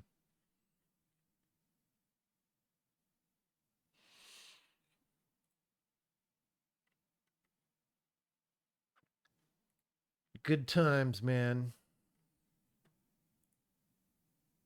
All right, we know where you grew up, dude. No, I mean,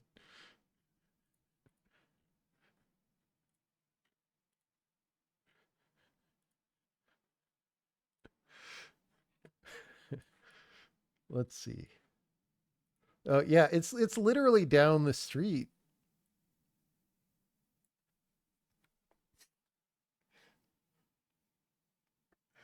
Ever been there? I've not been to Westport, Connecticut, or the place we were just looking at.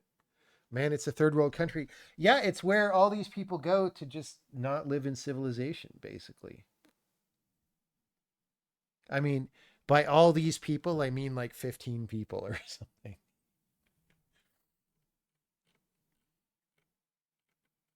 New mud pots. What does that mean? Whoa, okay. Red Island. I so even though I grew up in California, I never went to the Salton Sea. I lived in San Diego a long time. We never went this far east.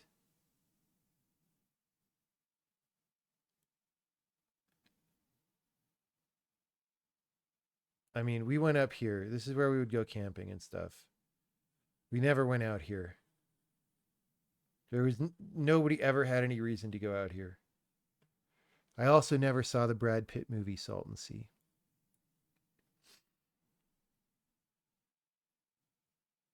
Did I go to Mexico? Yeah, a couple times.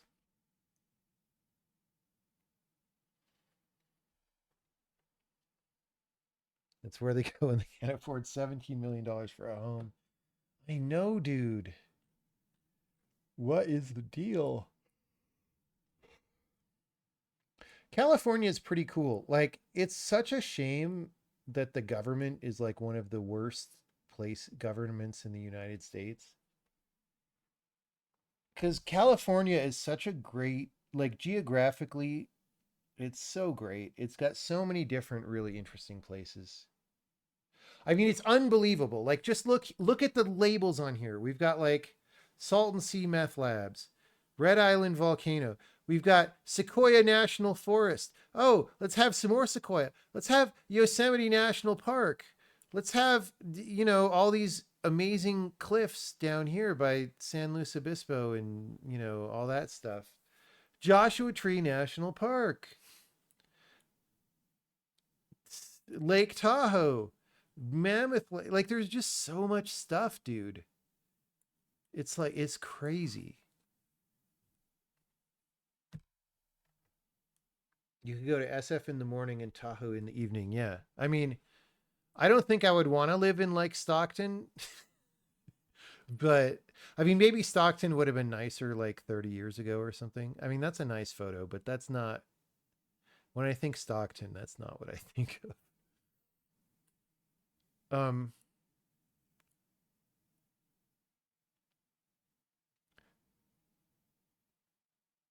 Dude, there's so much stuff. Even just down here. Like, if you live in San Francisco, it's common that you might go to like Pacifica or Half Moon Bay. This is all really nice out here and it's like really close drive. It's just it's run by completely incompetent people who just keep making things worse and they won't admit. Hey, here's Sea Ranch, the famous little architectural thing. Healdsburg, amazing little city in one of the wine countries. By the way, there's multiple wine countries. There's this wine country. There's this one over here. Here's some hot springs that people used to drive up to. I guess they do again. It burned down for a while. There's like so much stuff.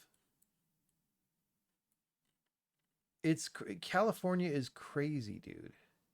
Mount Shasta. Where's Mount Shasta? It's around here somewhere. Russian River. Nobody outside California knows about the Russian River or any of that stuff. That's really great. Mount Shasta's up here. There's like so much stuff. Even all this back here. By the time you get up here, nobody even from California goes out here. I drove through here once just to see it. There's just like all this stuff. Like Arcata, there's a bunch of hippies living in Arcata and being like nature bum. Like there's so many things. And they ruin it. They just make it inhospitable. Frickin' Death Valley, we didn't even mention Death Valley. I mean, I've never been there, but like it's a big natural thing. You couldn't pay you to live in California, too many natural disasters. There aren't really hardly any. There's earthquakes every 20 or 30 years. And then there's been fires lately.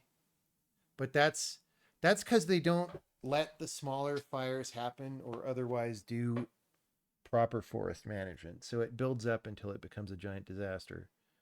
And then when the fires happen, they're just like, well, we don't think that our city should have water in the fire hydrants.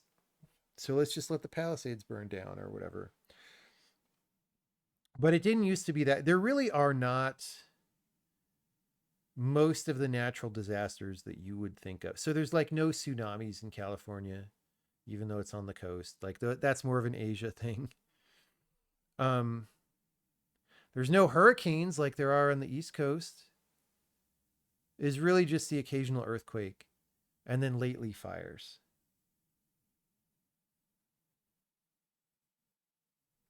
The overworld map looks different today. Yeah, we had a hardware put together thing, and then I realized we don't have rails.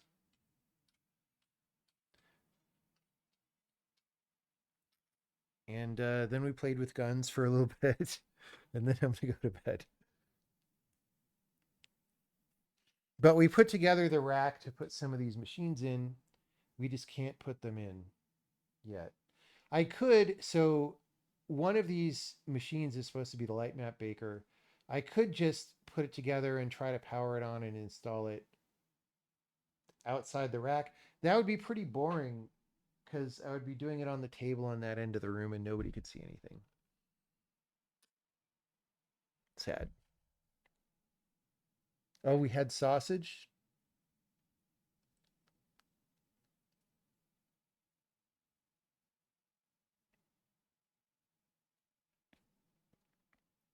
I mean, we could put the shelf in and try to put the Mac Mini and the Switch on the shelf. It's just, I feel like putting the top thing in first isn't smart, right? Like you want to put the bottom thing in where you're unobstructed and then put stuff over it.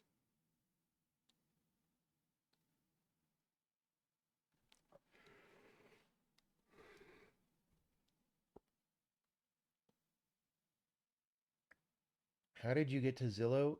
Somebody asked about housing prices in the US. And they were like, it's pretty cheap, right? And we were like, no, it's insanely expensive. And then I live in a well above average expensive city in the US, right? And so I just thought it would be funny to go look at house prices for a little bit. So we did that. Need a house for all these servers. Yeah. Um, yeah. Guys, I haven't had the camera on lately very often. This room was a complete disaster because I didn't have good furniture and all these things. Now it's a semi disaster because we got one of the tables from the office to go back there. It currently has 2 tower PCs under it and the Synology backup server on top of it. And then we've got 2 littler, more provisional tables with 2 more PCs. And I don't know, we're going to stick the rack back there. It's just starting to get more organized and I feel like I don't live in a disaster area completely. It's still moderately disaster area. But like for the first time since moving into this apartment, like I moved in on July 13. So dude, I've been here 2.5 months already. And like it's been a disaster. Furniture. That reminds me, some of my bedroom furniture showed up today. I've had a bedroom with no furniture in it.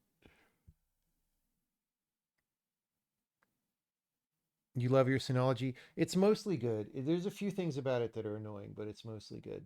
Although now, if we get a new one, we can get a rack mount model.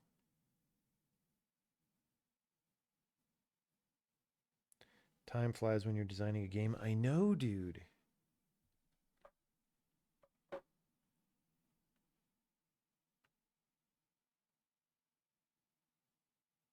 How has it been 2.5 months? I have been, I did go on 2 trips for like a week each. So why did I move? Because the architect who designed my old apartment and was renting it to me wanted it back. How is it 2025 already, dude? I know.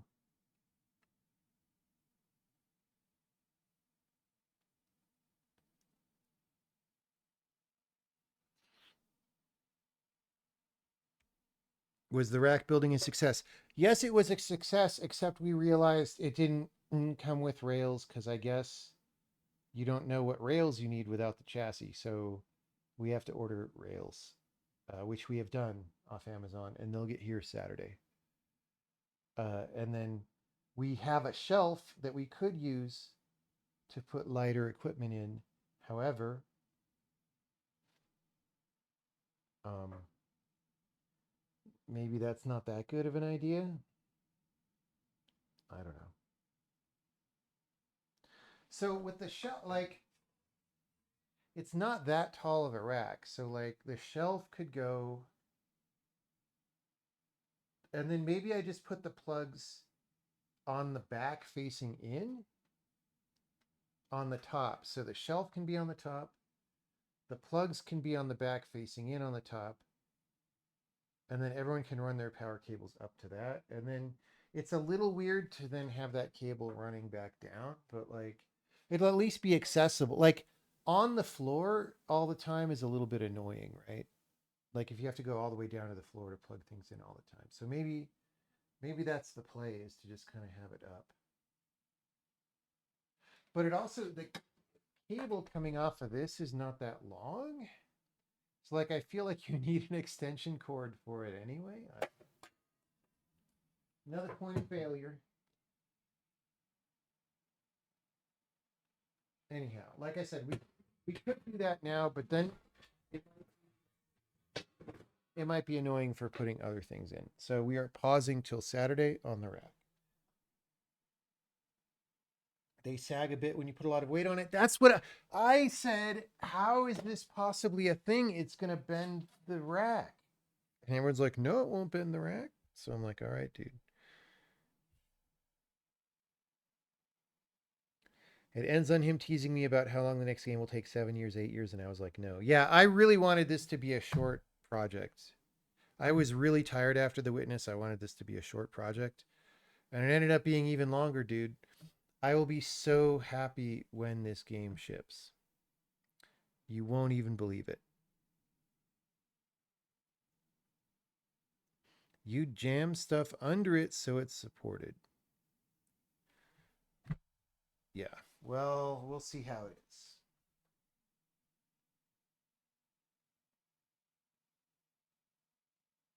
It doesn't make sense to me to have it just sitting there unsupported, but everyone's like, no, it'll be fine. I don't get it.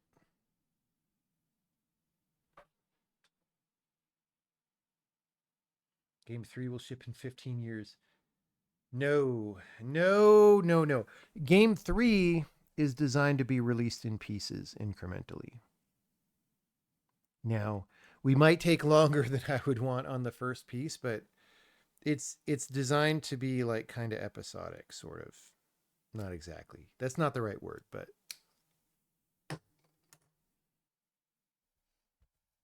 DLC, probably not DLC exactly. I don't know.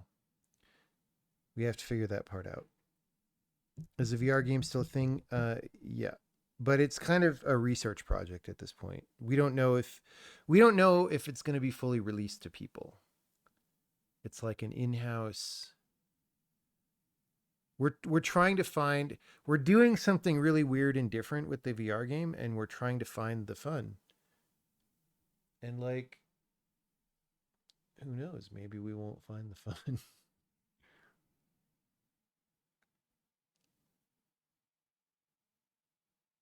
We better not get bought out by Steam. I mean, I don't feel like Valve would want to buy us.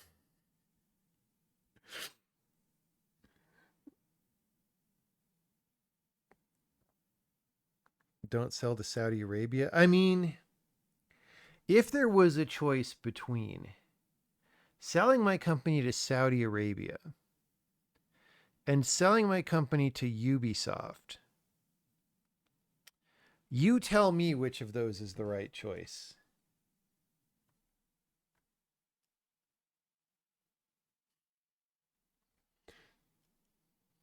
I know which one I would pick.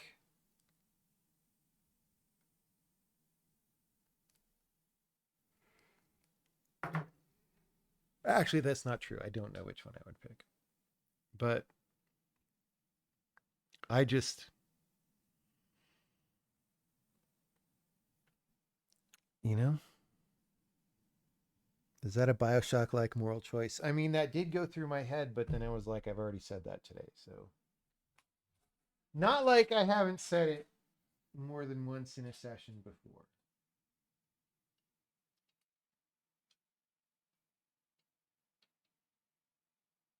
All right, you know what? Let's do some programming.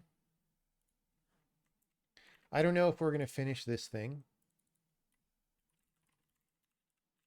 Let me describe to you an interesting thing. So, by the way, last stream, we did a bunch of camera stuff.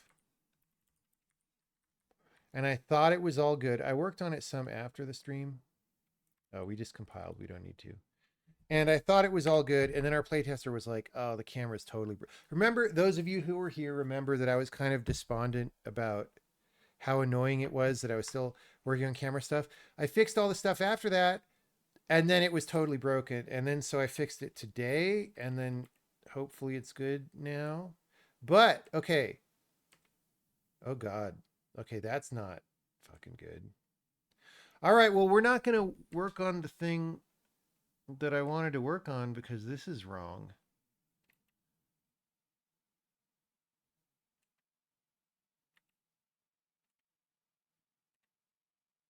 Like, it's panning across the world to go to the... All right, we're working on this. You know what?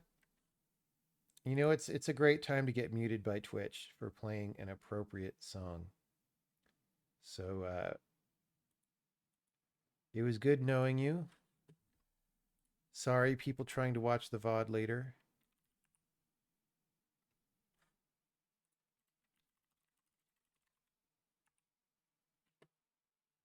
The song is terrible too, so...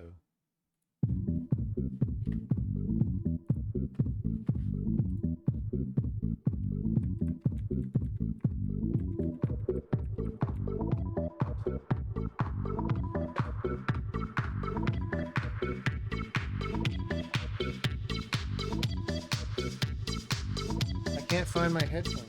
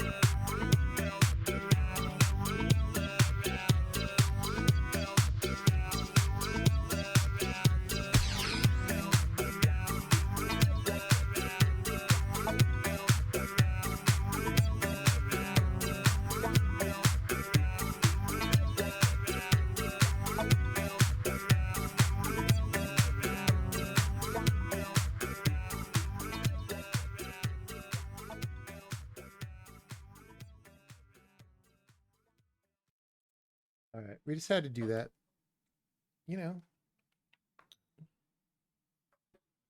the upside down flip is so good. That is not how I feel about it.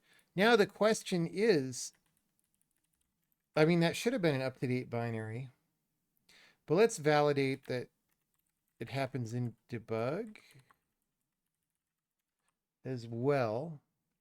If it, oh, do I have water? I might need to filter some water. Oh, I can't even work on this that late because I have a call with someone at 9 a.m. Let's set our alarm for that. Good thing we found our phone. Good thing we found our phone. 8:40 a.m. Shall ring. Around the world, around the world. Okay, so we were literally right here.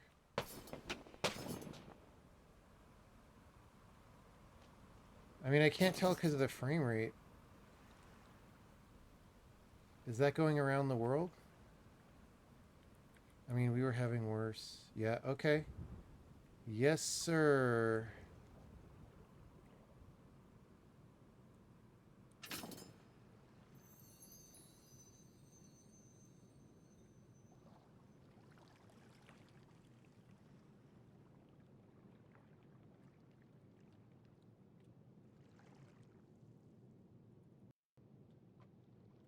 The water situation.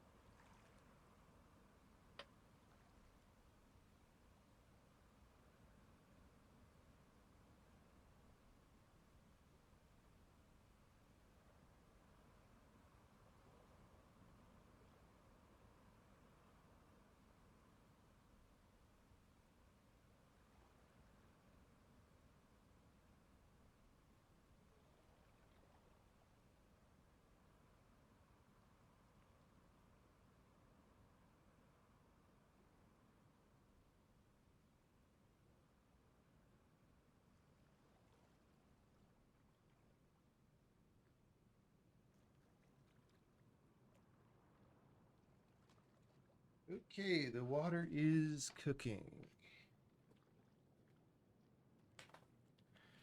You bet it's quaterning. It's not quaterning. No, that is not the problem. I know generally what the problem is. It has to do with wrapping. All right, so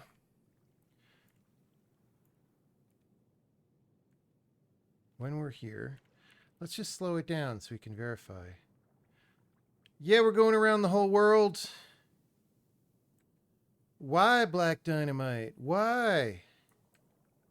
All right, so when we do this interpolation, we're going to go here. And we're going to go here if... I actually don't...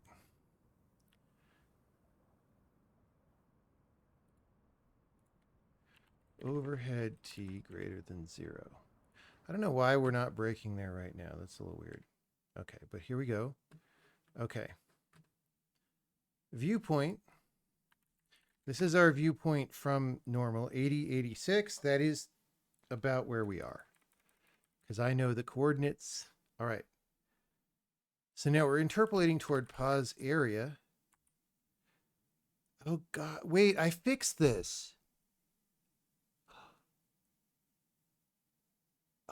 Hold on. Let me look on my laptop today. Dude, I literally fixed this. Or did I? I literally fixed this. Did I put out builds that didn't have the fix? Line 1624. Is this one of the weird things? So a couple times, it happens like every few years.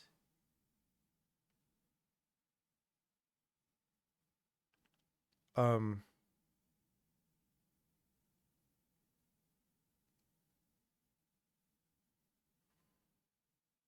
wait. Wait. No, actually, this is related but different from what I fixed. So doing local area view is false, and the reason is because this thing that says that it's initialized is false.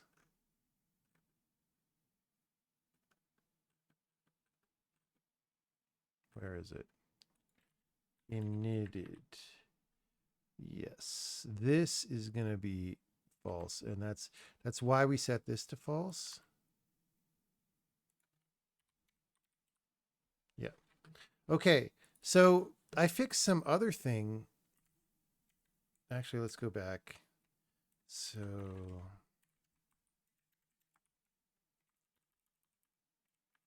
there was some if statement that I inserted about... Oh, no, it was just the setting it to false, actually. Okay. So the problem is we're still doing this interpolation. And we interpolate by 0, and that part's fine. But the thing is, we wrap to the target, because when you interpolate, you wrap toward the thing.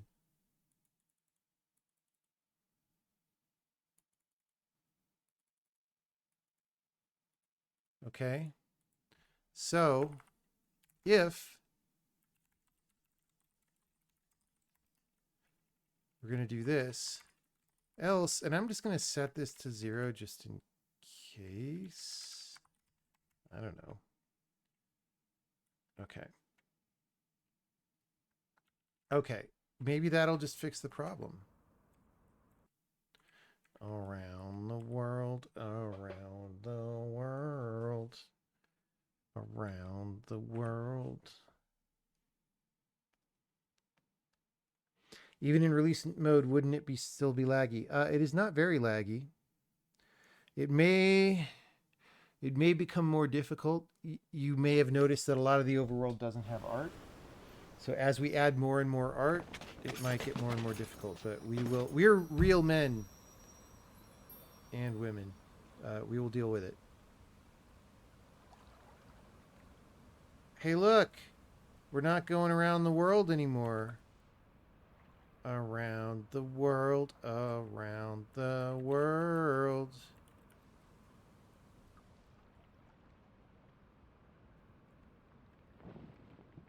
Around the world, around the world. Now we have to play that song backwards. I mean, I'll show you. Let's, just so we can appreciate it. I mean, I'm going to make another frickin' build for both Steam beta testers and our friends because, like, I want the camera to work. And then we'll go to bed because, like I said, we got to be up early. Are we going to 60 FPS? I don't know if it's 60 right now.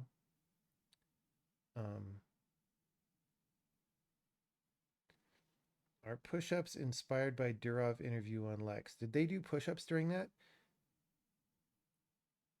I don't think I saw that one. I just saw the Danaher interview where Lex asks him who would he rather fight, a lion or a bear, or what was the third one?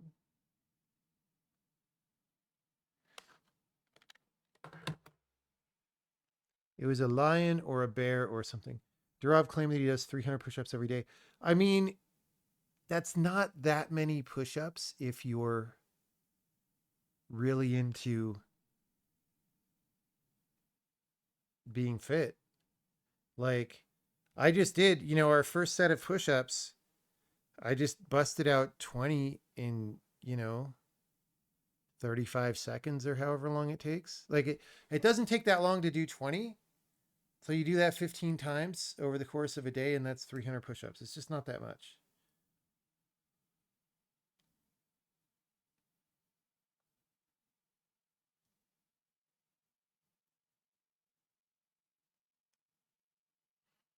I mean, I would believe that he does 300 push-ups straight in one set. Like, that's more impressive if they're good form push-ups and stuff, right? But 300 push-ups in a day is not, that's not that much.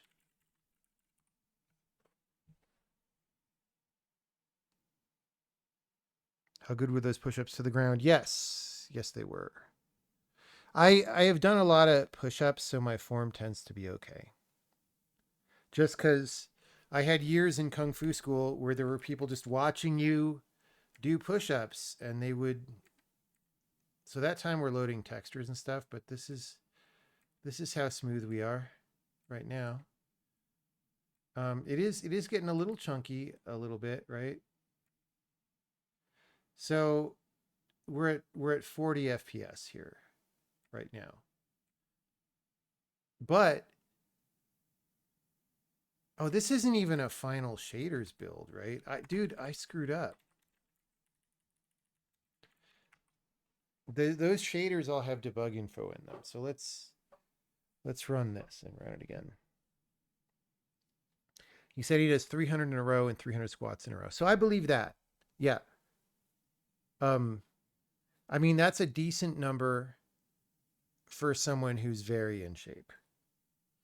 I never have done 300 push-ups in a row, in part because, I mean, I was pretty ripped, but I wasn't that ripped. So, well, I don't know. I mean, there was one point when I was doing 75 rocking push-ups, I probably could have done 300 normal push-ups. I just never did that. Because like I said, the rocking push-ups are like a lot harder.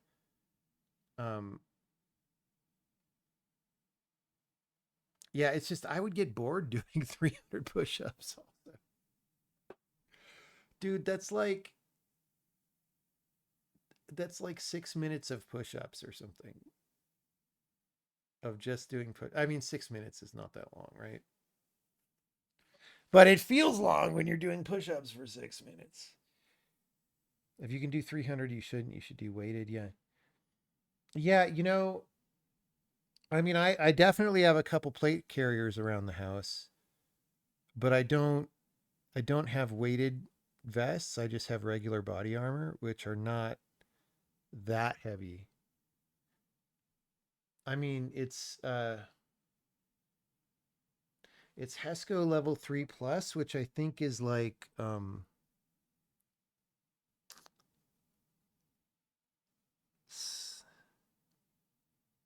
what is it made out of? I don't know, but it's not like AR 500 steel body armor either, right? Which is going to be heavier. So I should get some of those weighted vests like the CrossFit guys like, or just get plates. And then I can use my normal plate carriers. Let's do that. So Amazon weighted plates. Wolf Tactical. What's a good, so 9 pounds does not seem like very much. Why would you buy that's what a regular plate probably weighs. Like, so if you get 15 times 2, that's 30. I don't feel like 30 is even that much, dude. Like, what are you guys? I guess these are for running long distances, maybe.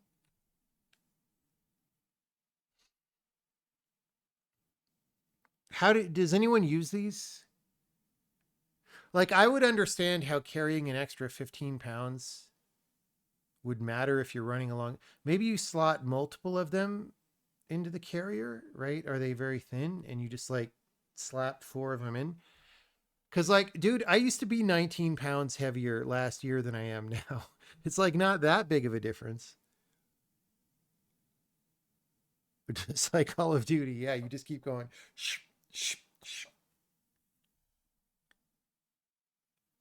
107 is, yeah, like this is like, I guess it's maybe steel. Maybe it's thin.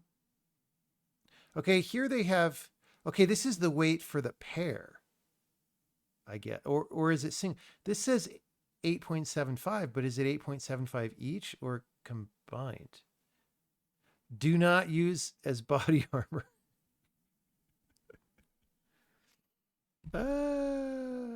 Thank you. Thank you. I mean, this probably would deflect like a 22 or something. If these are like, if you can get 20 pounds each, right? That's significant. So what does this mean 19-pound pair? Does that mean it sounds like 19-pound each plate here, but here 19-pound pair seems like it's 10 pounds each.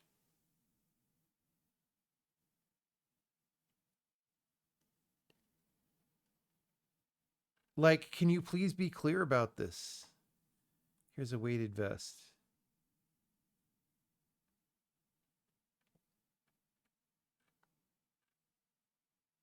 I don't know, dude. These look like, I'd just rather use a regular plate carrier, you know? Find out the shipping weight. Okay. Where do we see that? Product information.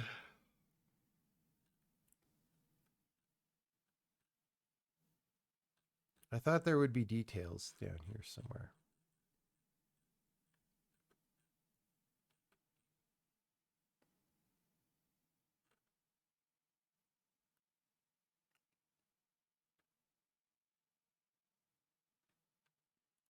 More product. Okay.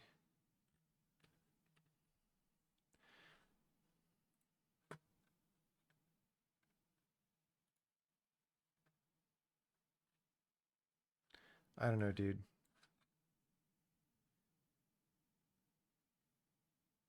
I guess it means each plate is this number, right?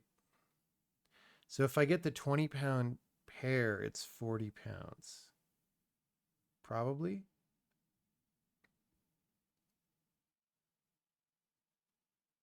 Yeah. I'm not going to pull the trigger on these right now, but I kind of don't mind the idea, honestly. I don't like running because I just find running kind of boring. But running with 40 pounds of plates and LARPing like I'm, in the militia could be fun.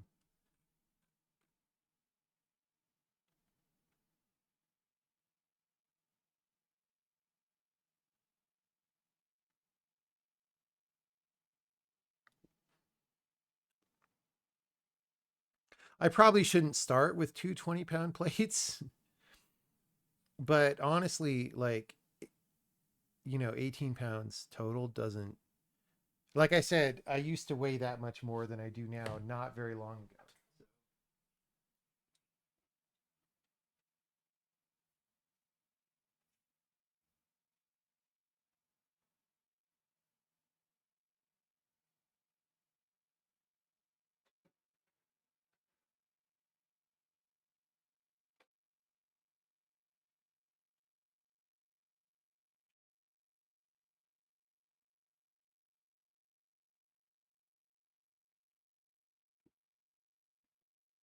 So I kind of wouldn't mind if I could just buy plates that didn't say Wolf Tactical on them.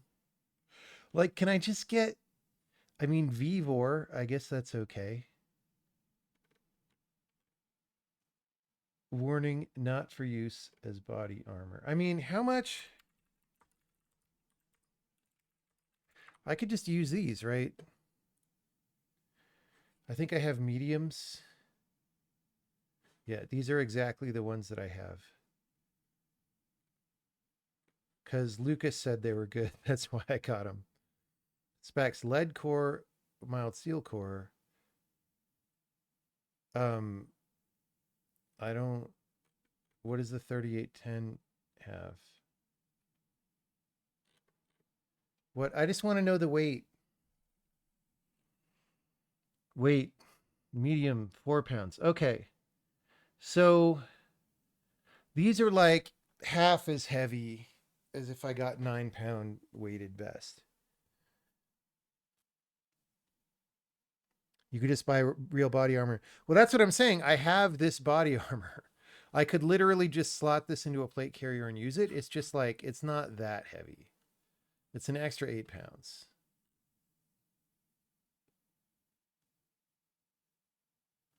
Let me see.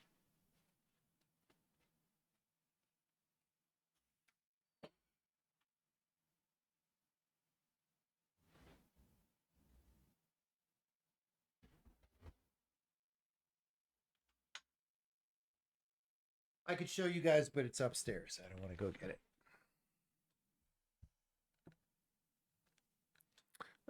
Yeah, so I guess given that these aren't that heavy, I could see buying plates, but like I kind of 9 pounds seems gimpy. Like I just kind of like to go for it, man, right?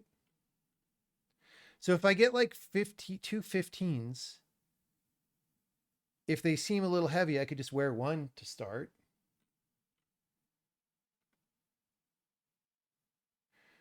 Okay, I'm just going to say this, guys. Try to figure out what I'm thinking before I say it, all right? Do you guys know what I'm thinking? Like, these guys are trying to be really cool, okay? But, like, that looks like a furry. Doesn't that look like a furry?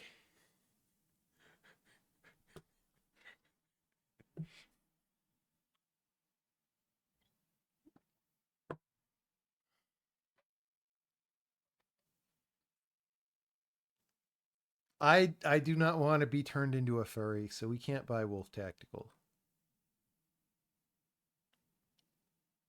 It's like the pose of it, right? Like this is a wolf standing up.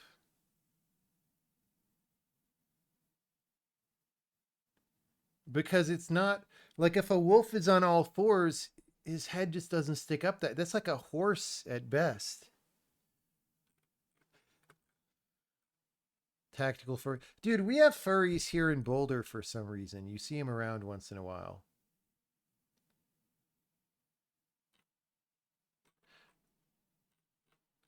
All right. So do we get yes for all? Or do we get Vivor? I think I'm a Vivor, man. Oh, we can get colors. Oh, we can get bright red, dude.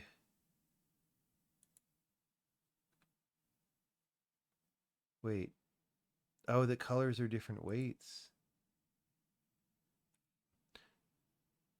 Okay, I want red, but the red is too light. I think we got to get black. Right?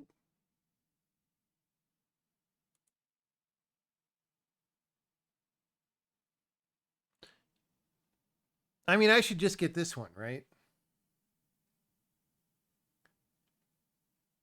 Okay, wait.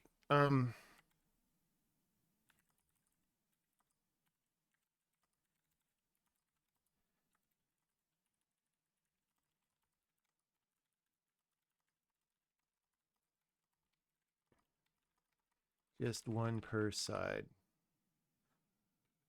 You may be able to do multiple plates, but it depends on the vest specific design. Check the vest product page. Plate dimensions. Okay, just how thick is it? Like, just tell me, frickin' AI. Don't give me a dissertation, the sum of which is nobody knows for sure. Okay, how thick is it? 0.6 inches. Oh yeah, you could slot 2 of those, right? At least. Probably.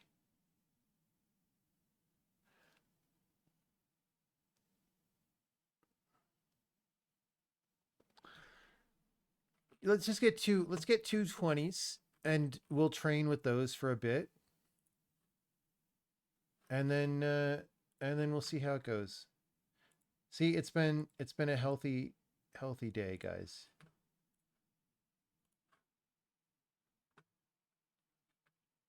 We're going to deliver. We're going to pay with our personal card because this isn't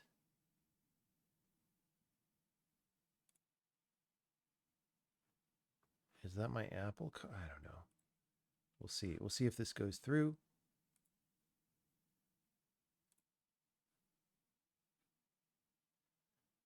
Arriving October 6th if you order in the next 18 minutes. All right, that's a long shipping time. They're so heavy. It takes them a while. All right, we have ordered. So now I have never actually used, I have 2 plate carriers. Just actually, I might have 3 plate carriers, but 2 of them are just literally sitting around in case of emergency with body armor in them, right? So it'll be fun to actually use one.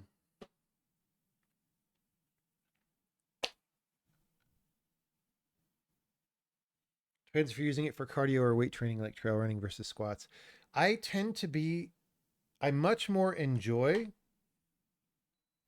shorter duration, high intensity workouts, right?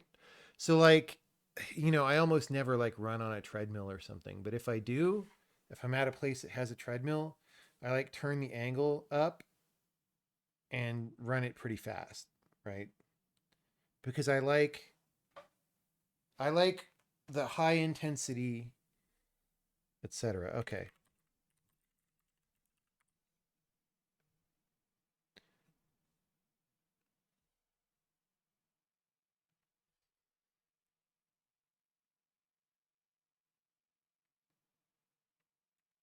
Around the world, around. Okay, so we're hitting 60 here. Um, but, and it's a big but, the whole overworld doesn't have art yet. So as we add art, we will see if we still hit 60 and we'll take steps to deal.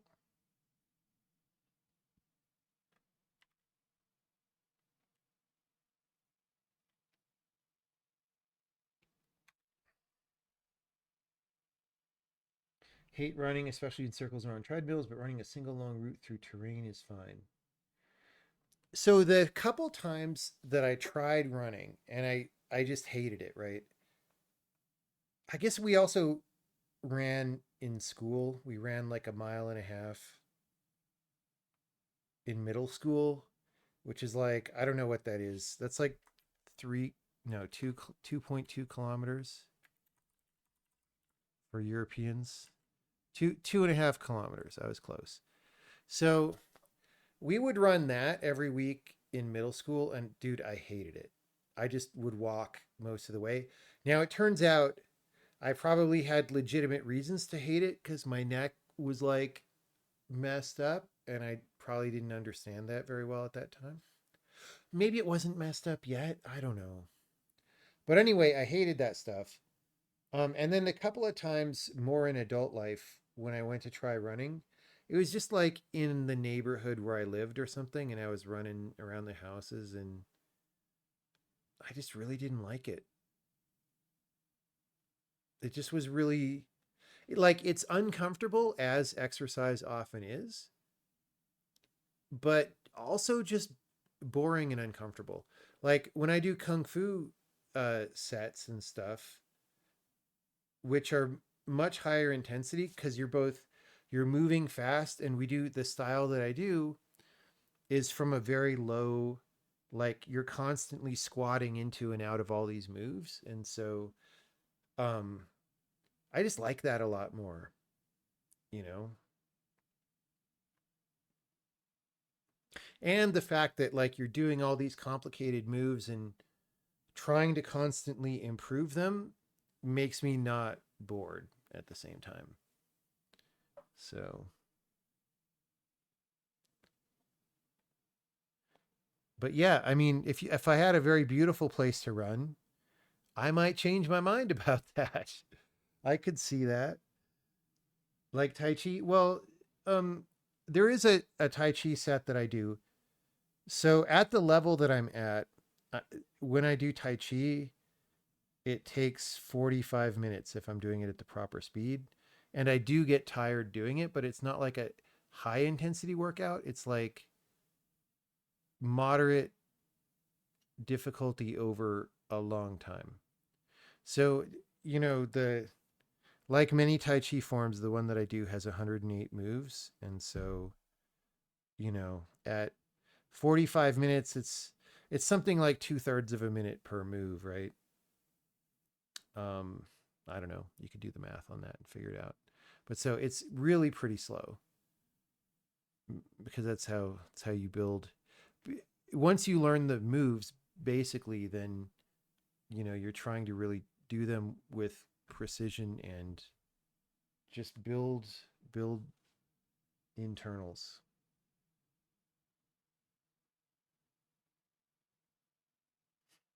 He's force yourself to go running every other day for 9 months. Yeah, sorry. That's a holy number. That's why. That's why they're all 108 because it's an important number if you're Chinese. Um all right, this is pretty good. I'm just going to literally so we built data and we sent out all the data. So I'm just going to send out this bug fix as an executable, and that shouldn't take very long. And then I'll go to bed. Any technical questions or anything? Also, a good music podcast. Like last time, it was so long ago. Last time I tried running through a neighborhood, it was literally the year 2002. And I lived in Austin, Texas. And it was very humid, which made it less fun. But also, like, you didn't have fully digital MP3 players yet at that point, right? Did you in 2002? I don't think so. So you had like literally a Walkman kind of a thing still, and or it was a CD player. You know how you had CD players with like shock rejection, or it just meant they buffered up a whole lot so that when they skipped, you would keep going. I had that, but if if you really ran trying to use that, it would be too much for it, and like you couldn't really play the music and stuff. Did I ever visit or study at the Zen monastery in San Francisco? No. Here's my feelings, my completely uninformed feelings about Zen are that in the old days, it probably was uh, a really good thing. But it seems to me like in like all modern incarnations of Zen, in the way that happens to institutions, um,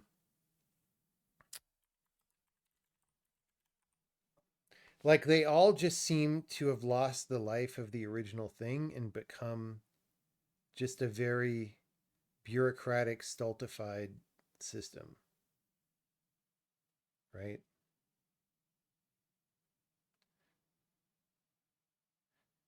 Like the koans all have acceptable answers, which doesn't make any sense to me at all. Like again, I'm uninformed, but that just feels wrong.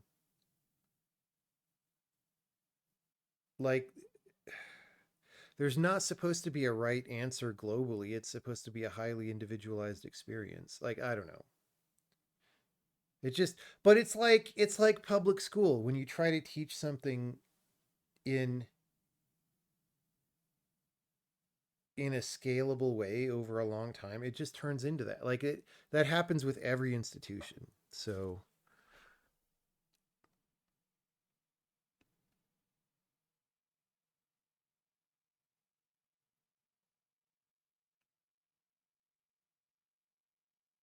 his master got him packing quick. Yeah.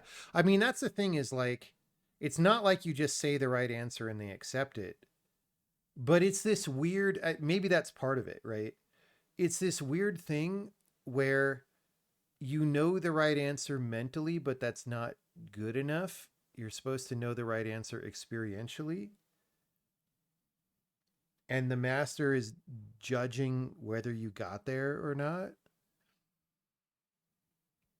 But you're like, you're playing this weird game where like you say the right answer, but you don't say it well enough for his liking or whatever. It's like, it doesn't make that much sense to me. I think it's just like in modern Zen, the master is just fucking with you till he feels like you've been there long enough. But I don't know. I've never. I should ask the. I have a friend who actually spent some years at a Zen monastery. So I could ask her how it was. Um,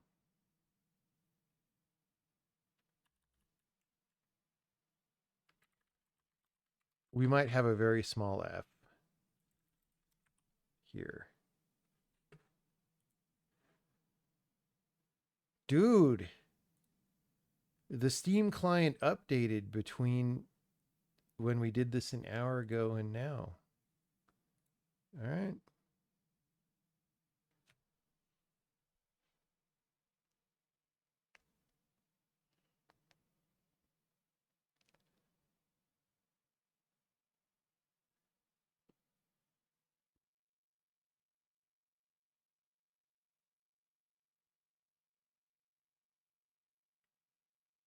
And I believe true understanding comes from embodying experience, not just studying. Yeah, for sure. Um, there and I understand that part of it. Like, so I've done more Advaita kind of things than Zen kind of things, but they're different pathways that talk about the same material or address the same material.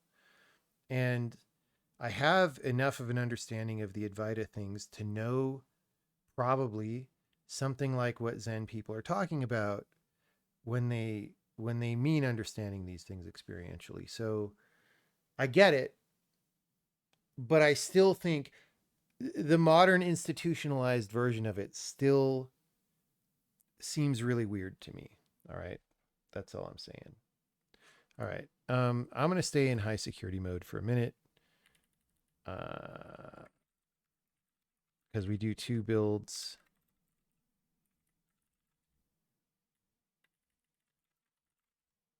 I edit the variables file. And I say here and then here. And then I do another Steam upload. It's literally the same with 10 bytes changed in a text file. I should figure out the Steam scripts probably give me a way to do that. Or like the frickin' VDF data definition overlay things. But I just for now this is fine.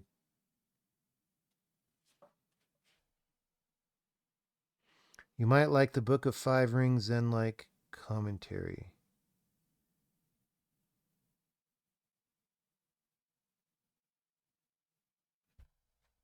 All right.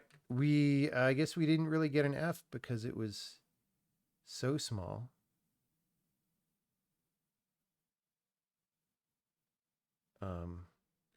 Let's double check that all this I'm a little bit like it was so small that it's like, did it even happen? Which is also what she said. Hey, look, it's working. This is the packaged distribution that we sent to people.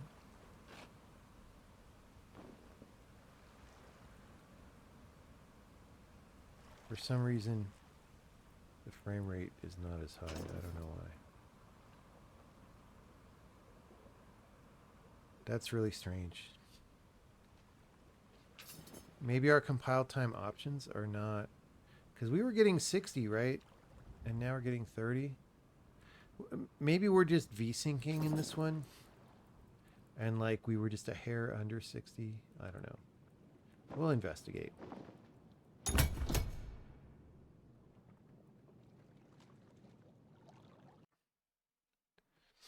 Anyway, thank you for coming to my TED Talk.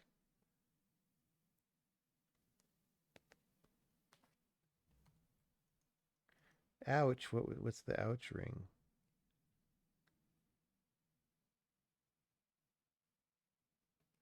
What's the ouch for? Rather. 20 million triangles? Well,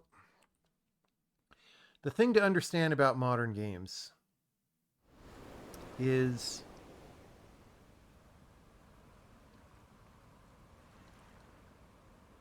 let's see, where are we at? Where do you see the 20 million triangles? Number of triangles, yeah. 206022726. So the thing to understand about modern games is there's like a bunch of render passes, right? So there's a Z pre-pass. There's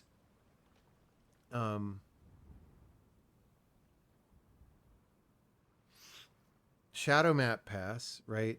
There's when you have point lights, which I don't know if we have any in the overworld, but you like render to all planes of the thing. The shadow map might have multiple cascades. There's water reflection pass.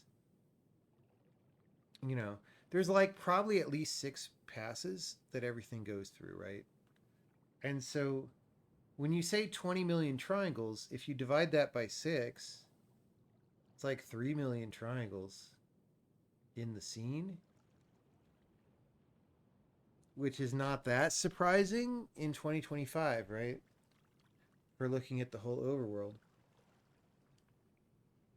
That said, that number is going to keep going up and we're going to have to deal with it. That was for the what she said joke. Oh, we've been doing those all night because that's just been the mood I was in. 21K draws. Yeah. Where's that? I'm not used to looking at these.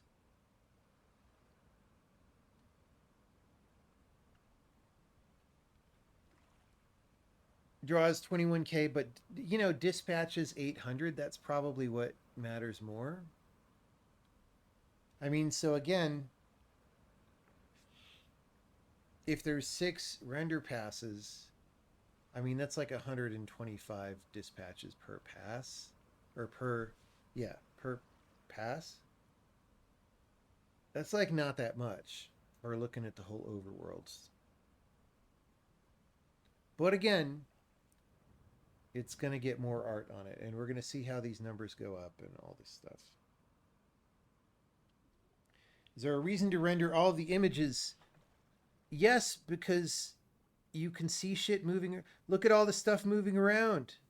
You could see the lily pads move, and then when I zoom in, it's me. And then I can go to intermediate distance, and it's still me. Like, bro, have some ambition.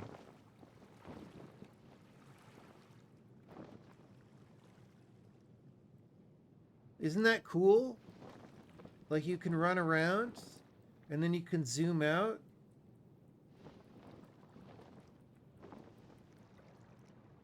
CPU millisecond budget is tight. I mean, we're wasting a lot of time on the CPU right now. Also, well, I don't know. So we're still calling this function that wastes a millisecond, and this is wasting a half a millisecond. There's still, you know, I was doing these optimization streams a few weeks ago, and then we paused those just to like let, because we had some bug fallout from that and all that, and we just let it settle. But um, of that 9 milliseconds right there, we can save like at least 1.5, but probably even more. Like we're,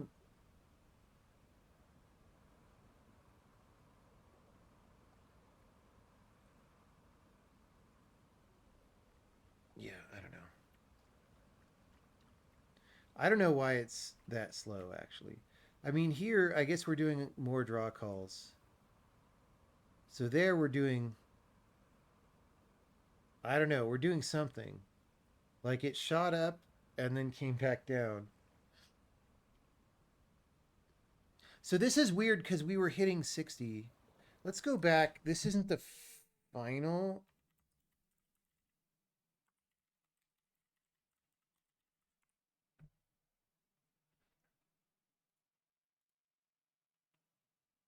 I guess I haven't run this on this machine. That's weird. Like not, we copy it around and we run that. This might be literally the same. Oh, this is the same binary that we just ran. Um, although, yeah, so we're getting 30 here. Let's try this other one. So like, you know, there might be some different options between the two things. Yeah, like we're getting 60 here. Or not quite 60. It could just be VSync then. Like, see, we're getting like 50, 56. So it could be that the other one is VSyncing and this one is not.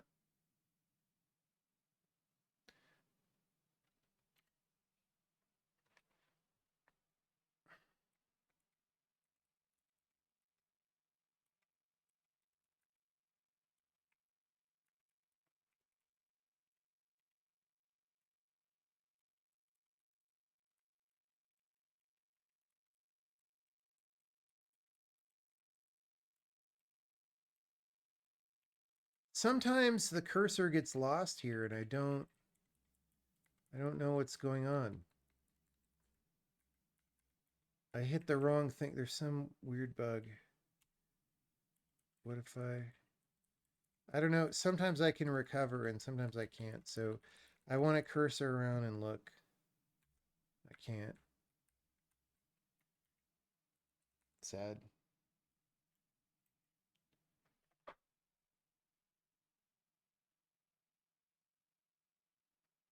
How many frames of telemetry are you buffering? I don't think we're saving all the numbers. That might be wrong. Um, maybe we are saving all the numbers for all the zones. Um, but it's not, I don't know, it's some random number like 100 frames.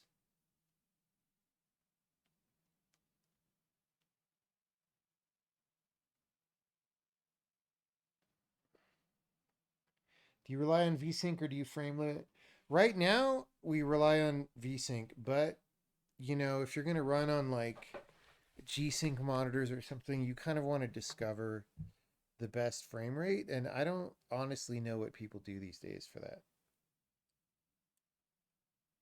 Will Gabe deck solid 60? I'm not sure. Right now on the Gabe deck, our biggest bottleneck is pixel fill rate, but we haven't really gone and optimized those shaders a ton. So we'll see. We will be at least 30 on Gabe deck, right? Which isn't saying much, but there's been some games lately that don't even come close to hitting 30. So it's worth saying we will be at least 30. We will try for 60 and we'll see what happens. I know also like Switch 2 is roughly comparable in power, and people would probably like us to be 60 on Switch 2. So we'll see what we can do.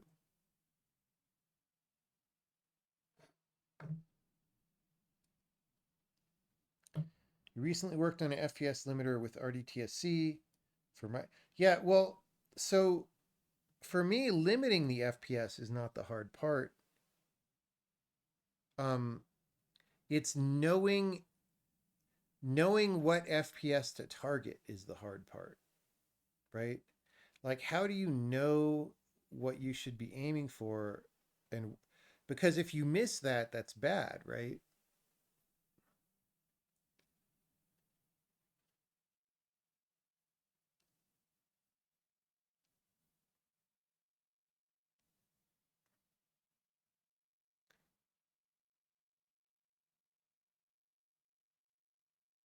All right, everybody, I'm going to go to bed. Let's find someone to raid. I'm sure we'll just love what everything looks like out there.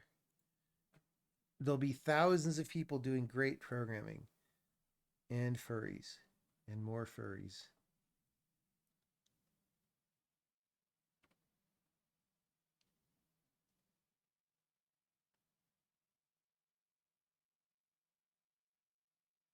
Cards.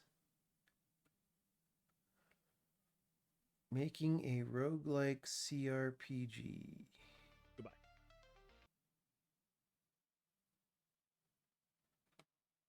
Everyone's complaining there's no sound.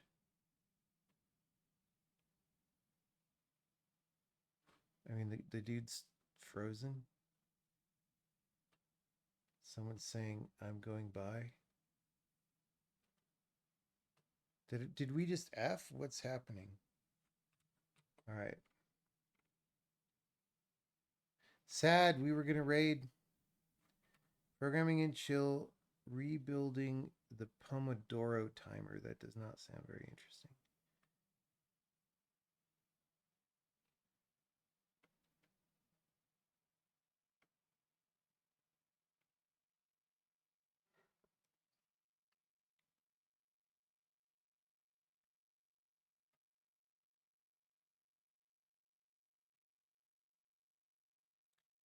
Game deving.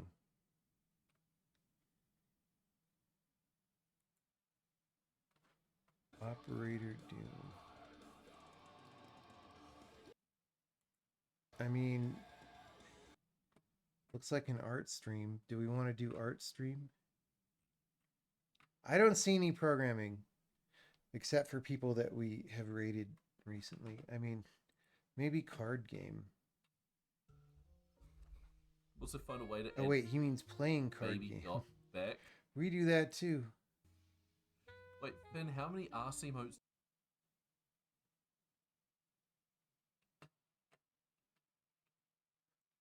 How do you know you're doing something God intended you to do? It's complicated. I I think the answer to that is just very personal. I think people have to figure that out because I know that in my case it's very much contextual to my situation. Like it wouldn't make sense to anyone else what I would say for me. And so I have to assume that that's not unusual. Oh, we could do this. Sound load from. All right, let's read that.